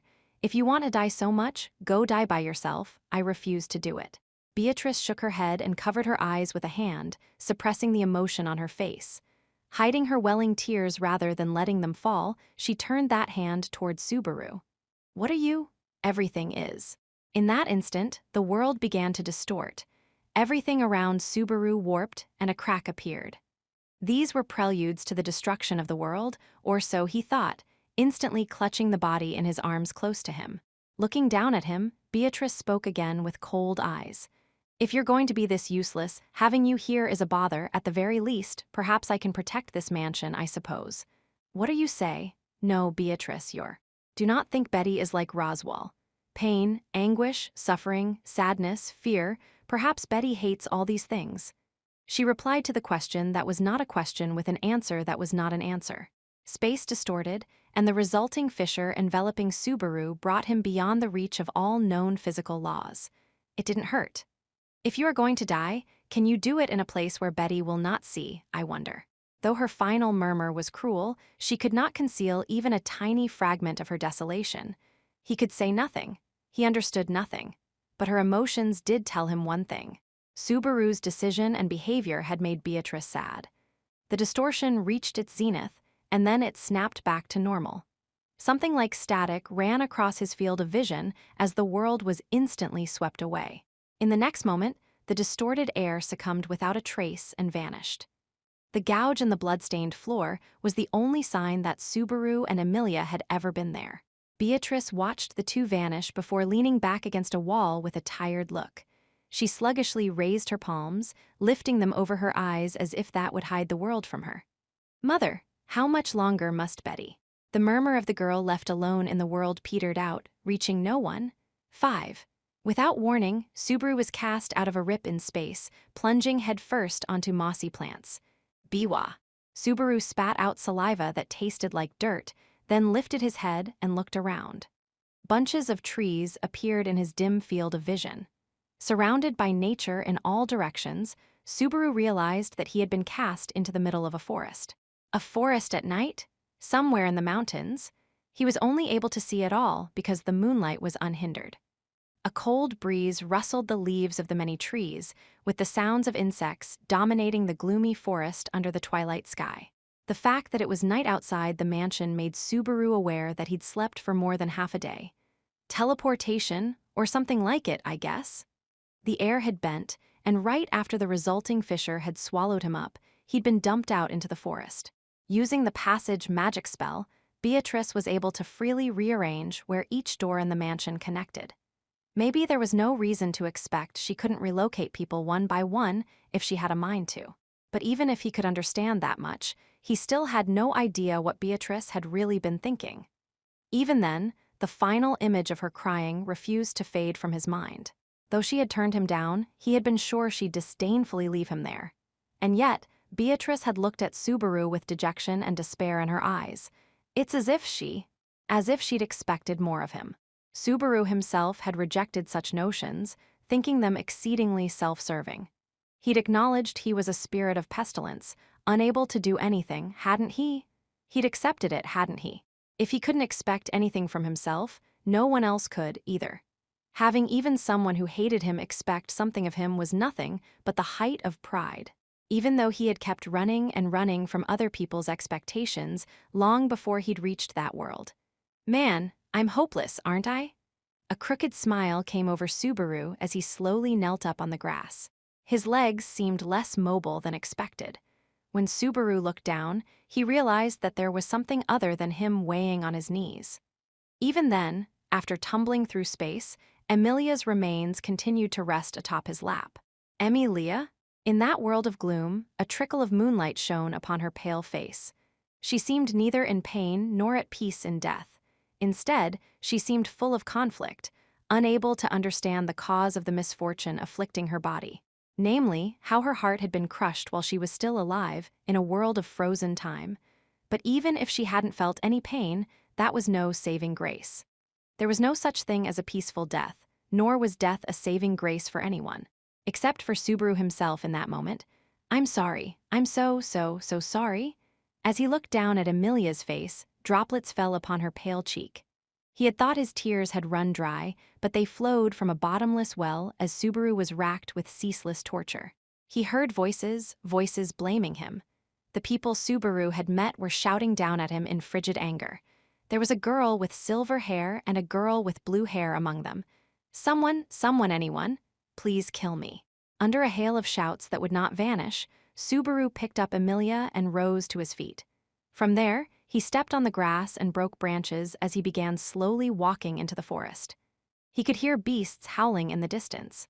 If he met those black demon beasts now, he felt like he'd greet them with a smile on his face. He wanted them to consume his flesh, his mana, his life, anything they pleased. For if that did not happen, there would be no salvation for Subaru Natsuki. Heading toward the howls, Subaru advanced into the dark depths of the forest. He no longer felt the weight of carrying Emilia, nor fatigue from walking along the cold mountain road with poor visibility. He wondered if it was because he had a clear goal and was earnestly working toward it. That would be pretty pathetic. Nor did the word pathetic begin to describe his fate. Here, past this ravine, and then, carefully heading downhill, he climbed up the twisting tree roots as if they were stairs. Like a candle on the verge of burning out, he was exhausting the last strength his life had to offer. But that was not the only cause of the lack of hesitation in his steps. Put simply, he remembered the path. After all, this place was. Yeah, there you are. A thin, heartfelt smile came over his lips, as if he was relieved not to have missed his mark. Mad laughter came over him, the sort only a man smeared with blood and free of his sanity was capable of. Subaru knew a man who laughed like that. If he looked in the mirror at that moment, he'd probably see the same smile on his own face.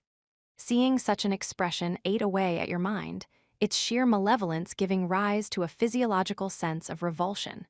But those to whom he turned that crazed smile were accustomed to the sight. Inside the nighttime forest, a group in black outfits that blended in with the darkness surrounded Subaru. As if rising from the shadows themselves, they had silently encircled Subaru, not even allowing him to sense their auras as they continued to stare right at him. Their gazes held no hostility, nor amiability, nor malice, nor benevolence. He couldn't sense anything resembling will at all. Subaru, under their scrutiny, recalled his encounter with them from the first time around. Same thing, huh? Just as in Subaru's memories, the black-robed figures all lowered their heads then and there.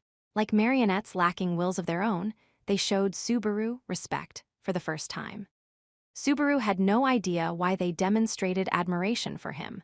All he knew for sure was that they were all devotees of the witch cult, and that the darkness enveloping Subaru had some relationship to the witch they worshipped. Out of my way. Really, there were many things that he wanted to ask them. If this had happened before he'd resigned himself to death, he'd have had a mountain of inquiries. But by then, even that sentiment was a mere worthless relic. At Subaru's brief command, the black-robed figures did not voice a single sound of dissent as they melted into the darkness and vanished. As they disappeared from his sight, Subaru noticed that the world was filled with silence. He no longer heard the howls of the beasts he wanted to come after him, nor the ceaseless cries of insects, not even the wind. It was as if all living creatures scorned the witch cult. Perhaps the reason wasn't just the witch cult, but Subaru's presence, too. Perhaps the cult and Subaru being together in one place painted so repulsive a picture that the world itself recoiled. He thought that this latter assessment suited the current him far better. A faint laugh came over Subaru as he advanced past where the witch cultists had surrounded him. He passed beyond the roots, stepped across the soil, crushed the tree leaves with the bottoms of his shoes, and finally the forest opened. A rocky, sheer precipice spread out before his eyes. Beloved acolyte, I have been waiting for you. Standing before the rock wall was a gaunt man bearing the same mad smile that Subaru did. 6. My. And furthermore, you carry in your arms, could that be the half-demon girl? When Subaru approached the rocky area, Beetlejuice cocked his head and looked at Amelia, whom Subaru held in his arms. The madman's head remained parallel to the ground as his tongue slid out in amusement, dribbling spittle. Heavens, for her to lose her life before even undertaking our trial, what a tragic fate, what an untimely demise. Ah, and, what diligence upon your part. On the verge of the trial, before I even act, you have stolen the half-demon's body and life. Beetlejuice shouted, hailing Amelia's death with exaggerated gestures, waving his arms around. Subaru then noticed that the witch cult adherents had gathered around Beetlejuice at some point, all of them on their knees as they devotedly listened to the madman's ravings. Me, diligence. Hearing Subaru's halting murmur, Beetlejuice rushed over with jubilant laughter. Yes, that is right, diligence, it is splendid. Unlike us, slow to decide, meager of wit, and lacking decisiveness, you made the witches will manifest before any other. Then he slid onto his knees and fell prostrate, virtually slamming his forehead against the rocky ground. Compared to you, my fingers and I were so slow, so foolish, so lacking. Ah, forgive me, for being unable to requite your love. Forgive this slothful, unfaithful flesh. Forgive this stupid man unable to respond to the love you bestow upon me. A flood of tears poured from Beetlejuice as he pounded the rock with an arm, nearly splitting his forehead with the intensity of his apology. The fervent act of self-harm was accompanied by a spray of blood. Subaru could see bone from where his wrist was cut. Despite that, Beetlejuice did not cease his violent action. Indeed, each of the faithful kneeling all around rushed to emulate the madman's self-destructive actions.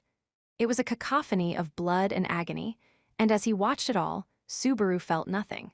Even with the man he had so hated right before him, his heart was unmoved whatsoever. "Ah, what can I do for you, who fulfilled the trial in my place while I failed to respond to her feelings? Tell me, please. What may I do for you, so that I may prove that my love is not slothful?" Beetlejuice came close, the blood trickling from his head causing tears of blood to flow as he made his earnest plea. Subaru replied, "Kill me."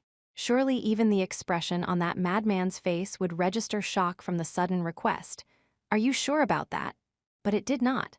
Without a moment's hesitation, he kicked Subaru away. The wind kicked out of him. Subaru sailed back as Beetlejuice watched him with an expression of ecstasy. "Ah, splendid, splendid indeed. With the trial fulfilled in search of salvation, my actions, and those of my believers seeking salvation, may have thus become diligent. Ah, we are spared from being slothful. Both you and I, you have my thanks, and my diligence has earned her love." Beetlejuice harbored no misgivings about the brooding Subaru's reply, nor felt a single pang of conscience over his own actions, seeing neither as contrary to the laws of the world in any way. Under the guise of diligence, his bloodlust had been unleashed. Subaru, seeing this in the madman, closed his eyes, his heart hardly stirred. At the very least, it was what Subaru wanted to see just then. Though I must say, when he heard Beetlejuice mutter something, Subaru felt hostility press upon his skin. Unable to even pass a single trial, not even facing a single deadly sin, bearing great expectations only to stumble over the first stone in her path, the madman looked down at the sleeping Amelia, sighing, "Ah, you were lazy." He had no greater words to demean Amelia's death. Subaru knew this because he recalled how the madman had disgraced the life of a girl precious to him in a world long past. Subaru opened his eyes. That instant, he saw a dark cloud approaching, taking the form of a hand. For a single moment, he recoiled from the painful memories rushing into the back of his mind. But this evil hand was different. His body could move, his feet could move, his arms could move. Hence, his body evaded it. As the black hand gently slid toward him, Subaru leaped to the side, holding Amelia in his arms. The hand slipped past, seeming perplexed as it vanished. Subaru's breath was ragged as he watched it disappear. Beetlejuice stared at him, eyes wide with a fire raging in them, asking in a shaking voice, "You. Just now, you saw my unseen hands, did you not?" The madman inserted his twig-like fingers into his mouth, crushing his fingertips with his teeth one by one. As each part of his flesh burst with the horrible sound of bones snapping and fresh blood seeping out, he continued, "That will not do, that will not do at all. It is strange, it is wrong. There is some error, some mistake. My power, the power of sloth, the unseen hands her favor bestowed unto me, that another has set eyes upon them is unforgivable." Spitting blood, Beetlejuice chewed on fragments of bone and nail as he glared at Subaru with bloodshot eyes. In the next instant, black arms rose out from Beetlejuice's back. Beetlejuice's shadow exploded into 7 black limbs that madly danced about. A chill ran up Subaru's spine at the resemblance to the 2 evil hands that punished Subaru when he touched upon the taboo. But if I can see them and my body can move, he could dodge them. The speed of the black hands was not all that fast. Though they boasted the power to rip a human limb from limb at a distance, their greatest menace was their power of invisibility. Their greatest advantage no longer worked on Subaru. And with the last wisps of his life burning down, Subaru exhibited physical abilities beyond his limitations. Why can you avoid them? Do you see them? This love belongs to me alone. Deep down, there's only one guy I don't want to be killed by, and that's you. Subaru twisted to evade one hand and leaped forward to dodge a different set of fingertips stretching up toward him.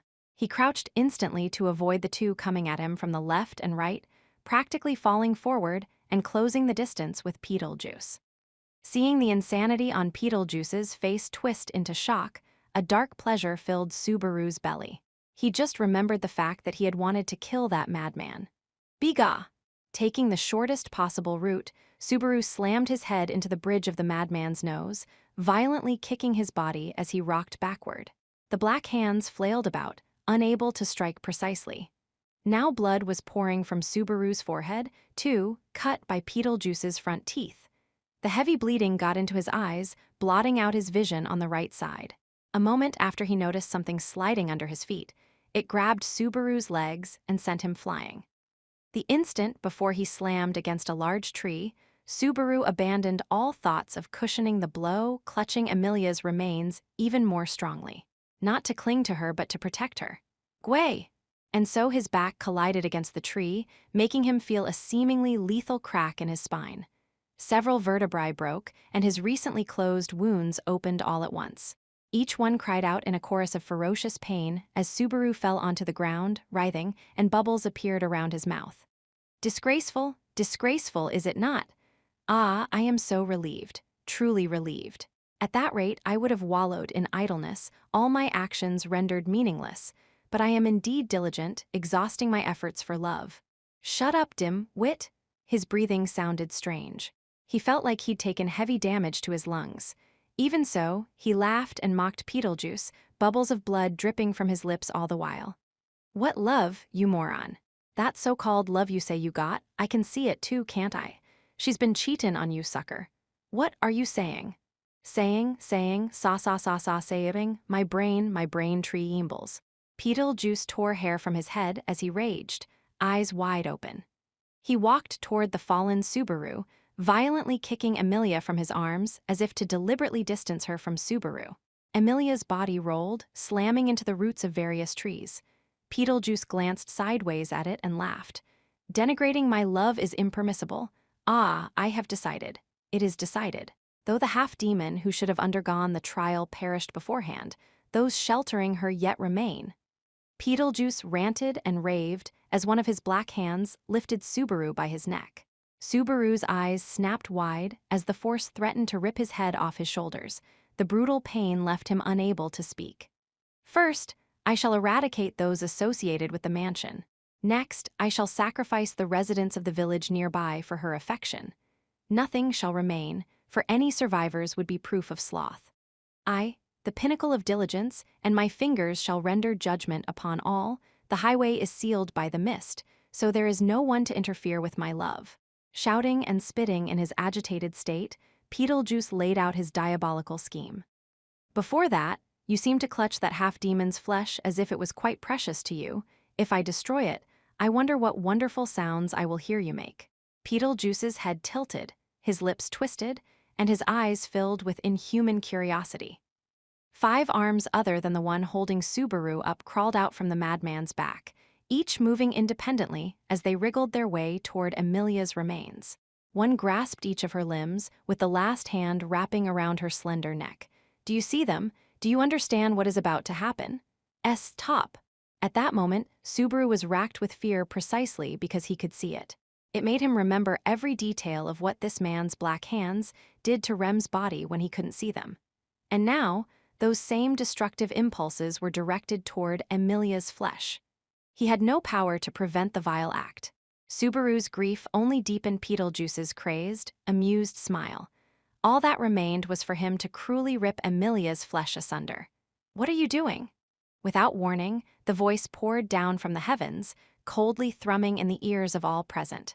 Beetlejuice's expression shifted, his gaze drifting around in search of the speaker. The voice had enough power in it and well-honed anger to make even his expression change. Finally, Beetlejuice's gaze turned toward a single point in the sky and stopped. A second after, Subaru, still held aloft by his neck, looked at the same point in the sky, too. I repeat, an incredible number of icicles poured down, filling their vision, seemingly blotting out the nighttime sky. A breath surged, dyed white. In the blink of an eye, a cold that threatened to chill the whole world spread throughout the forest. The black-robed figures still on their knees and Beetlejuice, with a crazed smile over him, were at a loss for words. What are you lowlifes doing to my daughter? The apocalypse beast of eternal frost dyed the world white. To Subaru, it was the being who would bring him death at the end of his 10th time, the 10th world. 7. Since being invited to this world, Subaru had experienced death time and again. Under normal circumstances, it was an ordeal no one faced more than once a lifetime.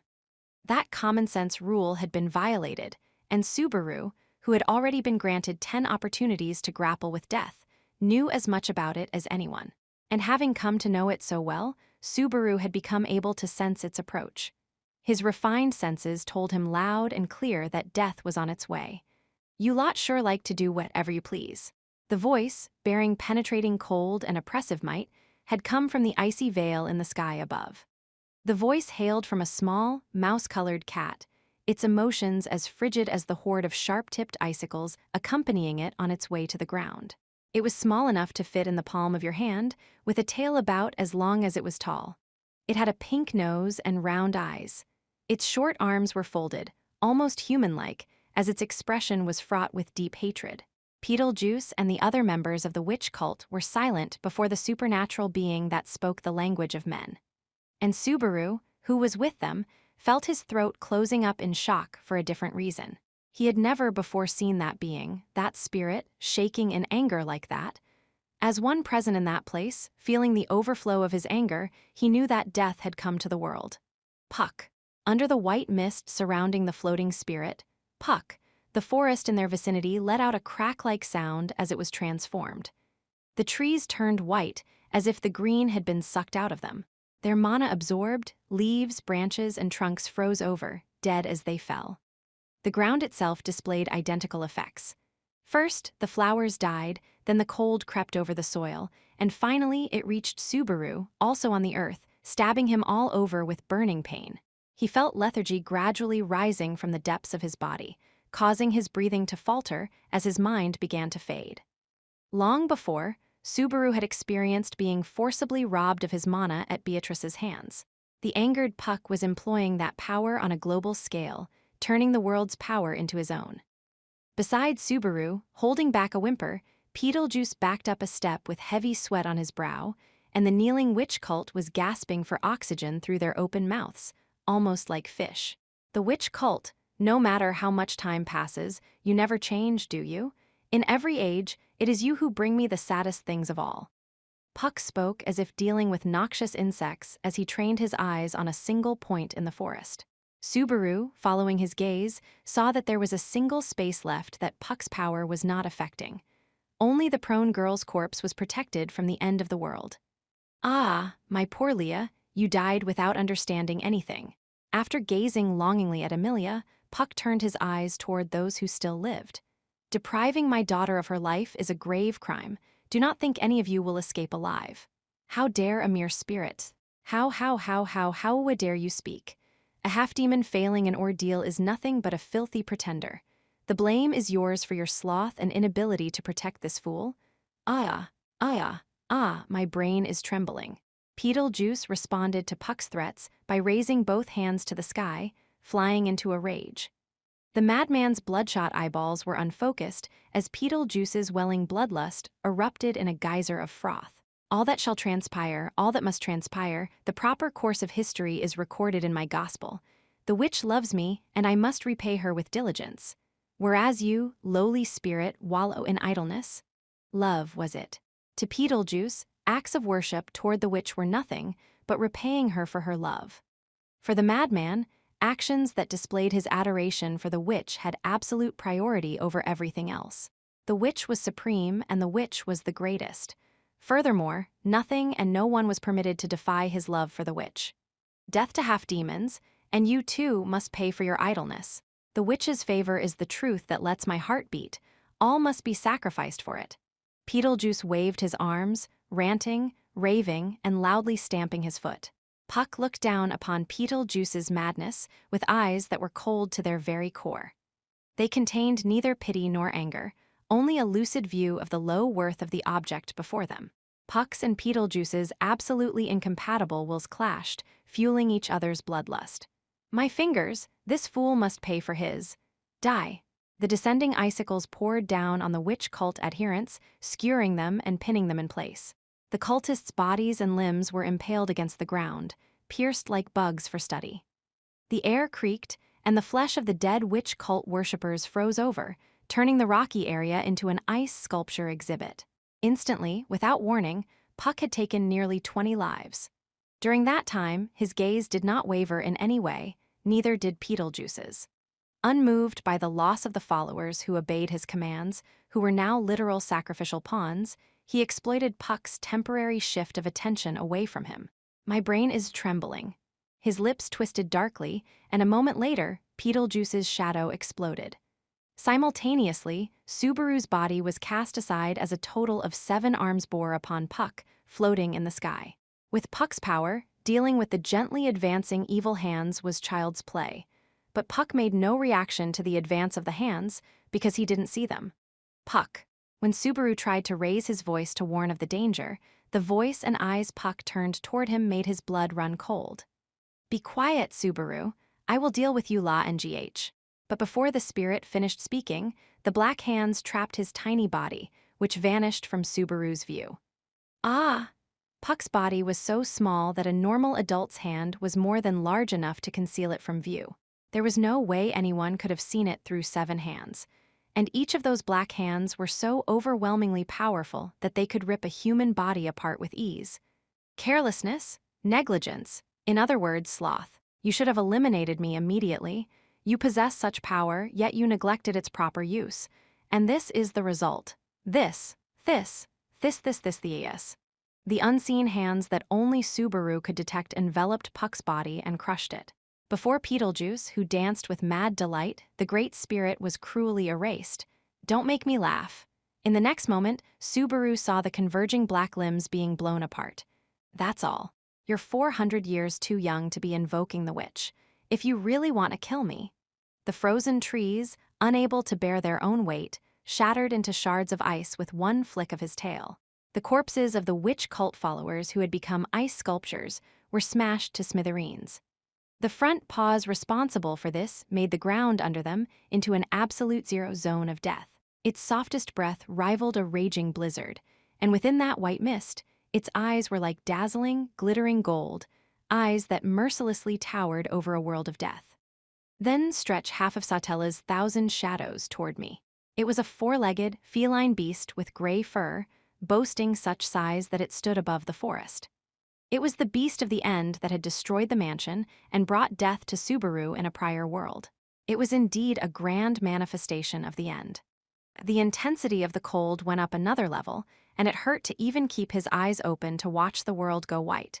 Subaru endured the pain as he looked up at the beast, agape. "What?" A shaking voice echoed from a tiny corner of that world of ultimate cold. "What is it you are telling me to bring?" This time, Beetlejuice's scream brought a vertical cut to his parched lips, from which a trace of blood trickled. But in the blink of an eye, this, too, froze over, bringing an end to the bleeding and pain. Subaru feared that closing his eyes amid the blowing cold meant he would never open them again. He took in Beetlejuice's final cry and looked up at the beast once more. "Puck, is that you? I suppose it would be a little mean to say. Isn't it obvious?" The gray-colored beast's titanic mouth moved in reply to Subaru's broken question. Each word came with a gale, but it was the enormous beast's sarcasm that confirmed Subaru's suspicions. With that answer, Subaru came to accept the fact that in the previous world, and the world before that, Subaru had died at the end because. While Subaru was compelled to stay silent, Beetlejuice glared at Puck and murmured, "Impossible." The madman thrust his intact hand into his mouth, crushing his fingers one by one, and they oozed blood. It was as if that pain was what tethered his perpetual madness to the world. "This is impossible. It cannot be. A mere spirit. A lowly spirit cannot possess such power. If that was possible, Echidna." Beetlejuice's movements stopped as bloody froth trickled from the corner of his lips, his eyes wide open.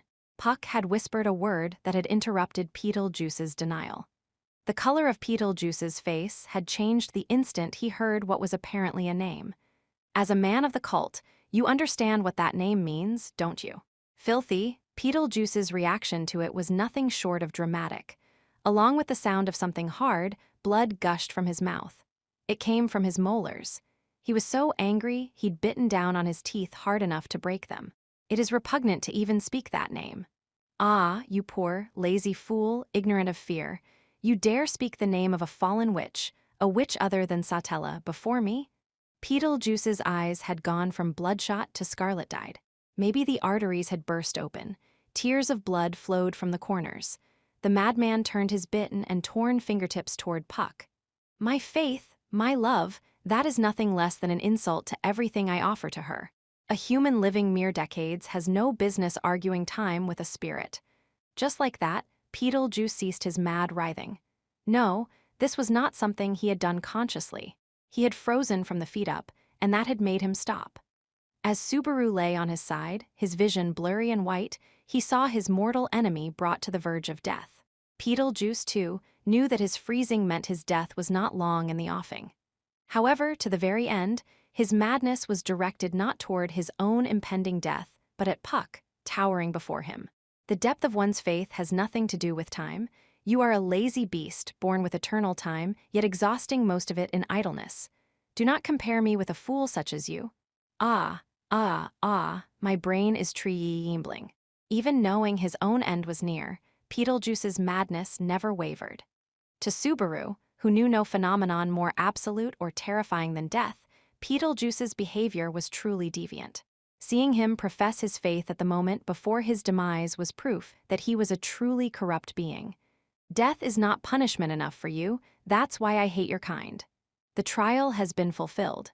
No matter what happens to this filthy body, so long as my feelings reach the witch I revere, she shall grant her favor. Ah, it will be so good to see her again.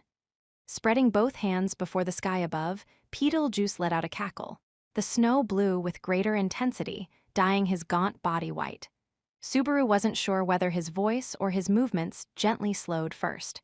Yet even then, Beetlejuice's laughter did not cease. He was one with his buoyant madness until his laughter finally ceased, and with it, his life. Quit while you were ahead, didn't you? The gray beast murmured as it thrust down its front paw, smashing the Beetlejuice ice sculpture into dust. Even as Subaru watched the madman's life expire, his shattered fragments carried away by the wind, no strong emotions stirred within him. He had hated the man so, he had so wished to kill him.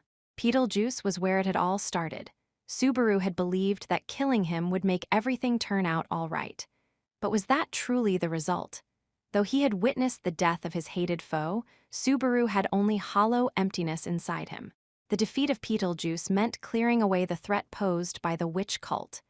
But Rem, who ought to have been there sharing his joy, had been erased from the world. Emilia, who should have been quietly waiting for him to bring good news upon his return, had died at Subaru's own hands. The accumulated weight of both their deaths had made Subaru desire his own demise, but in the end, he could not even manage that, and a different avenger had claimed retribution. Subaru had nothing left. He'd done everything over and, as a result, achieved nothing. Now then, Subaru felt his own powerlessness beaten into him as the beast quietly looked down upon him. He was reminded anew that the giant beast was Puck.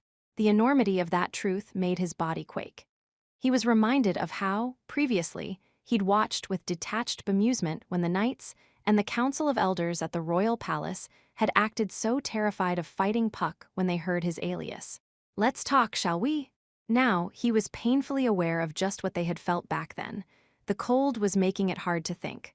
Already, the pain tearing across his whole body had vanished.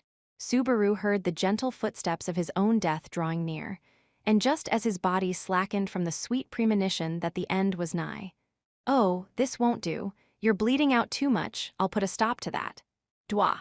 He felt like he was being roasted alive, waking up his fading senses. With merciless pain blocking his throat, Subaru saw that each wound on his body was audibly freezing over. White steam rose as sharp ice connected, stitched, and tethered his wounds, even the ones inside his body. Through this act of treatment, abandoning all consideration for the human body, Subaru's flesh was violently healed. Blood vessels exploded within his eyes, dyeing his vision scarlet. It was more than an ow. The hell that had erupted within his body transcended even pain. Subaru, you have committed 3 sins. Subaru reeled, howling with a voiceless scream. The giant beast continued to speak as if nothing had happened. Though he had become enormous in size, his mouth lined with endless sharp fangs, and the tone of his voice had changed, the cadence was as gentle as always. That terrified him all the more. First, you broke your promise with Leah. It seems you do not truly understand just how weighty a promise formed between 2 people is to a spirit mage. I suppose you truly do not know how much your rashly breaking that promise hurt Leah. His mind rejected an understanding of what Puck was saying. No, his mind was dominated by pain. His internal organs were frozen, and his broken bones were connected to one another by ice gouging obstructed flesh. The crimson ice over his open wounds had been ripped away, the areas affected frozen to the core, violently stopping the bleeding. The freezing had spread farther, the pain had spread farther. Death was spreading. It hurts, hurts. Second, you ignored Leah's wishes and came back. Do you even know how much that drove her into a corner and made her suffer when she didn't want to see you again? Not only did you break your promise, you had to trample on Leah's heart as you pleased. With Subaru on the white ground, limbs spread wide, Puck drew his face close and blew with his icy breath. Subaru's flowing tears became needles stabbing his eyeballs. His brain convulsed from the intense agony. And third, you let Leah die. It was like having his very soul filed down. The extreme pain made Subaru forget how to breathe. Amid that agony, like having every nerve in his body immersed in magma, Subaru cursed his own shallowness. He'd thought that pain was a lesser thing than death. He was wrong about everything. Pain, death, fear, these smashed the heart of the weakling named Subaru Natsuki in equal measure. The soul of Subaru Natsuki had been backed into a corner with nowhere to run. As Subaru's sluggish mind began to appreciate that terrifying truth, Puck stated to him, "In accordance with the pact, I'll be destroying the world now." Puck's eyes had contained anger. Only at that juncture did a new emotion begin to come to the fore. "I will bury everything under ice and snow as my parting gift to Leah." That won't. It has nothing to do with making her happy or not. No matter what the pact, I will not break what has been agreed upon. Puck's eyes narrowed as he responded to Subaru's incoherent voice. "But that act will end unfulfilled, I imagine. Even if I spread this world of ice to cover every land, like the forest where Leah and I dwelled, the Sword Saint will stand before me. That is a battle I will not win." Puck seemed to lament the disparity in strength when he brought up a certain red-haired hero's other name. Subaru couldn't believe he was hearing those words. Puck, wielding such overpowering might, had bluntly stated that he had no chance of defeating the Sword Saint. And if Puck knew he'd be struck down in the process, why would he sacrifice himself in such a battle? "Why? Leah was the entire reason for my existence." Puck responded to Subaru's inquiry. The wind grew even colder, stabbing Subaru's flesh, filling up his eyes, freezing his blood. The end was nigh. "It is meaningless for me to remain in a world without her. Now that I've lost her, I will not allow the world to move on. For me, everything ended when that girl died." When Puck finished speaking, the wind's intensity suddenly spiked. How long will it take for a person to die if he's slowly, gradually frozen from the tips of his extremities on up? Have you ever wondered that, Subaru? I'll take that as a yes. I want you to learn the answer. Slowly, the chill consumed more and more of his flesh. His wounds and internal organs were already frozen, so they were exempt as the rest of Subaru's flesh expired from the fingertips up. If pain could truly drive a person mad, his sanity would have been shattered long before. He wanted his mind to be ripped apart, smashed to bits, scattered in all directions, for if not, mist is coming. "It seems you've lured quite a nasty one." He couldn't hear. Someone was saying something, but he couldn't hear. "Gluttonies, nowadays they call it the white whale, don't they? Calling it over, letting Leah die, losing your own life, you truly are incorrigible, do you know that?" He couldn't hear, but even though he shouldn't have heard it, he heard the voice. He heard laughter from somewhere. A mocking voice, cackle, he knew that laughter. The voice of the man he hated to the point of death. Where is it coming from? With the end near, his consciousness sought an answer to that question. Then he realized it. The incessant cackling was coming from his own throat. Ecstasy began to rule his brain, drowning out his pain. He took his first steps into a spreading world of madness. The way it warped everything around him felt good. The laughter wouldn't stop. His own laughter was mocking him, the one who had let Rem die, who had killed Emilia, and who was dying like a dog himself. Ah yes, he was truly, how would you put it? "Subaru, you're lazy." With a sharp sound, he blacked out. It probably was not only his consciousness and his life that had been severed. It was something more, something that had been barely holding him together, that audibly came apart in that moment. Snap. Chapter 5. From 0, 1. Amid the white world, everything vanished. He couldn't tell if his flesh had dissolved, if it had been smashed to pieces, or if it would remain as an ice sculpture for all eternity. No matter how terrible the end of the body he had left behind, it was all the same to him now. There was only one thing he understood with clarity. Over the course of repeating, he'd seen things end cruelly, with the situation growing worse with each repetition. And now, having destroyed with his own hands that which he most wanted to protect, he finally realized it. No one expected anything of Subaru Natsuki. Not even him. No matter how many times he experienced it, he'd never get used to the feeling of the senses he had lost suddenly come rushing back. He no longer felt frozen to the core, or even cold at all, and he could tell that white world into which he had sunk deeper and deeper was gone. In the blink of an eye, all his dulled senses became clear, and every last thing was just as it had once been. Blood flowed through the limbs that had known so much pain. The agony of his nerves being immersed in ice was no more. The cold stabbing his skin had been peeled away, replaced by dazzling rays that could give him a sunburn. Ah! Sounds from hustle and bustle to the left and right intermingled as his dead sense of hearing returned with a vengeance. Blocking out the meaningless noise, Subaru checked the condition of his body. His frozen limbs, his injured spine, and his internal organs that had been turned to sherbet were all functioning without any problems. Everything was back as it should be. Subaru felt relief that the body lost to him was under his control again. And what brought Subaru more tranquility than anything was? "Why are you staring into space like that, Subaru?" Behind the counter, Rem tilted her head slightly, gazing at him with concern. He had been abandoned by everything and everyone, had an implacable sense of powerlessness drilled into him, had despaired at the loss and disappointment at what his own actions had wrought, and after dying like a helpless dog, he had returned. "Rem, yes, it is me, your Rem, what might be the matter?" Rem responded to the call of his voice, slipping away from behind the counter and heading out of the shop. Subaru was rooted to the spot as Rem walked right in front of him, reaching out with her hand and touching him on the cheek. Her brows knit in worry, revealing a tinge of gloom on her noble face. "I am sorry for not noticing. The crowd has worn you out, yes. I am a failure as a maid to have forgotten my most important duty of all. Tired. Yeah, that's right, I am." As Rem's hand rested on his cheek, he slowly lifted up his hand, pressing it down upon hers. The touch between them made Rem raise her eyebrows in surprise, but Subaru's haggard voice and expression left her at a loss for words. Rem looked like she was trying to say something, but Subaru didn't even look at her. Instead, he felt Rem's firm, solid presence against his hand, as if clinging to that warmth to keep it from running away. I guess all that, falling and getting worn down, was exhausting. Yet in spite of all that, the Rem he had surely lost was right there with him at that very moment. So, Subaru resolved that, if nothing else, he would never let go of the girl right before his eyes. 2. He ran rapidly through the crowd, heading down a gently descending slope. He scowled from the dust kicked up by a passing dragon carriage, but Subaru's gaze was aimed straight in front of him. He knew where he was going.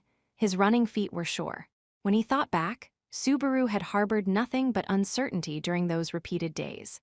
Uncertainty about what he should be like, about what lay in Amelia's heart, about whether his existence held any purpose, about whether he could bring out the best of all possible futures, all amid a vortex of madness. He was an unsure man lost in an uncertain, foreign world.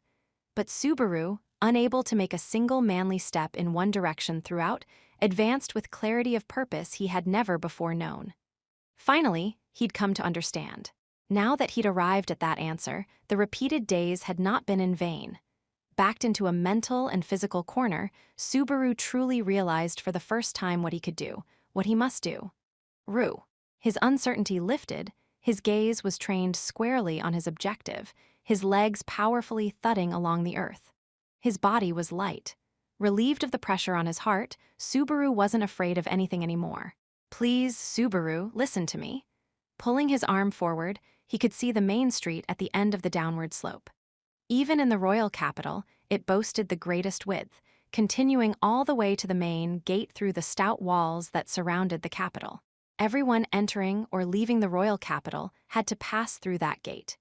With the announcement of the royal selection, the main street was even busier with people coming and going. At that very moment, it was bustling with the numerous people along it. He cut past the shadow of a building. Abruptly, sun rays slid into his field of vision. Subaru used a hand to shield his eyes from the bright light as he raised his face up, looking at the symbols carved into the gate that read LUGUNICA, the royal capital. One more step and she and Subaru would be Subaru. Having brought him all that way, his feet stopped when he felt a sharp tug on his arm. The unanticipated resistance made Subaru look back. As Rem stood still, her eyes wavered with bewilderment. When Rem freed her hand from his grasp, she seemed to shrink as she pleaded with him.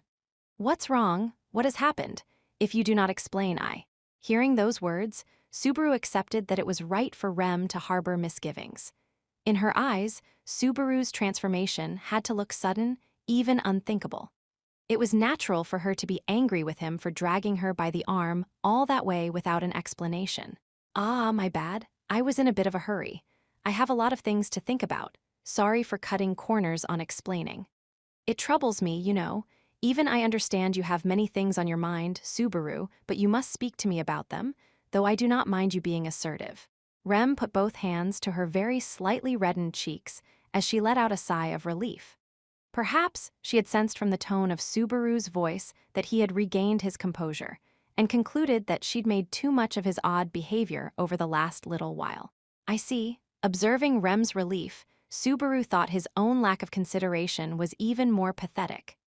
No doubt Rem, who only knew the Subaru of before, thought that his transformation in the seconds after return by death was nothing short of dramatic.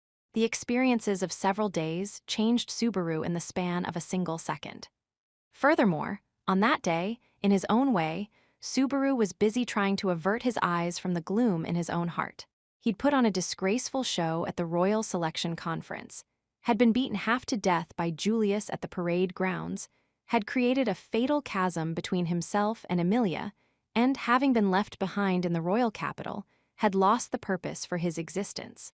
He'd been idly spending his time at the Crush residence, sinking deeper into the doldrums as he asked himself what he could do, what he needed to do, without finding any answers.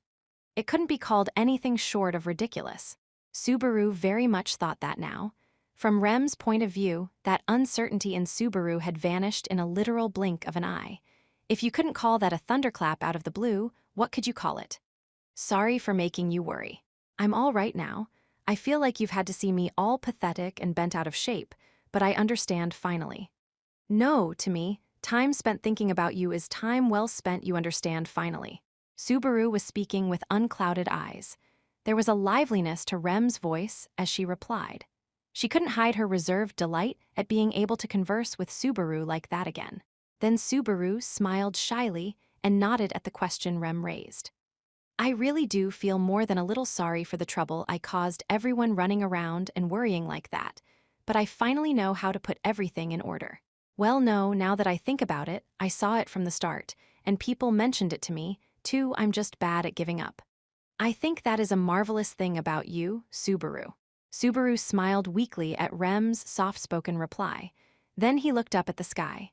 Its height and breadth gently made his chest feel lighter. The world had probably been looking down at Subaru in frustration all along. But with this, that oppressive time would finally come to an end. The answer had been under his nose all along.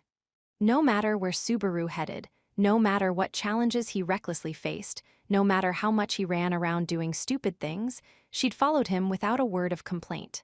"Yes, Rem, I've decided." She stood close enough for him to reach out and touch as he looked straight into her eyes. Her short blue hair fluttered in the wind. Her pale, clear blue eyes held only Subaru within them. Her petite figure was clad in a modified black-themed apron dress. The overly serious way she carried herself projected her nobility and steadfastness. The vivid floral hair ornament delicately added to the loveliness of her small, refined visage. "Yes, Subaru." Her pink lips formed a small smile. She narrowed her eyes, the benevolence in them piercing right through Subaru. The soft echo of her voice, full of affection, enchanted him. She seemed to be hanging on to his every word. "First, we'll rent a dragon carriage. With the capital in such an uproar, hiring one seems to be rough, but we'll play dirty if we have to." No intro from Anastasia, so it's best to keep this on the up and up if possible. They needed a fast land dragon with plenty of endurance. If it was friendly on top of that, great. They'd need to keep running. They needed to travel light, to keep running without pause, day and night. A dragon carriage, you say? Rem cocked her head slightly and echoed Subaru. From the confusion welling in her eyes, Subaru's rush to the conclusion meant his explanation had told her little. But he pretended not to notice Rem's natural misgivings and pointed at the huge front gate. We'll have to kill some time while we pick out a dragon carriage, so we should go buy some food during the downtime. Ah, I'm no good with old-style rations, though. Plain water's better than those things. He'd actually eaten simple rations and preserved foods on field trips and the like back in his old world. The hateful memory had made Subaru brand both as no good. Ah, wait, maybe there's some nice magical power to preserve food here. We managed to make mayonnaise, so maybe we can experiment and find something good. Subaru? Ah, sorry, my thoughts started running in a weird direction. What's wrong? Realizing he'd gone off on a tangent, Subaru righted himself and smiled kindly as he looked at Rem. That smile made Rem go briefly silent. Then she lifted her head, seemingly trying to set aside her doubts. I'm sorry. I am a poor guesser, so I do not understand what you are trying to do, Subaru. What are? Ah. Right, my bad. Sorry, I didn't realize at all. Just now I was completely caught up trying to make plans for stuff we've gotta do. So embarrassing. Subaru slapped his knee, grinning in recognition of his mistake. It took a whole lot of experiences for me to realize a few things, but the answer was obvious a good while ago. A wry smile, a truly wry smile, appeared. He'd tasted bitterness. He'd chewed on his regrets. He'd shed tears over the absurdity and irrationality of it all. He'd been toyed with by a cruel fate. He'd been smeared with the blood of others, dying an absurd number of times. All of it had led to a single answer, one he now keenly understood. Rem, calling her name, Subaru slowly stretched a hand toward her. Rem watched his hand, waiting for his next words. Responding to Rem's unspoken request, he put the feelings welling within him into words. Let's run away together, as far as we can. His defeat at fate's hands was loud and clear. 3. Ha. Rem, unable to grasp the meaning of the words spoken to her, let out only a faint gasp from her throat. Subaru, unsurprised at Rem's reaction, shook his head and said, We'll leave the royal capital and head west, that or north. I've heard that we can't get into the empire down south, so it's one of those two. I'm not good with cold, so personally I vote for west. Excuse. It'll be a long journey with no clear end, and I don't think we'll have an easy time just 'cause it's a good chance to start over. Besides, in the first place, if we rent a dragon carriage, I can't see us ever getting a chance to hand it back. What should we do about that, huh? Maybe buy a dragon carriage instead of renting one? He'd left procuring dragon carriages to Rem. Subaru didn't know if they had some rental car-like system in place.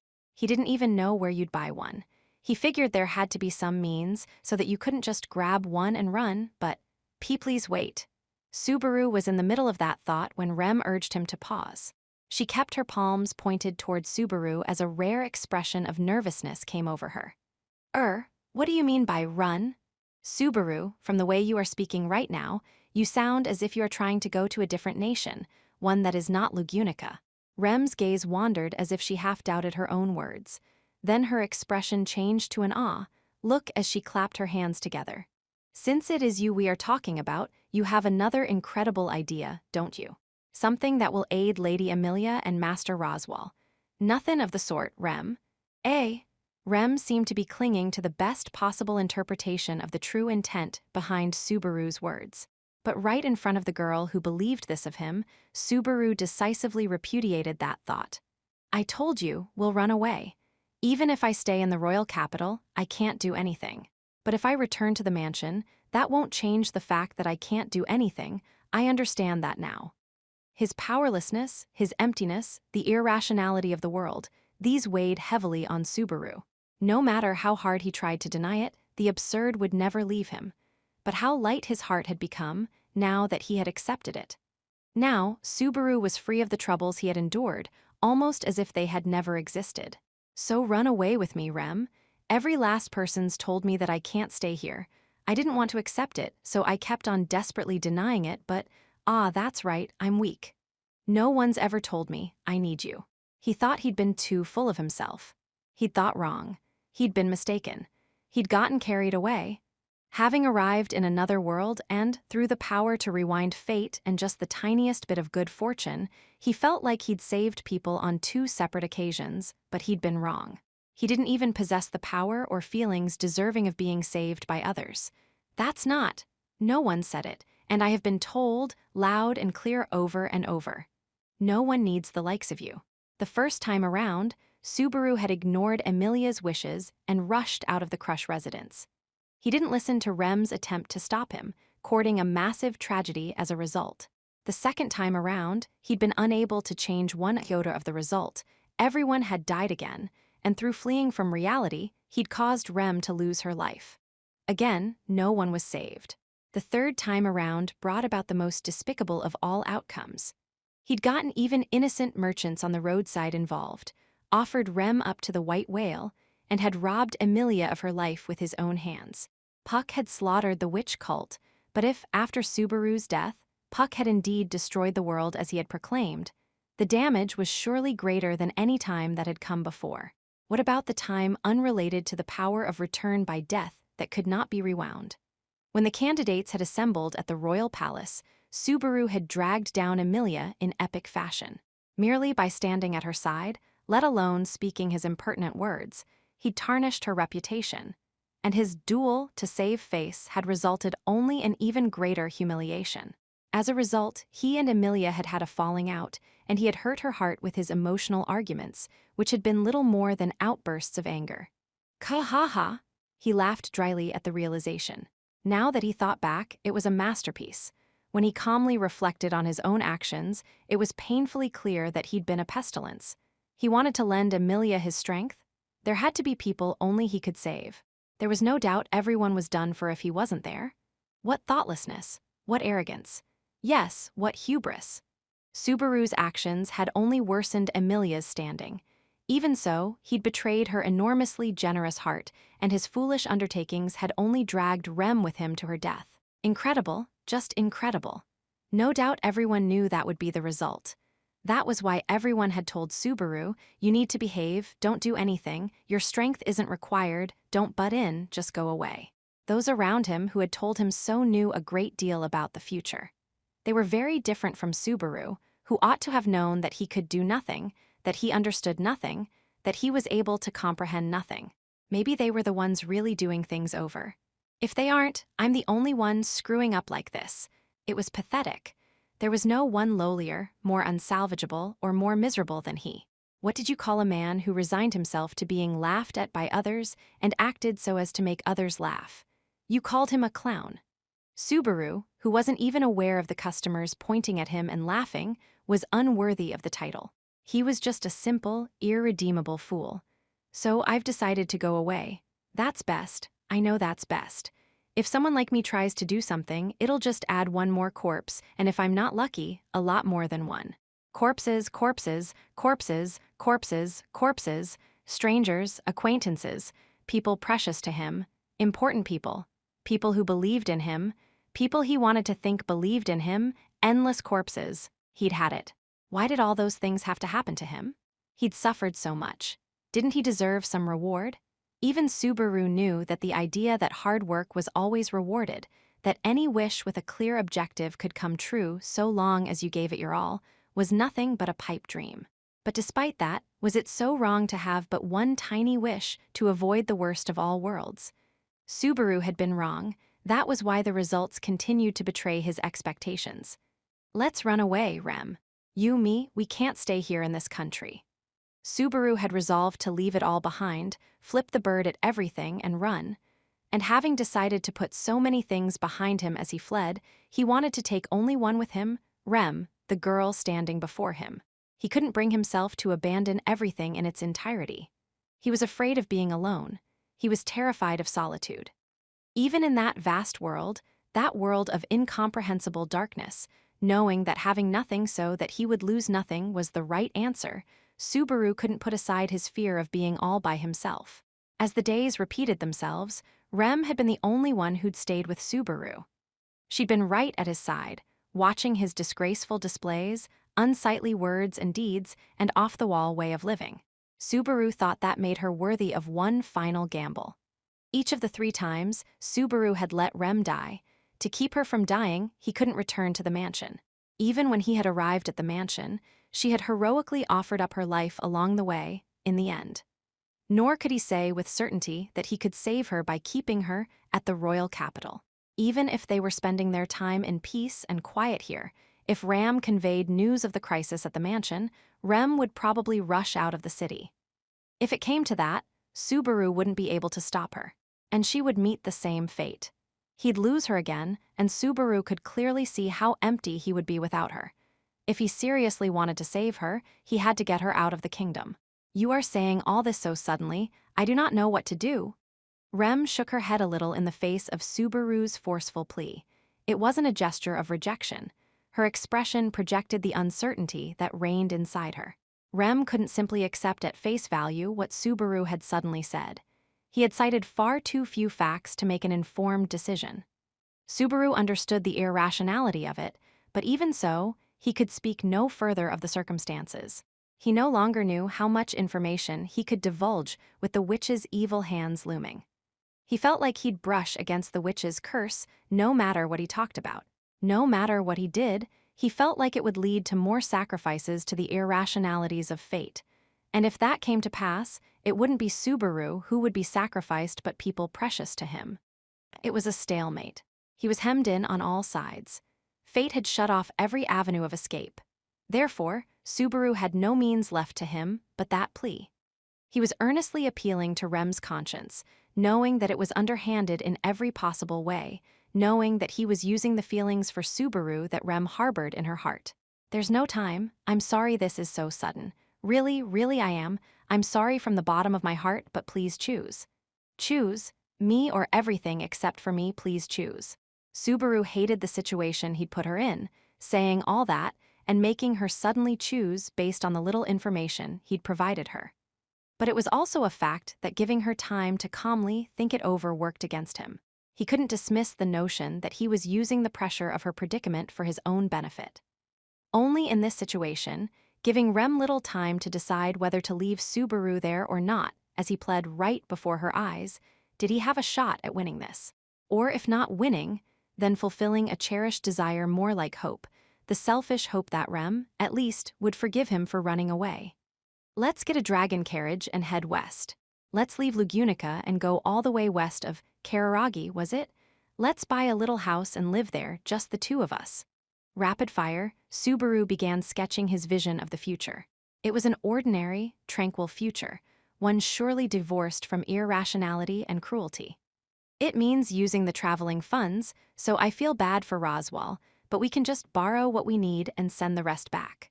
I'm gonna work hard to help set us up from the start. Too, I've never worked at a proper job before, but it'll probably be all right." He was a delinquent who had dropped out of high school with only a middle school graduation under his belt. His work experience in this world consisted of nothing but a stint as an apprentice servant. Furthermore, though he didn't like saying it, his current work as a subordinate was little better than that of a child helping out with the chores. It'd probably be hard doing a real job, but he'd find work, come hell or high water. Compared to pain, suffering, and death, it'd be a walk in the park. The more Subaru thought about it, the more his future opened up. Thinking back to how he'd aimed for a single future, spending day after day courting the worst calamities no matter how hard he tried, it was a happy thing indeed. "Even if it's tough, if you're there, I know I'll try hard. Even if I'm tired, just the thought of you waiting for me with a smile when I come home." Even if every last person he left behind blamed him for running away, he figured he could take it if Rem was at his side. "So please, I'm begging you, like I've never begged for anything before. Please choose me." Subaru offered his hand to petition her, almost like he was trying to drag a yes out of her. "If you pick me, I'll give you everything I have. Every part of my life will be yours. I'll spend my life for you. I'll live only for you, so please." Even with Rem standing right in front of him, he couldn't look at her face. He didn't have the courage to see what kind of expression she was making. Courage didn't suit him, not in the tiniest bit. If he did, surely everything would have worked out differently. Cowardly, underhanded, and pathetic as he was, he had nothing left. "Run away with me, live with me, please. At least let me keep you from dying," he earnestly pled from the bottom of his heart. Putting all his feelings into his parched voice, Subaru felt his heart beat quickly, his breathing grow ragged. Exhaustion from the fierce mental pummeling Subaru had received struck him with fatigue, as if he'd sprinted with all his strength. Rem made no reply. The sounds of the crowd were distant now. It never entered his mind to wonder what other people might think of two people having a conversation like this in public. Rem was everything to him. To Subaru, in that moment, her existence was everything to him. Unable to endure the silence, Subaru opened his firmly closed eyes to peek at Rem's expression as she stood before him, all the while seized by the fear that it might reveal her answer. In silence, Rem pursed her lips, not realizing he was looking at her. Her expression struggled to remain neutral, but her brow and the corners of her eyes were faintly strained in a way she would not normally permit. Subaru could tell that a vortex of uncertainty, bewilderment, and hesitation swirled within her. The various things Subaru had just said were greatly, powerfully, fiercely shaking her heart. The long battle felt like an eternity. A sense of unease burned Subaru's back, but finally that time came to an end. "Subaru." Gently, she called his name with a voice that was full of affection. The instant Subaru heard the tone, the echo of her voice, he was certain his hopes had been answered. Rem had accepted Subaru. She'd forgiven Subaru for being weak. She'd embraced the human being called Subaru Natsuki and everything that came with him. A flood of emotions welled within him. He felt like he'd finally been rewarded. Then Subaru lifted his face. "I cannot run away with you, Subaru." With a very sad face, Rem dashed his hopes. "After all, when we talk about the future, we need to smile, don't we?" With an expression resembling a tearful smile, Rem spoke the words that had once come from Subaru's own mouth. He'd gambled and he'd lost. When Rem threw his own words back at him with a tearful smile, Subaru's inner self was exhausted, overwhelmed by a feeling that he'd thrown everything into one match and lost. Subaru had trusted, no, hoped, that Rem, with her strong dependence on him, just might say yes. That maybe, just maybe, even as he cast everything aside, she might choose him. It was a fleeting dream, a conceited thought. He should have understood that from the start.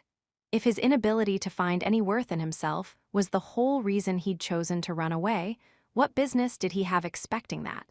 Right now, I might not be smiling, but, if we actually did it, I'm sure I'd be smiling. Yeah, that's right. So, even though the matter had already been settled, unconvincing arguments poured out of Subaru's mouth in an attempt to smooth things over. He couldn't think of an effective rebuttal to Rem's words. But if he didn't say something, his desires were over then and there. He might still have a chance to change her mind as long as they kept talking, though that might have been an exercise in wishful thinking.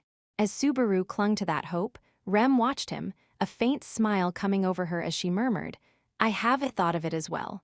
She raised her shapely face up ever so slightly. "After arriving in Kararagi, first we would rent a room at an inn. Though a house is the foundation for building a life, we could not be reckless with the money at our disposal. First, we would need a stable income." Rem lifted a finger up as she added to the image of the future Subaru had proposed earlier. "Fortunately, I received a proper education due to Master Roswal's good judgment. Even in Kararagi, I believe that finding employment would be a simple matter for me. As for Subaru, you would probably need to settle for physical labor, but perhaps you could work in close proximity to me." With a little giggle, Rem made light of Subaru's inability to do anything. It was no doubt an accurate assessment of Subaru's worth, as he was still largely ignorant of the culture and technology in that world. "Once our income is stable, we would look for a slightly better place to stay. During that time, you would need to study properly for future employment. It would take about a year before you could do real work, maybe. You can become independent even faster, but only through your own efforts, Subaru."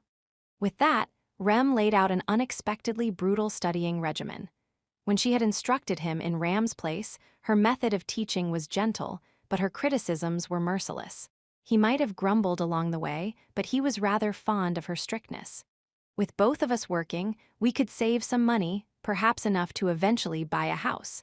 Maybe a store of some sort would be better. Kararagi is a land overflowing with commerce, so there will surely be a way to profit from your eccentric ideas, Subaru. With an amused clap of her hands, Rem laid out a future that sounded too good to be true. Subaru, too, felt like he could clearly picture the scene playing out in Rem's head. As usual, Subaru would cause her lots of trouble, and she would indulge him. Of course, he would feel responsible for that, so he'd end up working hard with plenty of sweat rolling off his brow for sure. That would be nice. An honest living for her sake and hers alone, how happy a life would that be? As our work progresses, this is embarrassing, but maybe children. As half demon and half human, they would most likely be very rambunctious. Boy or girl, twins or triplets, they are sure to be very cute children, too. Rem's cheeks reddened as she shyly let her thoughts run a little further ahead. She counted on her fingers one by one, and just as the number reached a terrifying 10, she continued. It would not be all fun, and I do not think it would all go as well as I imagine. Perhaps we would have no sons and only daughters, and you might not be able to feel proud of your family. Rem, but, even when the children get big enough to be mean to you, I will always be on your side, Subaru. We would be famous with the locals as the always happily married couple and slowly spend our days together, growing old together. Rem, Subaru, I am sorry to say this, but if possible, I would ask you to please let me pass away before you. I would like to lie upon a bed with you holding my hand, surrounded by our children and grandchildren, while I say, I was happy, and you all would send me off. He couldn't hold up his head. The future Rem was portraying with her words was quietly, gently wounding Subaru's heart. That would be a happy, happy way to end my life. If you've... Listening to the bittersweet future Rem had refused was like having an irrepressible itch deep inside his chest that made him want to scratch himself raw. By the time Subaru finished listening, there was nothing left filling his heart but a pathetic, indescribable storm of emotion. His throat trembled. Something heavy sank deep inside his lungs. His head hurt.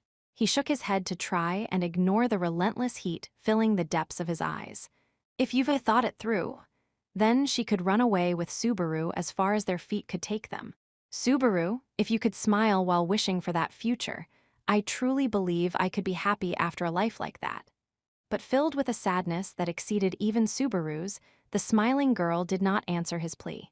Dumbfounded, Subaru stared at that small, painful smile when he finally understood. No matter how much he clung to hope, he could not get Rem to change her mind. He had truly, utterly lost the gamble, and he had no recourse. A sense of fatigue assailed him, as if he were carrying something very heavy on his shoulders. He was so disheartened that he could collapse on the spot.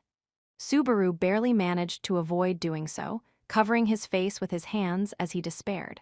Rem had refused to go with him. That meant he was out of ways to save her. If he stayed by her side to protect her, all that awaited her upon their return to the mansion was a cruel future, an unchangeable tragedy, and fate's pitiless dead end. Then perhaps it would be best to leave Rem behind and run away by himself.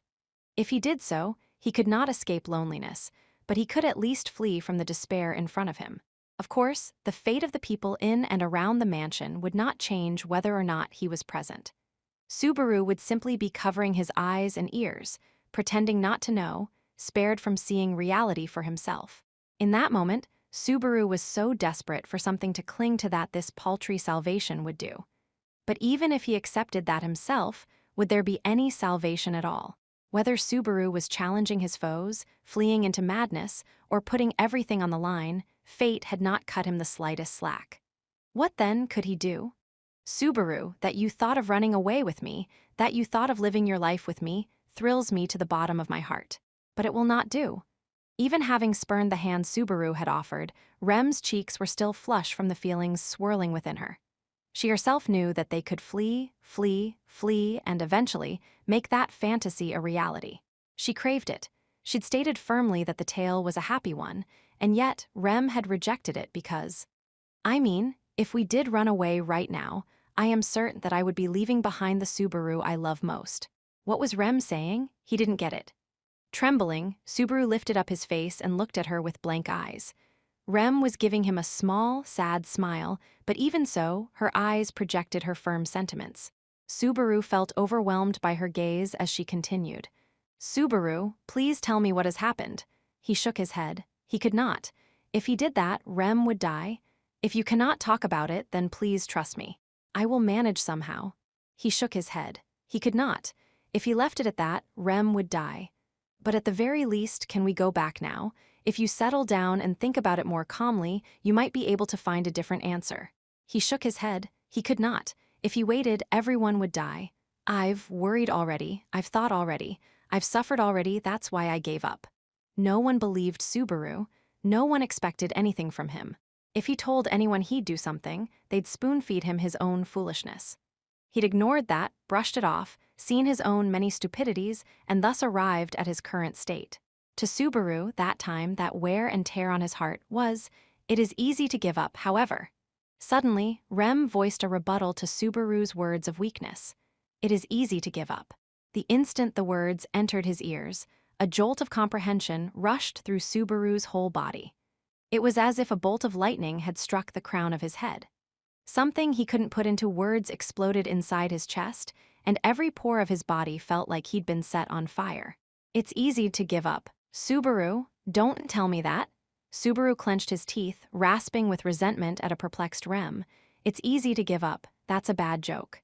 You think it's a simple thing to abandon your goal and run away empty-handed? Like hell it is. There's no way it's easy to give up. Subaru's throat trembled from the unbearably dark emotions exploding within him. Surprised by Subaru's angry outburst, Rem seemed to shrink. Even pedestrians traveling along the royal capital's main street were wondering what was up as they shifted their eyes to the enraged Subaru. Heedless of the offended gazes, Subaru glared only at Rem, standing before him. I didn't do anything, I didn't think of anything, I abandoned everything without a care, threw it all away just like that and gave up. Is that what you think? The decision was killing him. He'd cried tears of blood and yelled enough to rip his throat apart, and still he had gained nothing. Knowing that, he had made his decision, giving up on everything. That was the only conclusion he could put into words, but just how many sacrifices had to be made for him to reach that conclusion? He wouldn't let anyone diminish that. Giving up wasn't easy at all. Thinking you can fight, that you can manage somehow, that's way easier. But I couldn't manage somehow. I had no choice. All the paths were blocked except for giving up. Fate was mocking Subaru, for every path available to him ended in a dead end. No matter how much he fought, how much he stood tall, plotted, schemed, begged, or even ran away. It was no longer possible for him to have it all. Even the people he wanted to save had slapped his hand away. He was supposed to keep trying then? Who could tell Subaru that it was too soon to give up? If someone had been through the same experience, the same suffering, the same hell, would that person be able to say such a thing?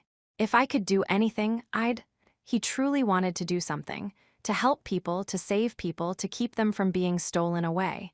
But he couldn't. The world wouldn't let him. Everything during those repeated days had come back around to bite him again. That's why Subaru had. Subaru! As Subaru hung his head, drained of emotion, his voice petering out, Rem called to him. Subaru's ears were ringing heavily. The pathetic revelation of his unsightly true feelings left him unable to even look her in the face. And to that miserable, unsalvageable, hopeless man who had challenged fate and lost, she said, "It is easy to give up." However, Rem repeated once more the phrase that had sent Subaru into a rage just before. Sensing something almost incomprehensible in her words, Subaru lifted his face, dumbfounded. Why won't she understand? Why, after all this, couldn't she comprehend Subaru's anguish? The gloom, the dissatisfaction, the wounds on what seemed like every corner inside his heart. It does not suit you, Subaru. It all vanished as Rem stared directly into Subaru's black eyes and spoke. Rem stated those words as if she truly believed them, as if they represented some kind of absolute truth. I do not understand what painful thoughts, what knowledge is making you suffer, Subaru. I believe I cannot belittle it by saying that I understand. But even so, there is one thing that even I recognize, and that is you are not someone who can give up on things before they're done, Subaru. To the man lost in sorrow before her, who'd cast away everything, who had said he was giving up but a moment before, Rem said such a thing without shame, without fear, without hesitation. I know this. when it is a future you want, you smile when you talk about it, Subaru.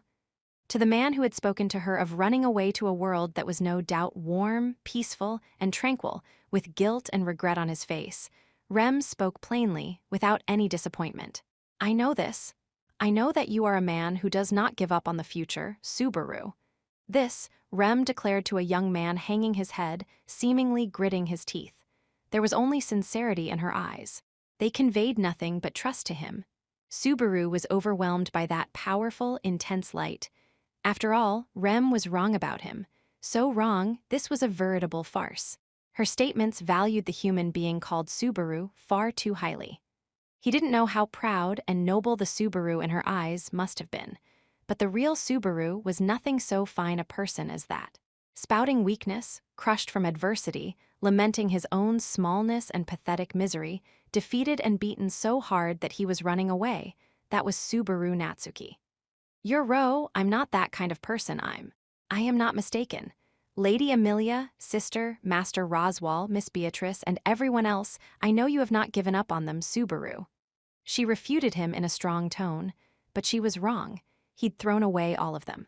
I gave up, I can't take them with me, my hands are too small, everything falls out of them, then I have nothing left. No, that is not so. Subaru, you are. Just how far would Rem go in denying that Subaru had given up? Why, after he had suffered such humiliation, did she so deny that he was in the wrong? Just what did she see in Subaru? It was so disturbing that he couldn't take it anymore. Just what is it you're trying to say? What, do you think you know about me? He vented the flames smoldering inside his chest in an incandescent rage. Subaru shouted angrily, slamming a fist into the wall right beside him. With a hard sound, his knuckles broke. When he waved his fist around, blood splattered onto the wall. This is all I am. I have high hopes even though I'm powerless. I have all these dreams even though I'm dumb. I keep trying even though I can't do anything. Everyone had at least one thing they could do right, and everyone pushed that one thing as far as they could to find a place suited to them. But Subaru Natsuki didn't even have that. The lofty heights he yearned for were far above his station. I hate myself. Faced with the truth that he'd smiled frivolously in an attempt to hide, making light of things as he kept running from them, never facing them seriously, for the first time, Subaru admitted what he really felt. More than anyone, Subaru Natsuki hated himself. I'm always nothing but talk. I'm full of myself even though I can't do anything. I'm worse than useless, but I'm still a world-class complainer. Who the hell do I think I am? How dare I live such a shameful life this long? Right. Because he was unable to raise himself higher, he tried to bring others down. Because he wouldn't admit he was inferior to others, he tried to find fault in everyone else to protect his banal, paper-thin pride. I'm empty. I've got nothing inside me. Of course I am, yeah, it's obvious. There's no question. Until I came here, until I met all of you, do you know what I was doing? Before he'd fallen into another world. What was he doing in his former world except living out his idle, boring, ordinary, unchanging days one at a time? I wasn't doing anything. He'd wallowed in idleness, slumbered in indolence, spent his days far removed from studying and effort. It wasn't that he'd given up on himself, but rather, he'd held on to the convenient idea that if the time came, he could just roll up his sleeves and do it. I didn't do anything. I didn't do one little thing. With all that time to do it, with all that freedom, I should have done lots of stuff, but I didn't do any of it. And this is the result. The result is the man I am now. If he'd properly used the time he had, even Subaru would surely have achieved something. But in reality, he had grandly squandered and wasted the time allotted to him, and as a result, he had gained nothing, and nothing had come from it. That was why, now that he actually wanted from the bottom of his heart to accomplish something, he lacked the strength, intelligence, and skill to achieve any of it. I'm powerless, talentless, and all of it is because of my rotten personality. I want to achieve something when I haven't done anything before. Conceited doesn't even begin to describe it. I was lazy and imposed on other people. I wasted my whole life away. I killed you. He was unsalvageable. He was hopeless. Even if he'd redone it all from birth, he'd probably go down the exact same path, waste his time in the exact same way, arrive there with the same feelings, and experience the same regrets. His rotten personality wouldn't change. A shallow human nature was the only one suited to the human being called Subaru Natsuki. That fact would never change. That's right, my personality hasn't. I thought I could live here, but not a single thing's changed about me. That old man saw right through me, didn't he? When he'd remained in the royal capital, Wilhelm had instructed him in the sword at the Crush residence. Watching Subaru be knocked down time and time again, all beat up while challenging him over and over, the old man had nonetheless seen through it all. During those days of training, the old man had spoken of those who wield the sword, but he had shaken his head and said, "There is little point lecturing someone about what it takes to become stronger when he has already abandoned the choice to do so." At the time, Subaru hadn't understood what Wilhelm was saying, so he denied the old man's words, even though he knew deep down exactly what they meant. "It's not like I really thought I'd get stronger or I'd be able to do anything. I just went through the motions. I was just a poser trying to justify myself." Emilia had abandoned him after he'd put on a more miserable display than any other at the royal selection site. Unable to bear being viewed as such by those around him, he tried to protect himself by adopting the mantle of a hard worker where those gazes could see. His behavior was the simple product of his search for a suitable excuse. "I'm changing myself." He should have known that the thought was itself proof that nothing had changed. I wanted to say I couldn't help it. I wanted other people to say it couldn't be helped.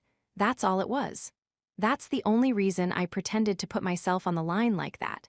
Even when you were helping me study, I was just putting on a show to cover up the embarrassment.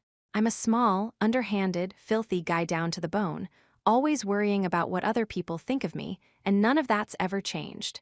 His bluffs had been stripped away, and the hubris underneath had crumbled.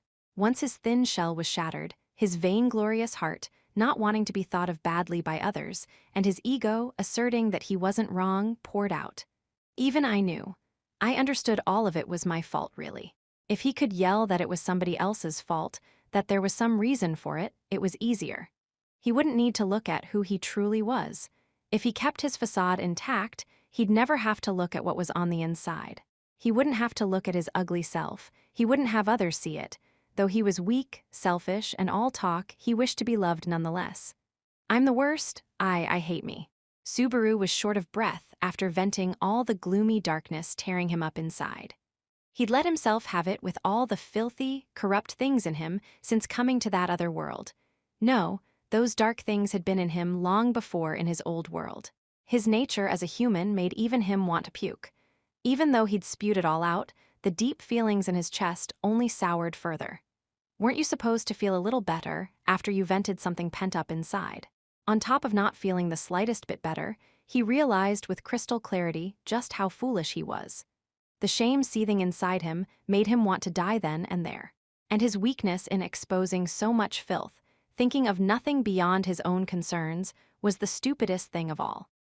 With Rem standing right there, still believing in him, Subaru had tried to sully and stain the beautiful picture in front of her sparkling eyes, exposing it as a fraud. And now, after all that, he was more concerned with his own standing than with her. That was it in a nutshell. Truly accepting and recognizing the corrupt, flawed parts of himself that he hated didn't mean things were going to instantly improve. If anything, the depth and darkness of the chasm within him underlined just how incorrigible he was, robbing him even of his will to live. The true character of Subaru Natsuki did not merit pity. As Subaru sank to the lowest depths of his filthy ego, still, the blue-haired girl. I know this. I know that Subaru is someone with the courage to reach out, even with impenetrable darkness all around him. Even then, Rem would not forsake him. 5. Her absolute love, her inviolate trust, chafed upon Subaru like nothing before. Having berated himself so much, having divulged so much of the ugliness in his heart, having confessed that he was a complete fraud, an unsalvageable piece of garbage. Why did she look at Subaru with such affectionate eyes? "I love it when you stroke my head, Subaru. I feel connected to you when your hand passes through my hair." With Subaru fallen into silence, Rem began to express something unexpected in a soft, quiet voice. "I love your voice, Subaru. I feel my heart getting warmer from every single word. I love your eyes, Subaru. They're usually quite sharp, but I like how they become soft when you're being kind to someone." Subaru said nothing as Rem continued, showering him with her words. I love your fingers, Subaru. They're very pretty for a boy's, but when they hold my hand, I always think to myself, they really are a boy's fingers. They are slender and strong. I love how you walk, Subaru. When someone is beside you, you always check once in a while to make sure you really are side by side. I love that you walk that way. His heart was screaming. While Rem wove those words, Subaru's chest cried out. Stop it. I love your face when you sleep, Subaru. You're as defenseless as a baby. Your eyelashes are just a little bit long. Your cheeks are so gentle when I touch them, and even if I touch your lips to tease you, you don't notice. I love it so much that it makes my chest hurt. Why? Why was she still talking? Why was she still able to toss out such compliments at Subaru, the useless fool that he was? You said that you hated yourself, Subaru, so I wanted you to know that you have so much good in you. None of that is real. Rem was looking at a convenient illusion. The real Subaru wasn't that kind of person. The real him was filthier than that. His genuine self was ugly, the exact opposite of the one she viewed so favorably. You just don't understand. I know more about myself than anyone else. You only know about you, Subaru. How much do you know about the Subaru I see? Reflexively, Subaru raised his voice, but Rem's shout was even louder than his own. Subaru was shocked. It was the first time she'd raised her voice since they'd arrived here. The shock made his breath catch in his throat. At long last, he realized that Rem's eyes, dutifully maintaining their neutral expression, had large teardrops welling in them. Of course, hearing Subaru's confession had hurt her. Of course, listening to his extreme masochism had brought pain to her kind heart. Yet even so, she believed in Subaru. Rem knew all the horrible things within him that he had told her about, and she believed in Subaru despite them. Why do you? So much I'm weak, puny, I'm running away. Even now, I'm running away just like I did before, so why? Why do you believe in a pathetic, unreliable guy drowning in his weakness like me? If I can't believe in myself, how can you? Because you're my hero. When those words of unconditional, infinite trust hit him, Subaru's heart quietly trembled. No matter what awful conditions piled atop one another, no matter what flaws he might have, that one sentence was infused with the hope that he would come running and chase evil away. And far too late, finally Subaru realized it. He was wrong, he'd thought wrong. He had been so wrong. He'd thought that she, Rem, was the only one who'd allow Subaru to fall as far as he needed to, that no matter how weak, pathetic, and humiliated he was, she'd forgive him, and he'd made a mistake. It had been an error, a lethal degree of foolishness. Rem was the one, the only one, who would never allow Subaru to give in. Everyone had told Subaru that he didn't have to do anything, that he should just behave himself. They had said that they expected nothing from him and that his actions were futile. But it was Rem who would not permit Subaru to be weak. She was the only one who'd kept saying, stand up, don't give up, save everyone. No one expected anything from Subaru. But she had refused to abandon him, even when he had abandoned himself, nor would she accept his giving up. Such was the spell that Subaru Natsuki had cast upon her. In that gloomy forest, a world where I had lost myself, a world where I could only lash out without thinking, you came and saved me. When I woke and was unable to move, when Sister was exhausted from having used too much magic, you stood up and faced the demon beasts as a decoy so that we could escape. You had no chance of winning, and your life was truly in danger. But even so, you survived, and when you returned to my arms, you were warm. When you woke up, you smiled and said the words I most wanted to hear, at the time I most wanted to hear them, and you were the person I most wanted to hear them from. One by one, she enumerated the spell that Subaru had cast upon her. Those spells had bound her deeply kind heart with the chains called trust, and these firmly bound her until that very moment. On that fiery night, when I lost everything except Sister, time stopped for me, never to move again. Rem gazed squarely at Subaru as she spoke of a fragment of her terrible past. Her gaze was infused with intimacy that had not wavered to even the slightest degree. My heart had stopped, frozen in time, but you softly melted it and gently made it move again. Do you know how much you saved me in that instant on that morning? You can't possibly know how happy I was, Subaru. That's why, said Rem, placing a hand on her chest as she continued. I believe in you. No matter how much you might suffer, no matter how much things seem to be going against you, even if no one else in the whole world believes in you, even if you cannot believe in yourself, I believe in you, Subaru. As Rem spoke, she took a step forward, closing the distance. They were close enough to touch. Subaru, hanging his head, did not move as Rem reached out with both arms, wrapping them around his neck. Even though there was very little strength in the pull, the unresisting Subaru could not avoid her embrace. Though Subaru was taller, Rem held his head to her chest, and he heard her voice from directly above as she said, "The Subaru who saved me is a real hero." From the slippery sensation on his forehead, he knew she had brushed it with her lips. Heat spread from where she'd touched him. Incomprehensible emotions welled up deep inside Subaru's chest. Blood flowed through his unmoving limbs. The static filling his skull began to clear. No matter how hard I tried, I couldn't save anyone. I'm here. The Rem you saved is right here, Subaru. I'm empty. There's nothing inside me. No one'll listen to me. I'm here. If they are Subaru's words, I want to hear whatever they might be. No one expects anything from me. No one trusts me. I hate myself. I love you, Subaru. The hand that touched his cheek was hot. Her eyes, gazing at Subaru from up close, were moist. That look, everything about her, made him accept that she was truly sincere. You're fine with a guy like me. He tried over and over, redone over and over, and he had nothing to show for it. Everyone died. His hand never reached them. He'd let everyone die. His thoughts were inadequate. He was empty, powerless, dumb, late to act, a blockhead dragged around by his desire to protect someone. Was he really good enough for her? I'm fine with you, Subaru. I don't want it to be anyone else. If he, who could not believe in himself, had someone who had faith in him, could Subaru Natsuki fight? He didn't have to give up on fighting fate. If you really are that empty, if you have nothing, if you cannot forgive yourself, let's start over here and now. Begin, WH. Just like how you made time move again for me, we can make the time that stopped for you move again, right now. He had taken his regret and shame at his past of achieving nothing, his days of doing nothing, his hours spent in waste and idleness, and tried to give up. Rem smiled at this Subaru, stating, "Let us start over from here, from step 1, no, from 0. If you find it difficult to walk alone, I shall support you. Let us divide the load and support each other as we walk. You said that to me on that morning, yes. So let's laugh, hug each other, and talk about tomorrow," he had said. Leaning on each other, supporting each other as they walked, he had said, "Please show me the best in you, Subaru." He'd shown her nothing but the worst in him for the longest while. After all, it was Subaru himself who had cast the indelible spell upon her. It was his duty to take responsibility and see it through. "Rem." "Yes." When he called her name, she quietly responded. He lifted his face.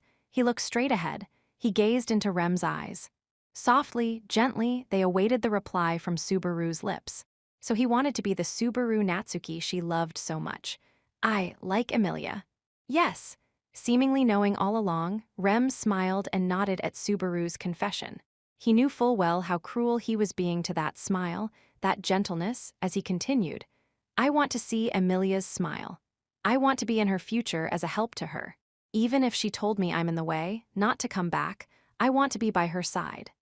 Now that he'd accepted Rem's feelings, he again voiced the feeling that remained unchanged inside him. But the way he felt it was different from before. The idea that she'd put up with anything from me just because I liked her was pretty arrogant, huh? Even if she doesn't get it right now, that's fine. Right now, I want to save Emilia. If there's a future of pain and suffering coming for her, I want to bring her to a future where everyone can smile. So he offered his hand to Rem, right at his side, and asked, "Will you help me?"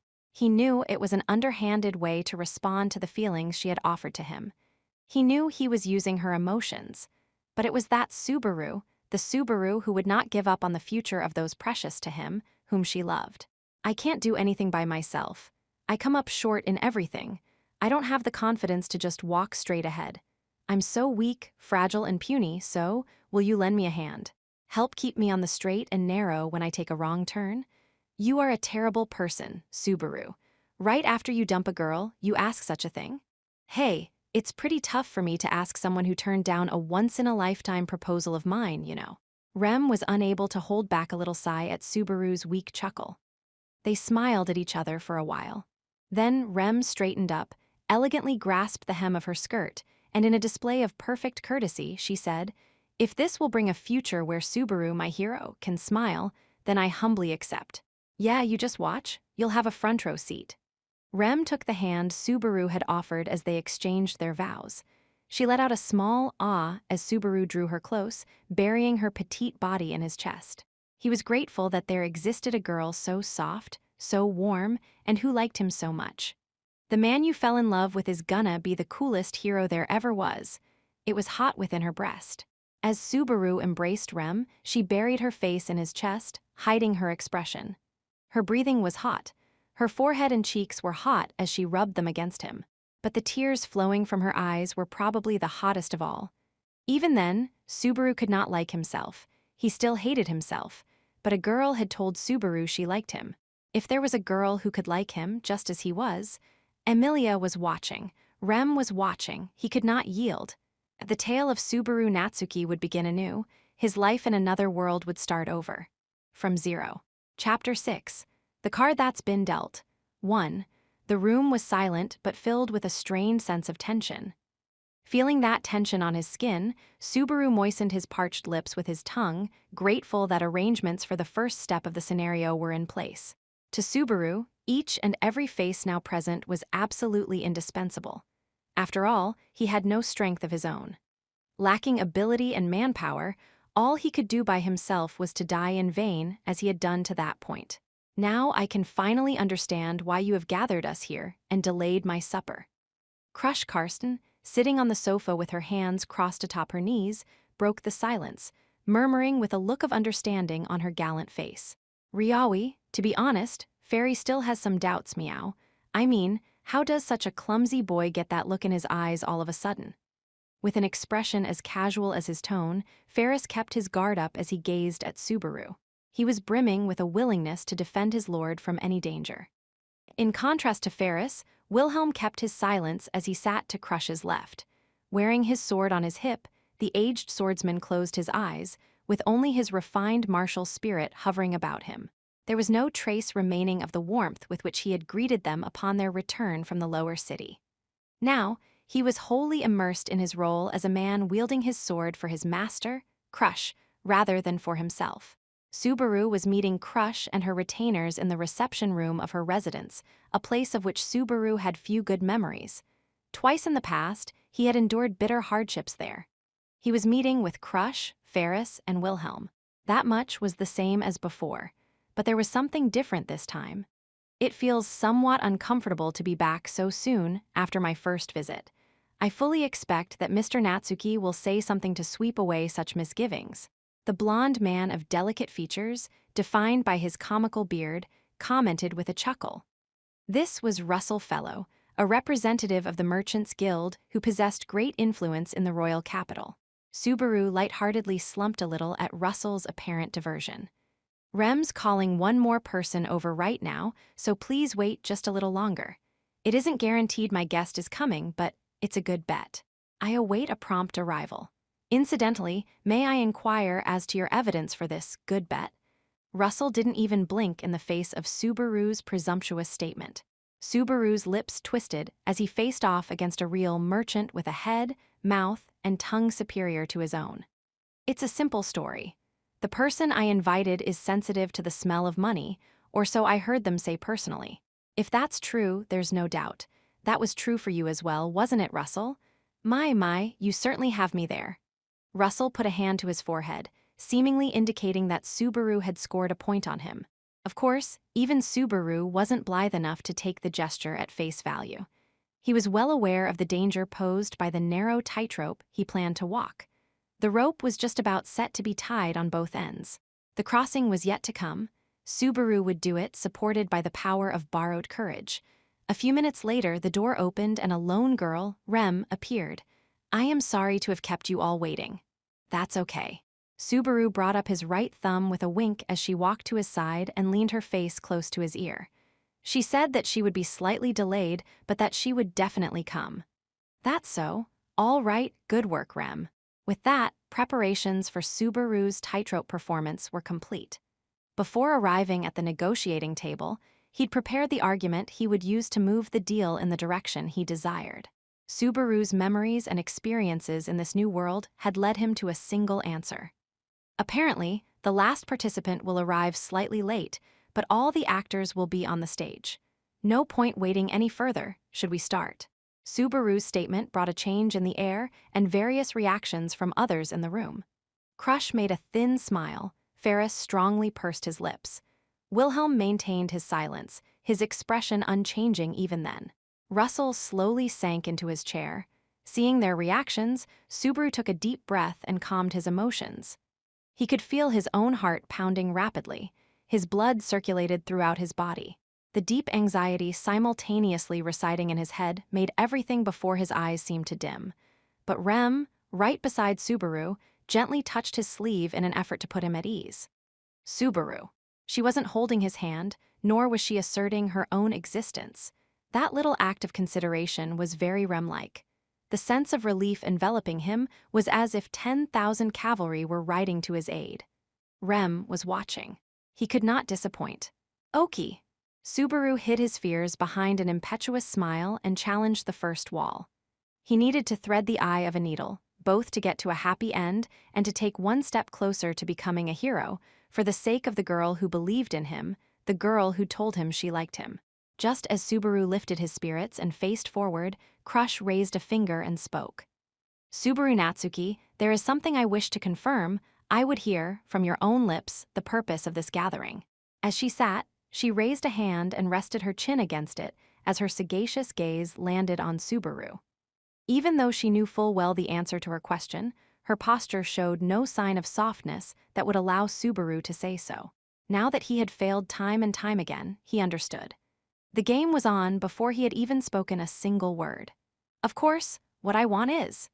So Subaru made a grandiose gesture, smiling powerfully to keep himself from being cowed by Crush's rapier-like gaze and repeating his earlier failures. A negotiation so that the Amelia camp and the Crush camp can become allies on equal terms. He thus began to challenge the first of many obstacles standing in his way. 2. The exchange with Rem along Main Street had made Subaru decide to restart in a true sense. This was his sincere answer to Rem, who told Subaru she believed in him even after he'd bared everything inside his heart. Thanks to that, he gained a clear awareness of what he had to do. There's way too many walls I have to climb over to get there, huh? The sheer number of the obstacles standing in their way didn't change the fact that they were one move away from checkmate. Subaru scratched his head as if he was trying to put his thoughts in order. But I've still gotta do something. Will you help me, Rem? Yes, if that is what you desire, Subaru. Rem readily nodded.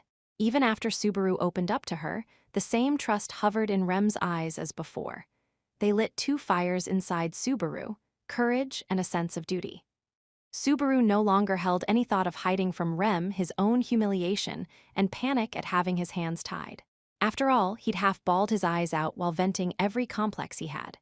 Rem, too, had revealed truths that had raged within her. In a true sense, Subaru and Rem were now friends for life.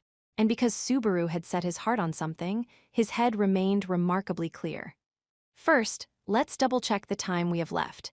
If we head back now, that'll be just under an hour and then. As previously established, the time limit until the witch cult caused upheaval in the Mathers domain was 5 days. Or rather, to be precise, they had a grace period of only 4.5 days. He also needed to consider the sealing of the highway during that time. In reality, he had only 2 days to prepare. And those 2 days are full of unavoidable problems to deal with. The number and nature of the barred gates they had to bust through put previous sets of loops to shame. Clearing any of them alone was hopeless. A fist large enough to smash through the lot of them was required. The first problem was, naturally, the witch cult. If they didn't stop the fanatics under Beetlejuice's command, there was no way to save anyone at the mansion, let alone the residents of the village. The second was, though the killer and means had been varied, Rem's certain death. Even if Rem went with Subaru, fate would invariably lead her to her death. The first time, she died far from where he could see, and he had been despondent when she was lost to him before his very eyes the second and third times. It was no exaggeration that the shock was what had driven Subaru down the path of giving up entirely. The third problem was that Amelia's death would trigger an indiscriminate rampage by Puck, the Great Spirit. Thinking back, Subaru deemed the possibility that Puck had been the cause of his death on all three loops to be very high. When he considered his icy demises from the first time around through the third, he was almost certain of it. All those walls were formidable, but all three had to be grappled with, or else the future world Subaru Natsuki wanted to live in would be lost. That would mean betraying the image of the hero who Rem believed in. Whole bunch of 'em. Subaru murmured under his breath, underlining the depth of the problem. Rem, watching Subaru as he sank into thought, made no reply to his murmur, nor had Subaru been looking for one.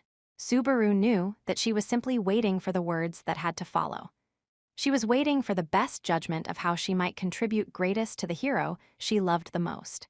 That was the present Rem's reason for existing and her ultimate means of expressing her love. With Rem silently watching him, Subaru used his limited time to search his memories for any clue, any way to break out of the trap of limited time. His head tied itself into knots. His mind was on fire. Neither his flesh nor his abilities could live up to those current ideals. Think. Remember, to not let his death that third time be in vain, to not let the will of the girl he'd let die that third time be lost in vain, Subaru's mind assembled everything that had happened during that third, finished world into one heavy pile. The people he'd met, the conversations he'd had, partings, encounters, anger, madness, sadness, despair, recovery, and there's a possibility. Suddenly, something little more than a single option rose up in the back of his mind. Each of the threads was weak, so fragile that tying them together threatened to make them collectively snap. They seemed far too unreliable to rest his hopes upon. But he was all in. It was worth a shot. Rem, we need to talk. I have a few things I want to ask you. Yes. Subaru sought Rem's cooperation in drafting the plan that he'd only just thought of in his head. Now that Emilia's participating in the royal selection, it looks like the witch cult is gonna move. If they go after Emilia, there'll no doubt be harm to the mansion and the village. I want to stop that. The witch cult? A grave look came over Rem's eyes the instant she heard the words. But as Rem nodded at Subaru's words, her self-control held those emotions in check. Master Roswal also has concerns that the witch cult might make a move. Though I do not know the details, I believe that he has studied the matter and drawn up countermeasures. But that's not gonna be enough. In fact, Subaru didn't really know what countermeasures he'd taken against the witch cult. He didn't know if they hadn't been executed or if they had just proven ineffective. Either way, whatever pre-existing preparations Roswal had set weren't up to the task, and he knew that hell would come to pass without fail. Now that Subaru knew that future, he had to secure the power to protect the lives at the mansion and the village without relying on Roswal. I'm pretty sure the witch cult is gonna come in a quick, decisive battle. Rem, what does the mansion have to fight with? This is a difficult thing to tell you, but the possibility Master Roswal is absent from the mansion is quite high. He had planned to visit an important associate within his domain upon his return from the royal capital. Based on Rem's prevaricating reply, the situation was the same as last time. Roswal wasn't there. The only people at the mansion at present were Emilia, Ram, and Beatrice. Only 3 people, and one of them was Beatrice. He was deeply suspicious that the uncooperative girl would willingly engage the witch cult in battle. That made Subaru recall the exchange between Beatrice and him the last time around, if only a brief one. He remembered that he'd asked Beatrice to kill him. He remembered Beatrice's face, turning eyes toward him like that of a child whose hopes had been betrayed. Right now, I've got to set that aside. Subaru somehow brushed off the girl's tearful gaze and faced Rem once more. So that leaves 2 people to fight. Even if you and I go back there, we'd just be 2 drops against a bucket. As the majority of the main residence's fighting strength rests with Master Roswal's personal abilities, I cannot deny it. If Frederica was still with us, it might be a different story, but... Rem lowered her gaze as she ruefully invoked the name of a former coworker at the mansion. Subaru patted her shoulder in consolation as he mentally filled the gaps in his own understanding. There was no point speaking any further of the mansion's available combat strength. Therefore, the next issue was the main one. Rem, Subaru sat up straight and stared at Rem. Then, as Rem, detecting that the atmosphere had changed, lifted her face and looked at him, he said, "Please tell me what Roswal ordered you to stay in the royal capital to do." Subaru thought her expression was dubious, or perhaps surprised that he had gone for an unguarded opening. However, Rem's reaction thoroughly defied Subaru's expectations. "Yes, as you wish, Subaru." Rem nodded to Subaru as a small smile came over her, as if she was happy from the bottom of her heart. A single tear rolled down from the corner of her eye. 3. An alliance, you say? He was now in the reception room at the Crush residence. Crush murmured with all eyes falling upon Subaru as he answered her question concerning the goal of the meeting. She lowered her head, falling into thought briefly before shifting her gaze from Subaru to Rem. Rem quietly deduced the meaning of her probing gaze and slowly shook her head. "In accordance with Master Roswal's instructions, I have proposed nothing. This is something Subaru arrived at by himself. I do not doubt your loyalty. However, I see." The face Crush made seemed to indicate that she understood, even if she did not exactly accept it. "Then should I take this to mean the right to engage in these negotiations has shifted from Rem to you, Subaru Natsuki?" "Yeah, that's what it amounts to." Roswal was a real jerk with how roundabout he set this up, though. With an exaggerated sigh, Subaru expressed his personal thoughts as his clown-faced employer floated into the back of his mind. Secret orders concerning the royal capital had been kept from Subaru, handed down to Rem alone. Roswal had strictly instructed Rem not to reveal the details to Subaru so long as he did not realize that fact for himself. "It's not like it wasn't bothering me a little from the start.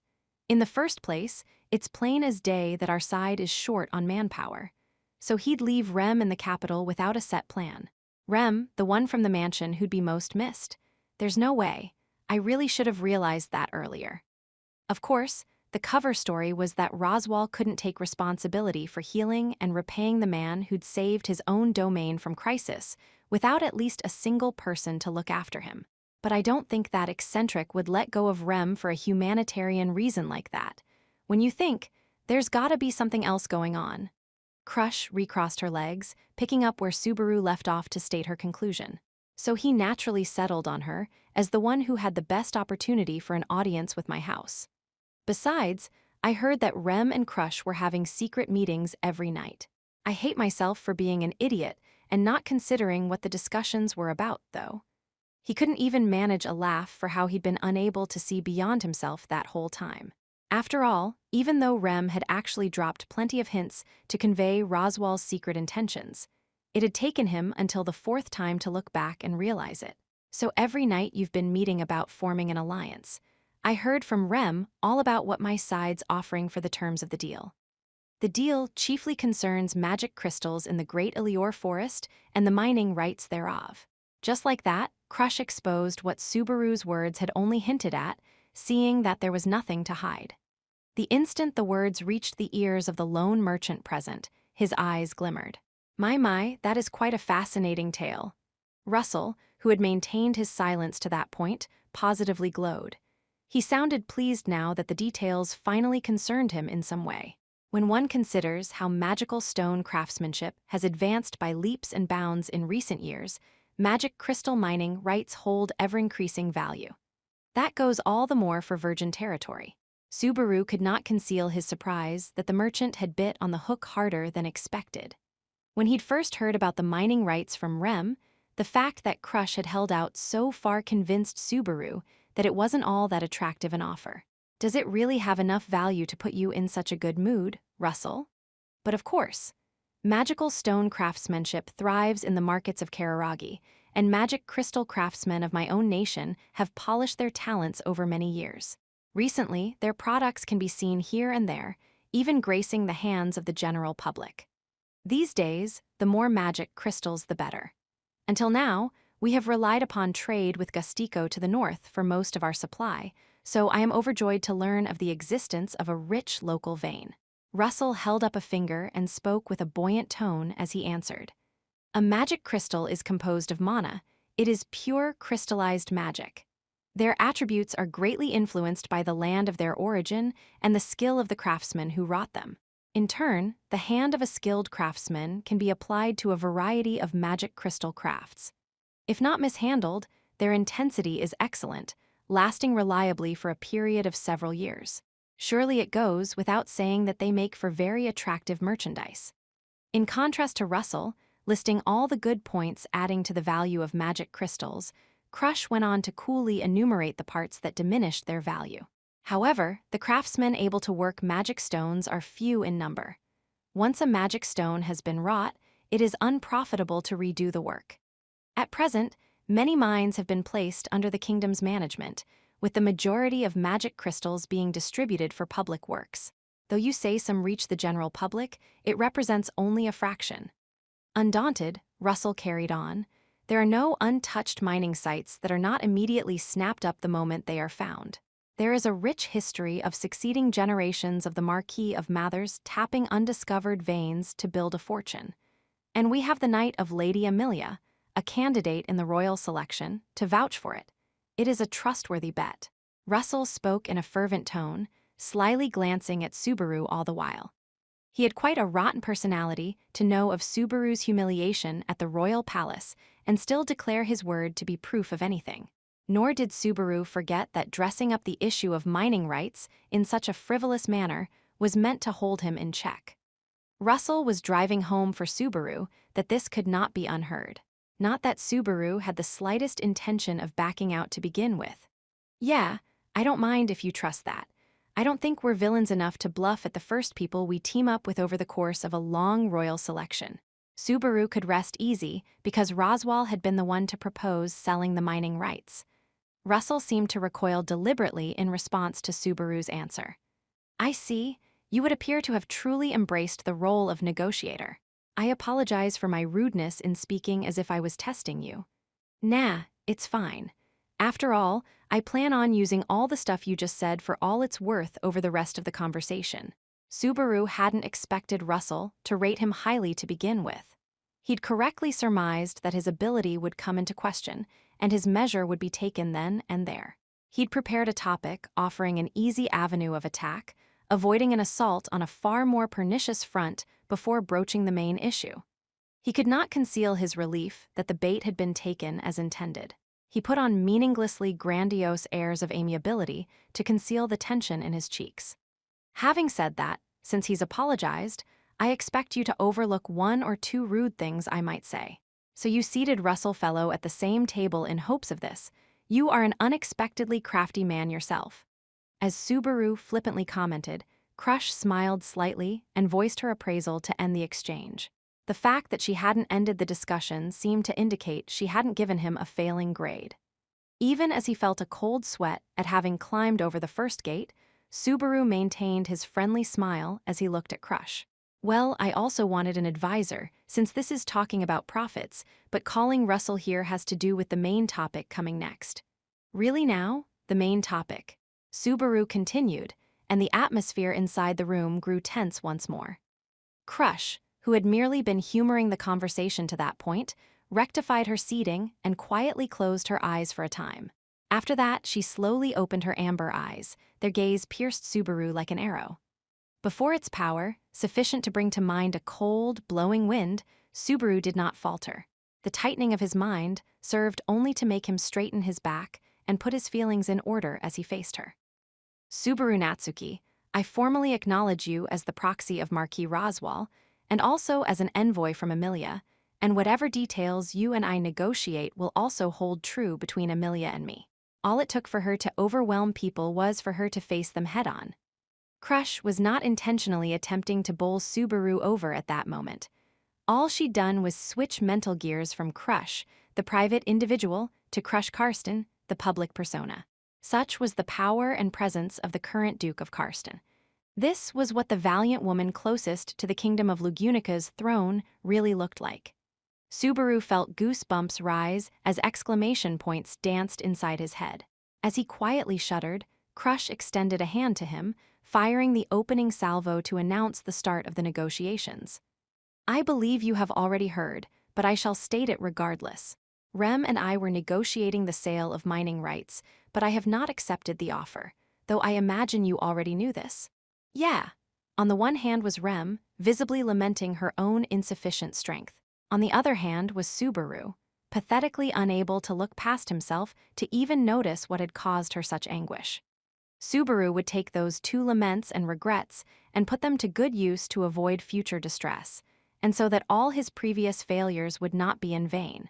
I want to make sure of something myself, so the offer just isn't good enough as it stands. Each camp lays off the other, mining rights for the Great Elior Forest are sold to you, and you work out the fine details of what to do with the magic crystals themselves later. The draft proposal came from Rem's side, I suppose I should say, as to be expected of Marquis Roswell. On top of securing profit for his own camp, he offers just enough advantage so that my house might accept it. Normally, it is an offer one would never refuse. Such a proposal makes me want to have a written agreement prepared immediately, but Subaru couldn't speak in any informed manner about the arithmetic behind the deal. If he did clumsily say something, it could wind up being taken as okay, take all the mining rights then. In this case, what would follow such negotiations is the problem. Do you understand? It's not simply that you don't trust Roswell. Subaru was of the opinion that if Roswell's conduct was being questioned, he could rectify that by behaving with absolute propriety henceforth, but that wasn't Crush's problem with it. Making a deal with Amelia would mean an agreement with a rival royal selection candidate, furthermore, one slandered as a half-demon. If one considers the consequences, caution is inevitable. Subaru was unexpectedly discouraged to hear Crush quietly speak such words. The image he had of Crush was of someone so steadfast, the words majestic and sincere suited her. She had been the living incarnation of those things when stating her convictions at the Royal Selection Conference. It was precisely because he had heard her address that made her acting as if she cared about rumors seem so odd. Don't tell me this is merely a justification for saying no. Subaru, Fairy thinks that is really not the sort of thing you should say during an important negotiation. Ferris had held his silence since the start of negotiations, but Subaru's careless remark brought anger to his smile. A vein on his forehead was bulging as Subaru quickly covered his mouth and lowered his head. Goodness, this puts me in a bit of a bind. As he did so, Crush, watching the exchange, loosened the corners of her lips very slightly. It is I who is embarrassed to have my justification exposed so bluntly. I shall learn from this. The opportunity does not often arise. With convoluted logic, she overlooked Subaru's present rudeness.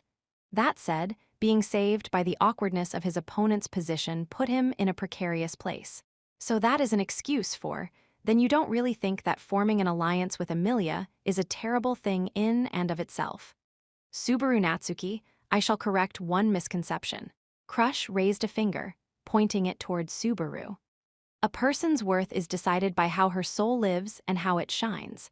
A person's true nature is absolutely not determined by the circumstances of one's birth and where someone was raised. Of course, even Crush understood that they had an indirect influence. She did not lack the power of imagination to deduce how the senseless cruelties inflicted by Amelia's environment, simply because she was a half-elf, had strengthened her in the process. Her words at the royal selection site were not false. It is because I am certain of her pride and resolve that I acknowledge Amelia as a rival. Well, that's convoluted. In other words, forgive me, I have a fondness for theatrics. Crush pursed her lips slightly, seemingly fully aware of just how grandiose her own statement was. A moment later, her expression tightened. I am not refusing an alliance with Amelia because she is a half-elf. From my perspective, Amelia, who is in no way politically opposed to me, is not someone I need to go out of my way to antagonize. I would even be willing to ally with her. Meaning that, do not be so hasty to reply, Subaru Natsuki. It is no exaggeration to say that what you utter and how your words are interpreted will determine the course of these events. Crush chided Subaru for assuming her reply was favorable as she threw the ball into his court once more. In other words, now that Subaru held the right to negotiate, she wanted to see what cards were in his hand. Mining rights for the Great Elior Forest would be highly advantageous for my side. On the other hand, it is a fact that there is no need for me to rush to get ahead in the royal selection. The period of time is 3 years. Too much haste to stir things up would sow the seeds for troubles down the road. So you're saying the advantages and disadvantages of forming an alliance with Amelia don't match up? Not precisely. At present, the advantages and disadvantages cancel each other out. By my house's thinking, we require convincing. a push for us to take that one final step. Crush seemed personally in favor of the idea of forming an alliance. On the other hand, a noble house was apparently too large to be swayed purely by Crush's private opinion on the matter. Hence, she sought something from Subaru, something that would silence the voices around her urging her not to stir things up. When Subaru tried to speak, he was a little surprised at how his own throat seemed to be blocked. The tension and anxiety welling up in his chest blocked his throat just as he was on the verge of stepping forward. From here on would be completely ad-libbed in a way he had never before experienced. He hadn't checked it with anyone. It was possible he was reading this wrong, but Crush would probably bite. Yes, Subaru believed in his own idea. To form an alliance, we're offering mining rights and information. Information? When she heard the word, Crush stroked her own long hair as she prompted him to continue. She hadn't decided yet. Now came the hard part. Yeah, that's right. I'm offering a certain piece of information with it. Then I would hear it. Will these words from your lips stir us to action?